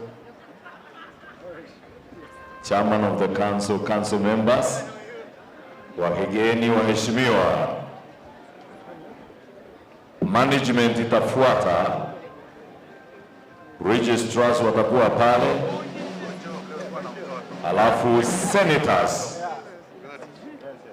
na nyuma ya hapo tuwe na lecturers, waadhiri watafuata, akisha sasa wale ambao walikuwa wamebeba mabano. Siku njema iliyoje! Siku njema iliyoje jameni! Class of 2025, the freshers who came here in the year 2021, we are proud of you, even by the discipline that you have displayed in the last 2 hours that we have been here. Twendeni kwa mwendo wa aste aste, na wale ambao wako pilau muweze kualika wageni wenu, na wale ambao hana pilau tutakuja mpaka nyumbani. You can take the photos, you can take the videos, you can take the selfies, Hata yule ulikuwa unamuogopa kupigwa picha naye, sasa wakati ni huu. Unaweza pigwa picha na yule ambaye ulikuwa unamuogopa kwa miaka 4.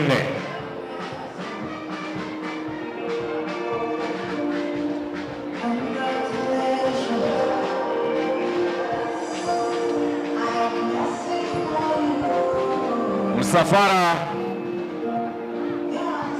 wa Chancellor ndio huo, waadhiri ndio hao wako hapo nyuma. Pigweni picha, pigweni picha. Siku ni yenu, siku njema ambayo wafawidhi wako ilikuwa ni mimi wenu Dr. Amara Timothy na vile vile mwenzangu hapa Dr. Elijah Loboka. Asante.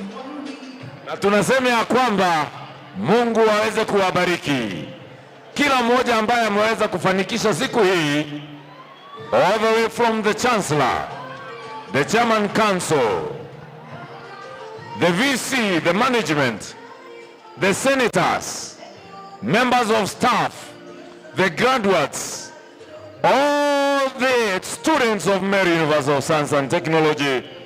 We are leaving you saying, may God bless you till we meet next year. For them that are coming for masters and for PhD.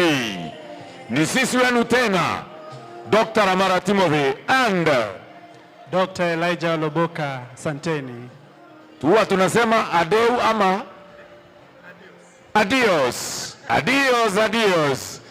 Mungu awabariki. Kuna tangazo tafadhali. Announcement. Edward Kago wa kutoka Kitale. Na huyu mwingine anaitwa Josephat Kariuki, wanatafutana. Sijui kama waje hapa mbele karibu na vyombo. Edward Kago wa kutoka Kitale na pia Josephat Kariuki. Hao ni watu ambao wanatafutana. Kama simu si yako tafadhali ilete hapa niweze kuitangaza. Kuna fulani ambaye amepoteza simu, tafadhali kama si yako ilete hapa mbele niweze kuitangaza. Na niko hapa tu kwa dakika 2 kabla pia niende, manake nimealikwa mahali. Banners ziletwe hapa mbele, wale waliweza kubeba banners lete hapa mbele nitazichukua. Kama simu si yako ama chochote kile ambacho si chako, tafadhali kilete hapa mbele niweze kutangaza. Aya, Kago, Josephat Kago, njoo hapa mbele. Josephat Kariuki, njoo hapa mbele.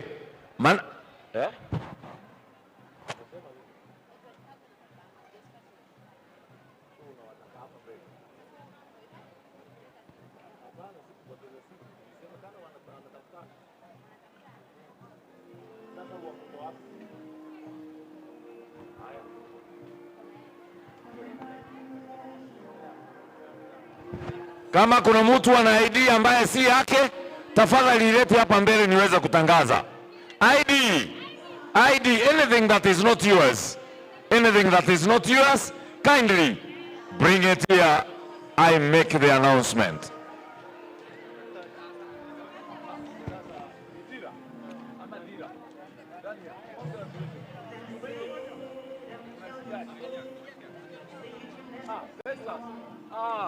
Wanafunzi wote wa PE ambao wamegraduate waje hapa mbele. Wanafunzi wote wa PE ambao wamegraduate waje hapa mbele. Huyu anaitwa Naomi. Huyu mwingine anaitwa Macharia, huyu mwingine anaitwa Adego, huyu mwingine Fesas, huyu mwingine anaitwa Masi na mwingine anaitwa Doria. Haya, mmepigwa picha? Haya basi. Aliye na kamera nzuri, any phone that is not yours, kindly bring it here. It belongs to one of the students. Kama kuna kitu ambacho si chako, tafadhali kilete hapa.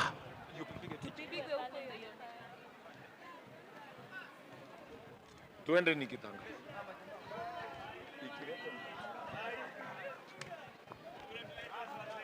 Make sure the photos that you are taking right now uweze kuziweka kwa Instagram, muweze kuziweka kwa Facebook, muweze kuweka kwa WhatsApp.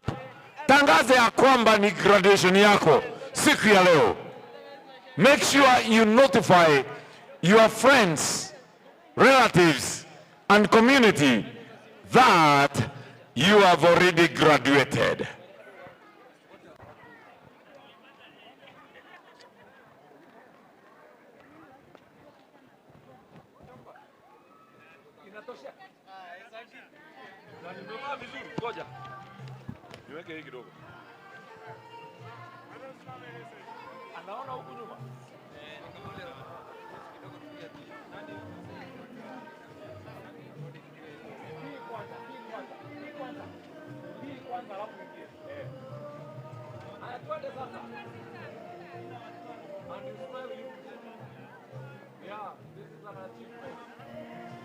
This is a great achievement.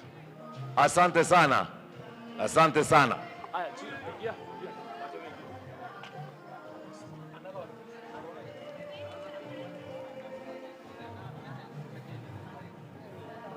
Wewe hapa mbele, hapa mbele. Huko hakuna mtu anapita. Aya, can you smile all of you? Smile you people. Ya mwisho ndio hiyo. Asante sana, pioneers of P. Now we are 98 freshers. You started it. This is the pioneer, the first PH student, Stephen Adego. Asante sana. First class honors, yuko wapi? Ako wapi huyu? Njoo hapa Chomba. Ndio huyu. First class honors. Chomba. Alikuwa anaitwa Chomba nani? Newton Chomba wa ndio huyo. And I'm saying you all come for masters. January, come for masters. Come for PhD. Felix Nyongesa. Nyongesa unaitwa hapa mbele na mzazi wako. Josephat Kariuki aje hapa mbele pia, anatafutwa na huyu anamtafuta. Faith Sibai unatafutwa hapa mbele, njoo hapa mbele utamkuta anayekutafuta.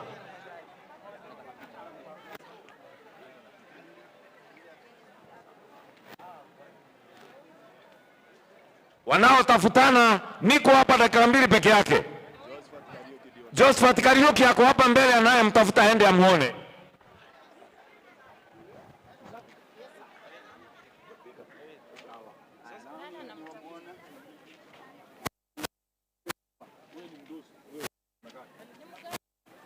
Magondu unaitwa hapa mbele na James Juro.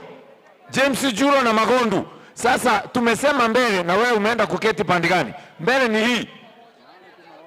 Aya, matangazo ni dakika 1 yamebaki. Josephat Kariuki anayemtafuta aje hapa mbele, ashafika.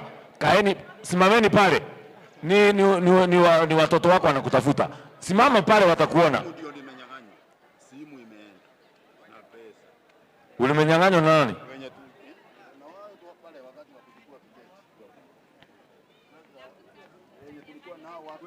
Hapa mtapata. Sawa. Haya. Nataka kuchukua hivi.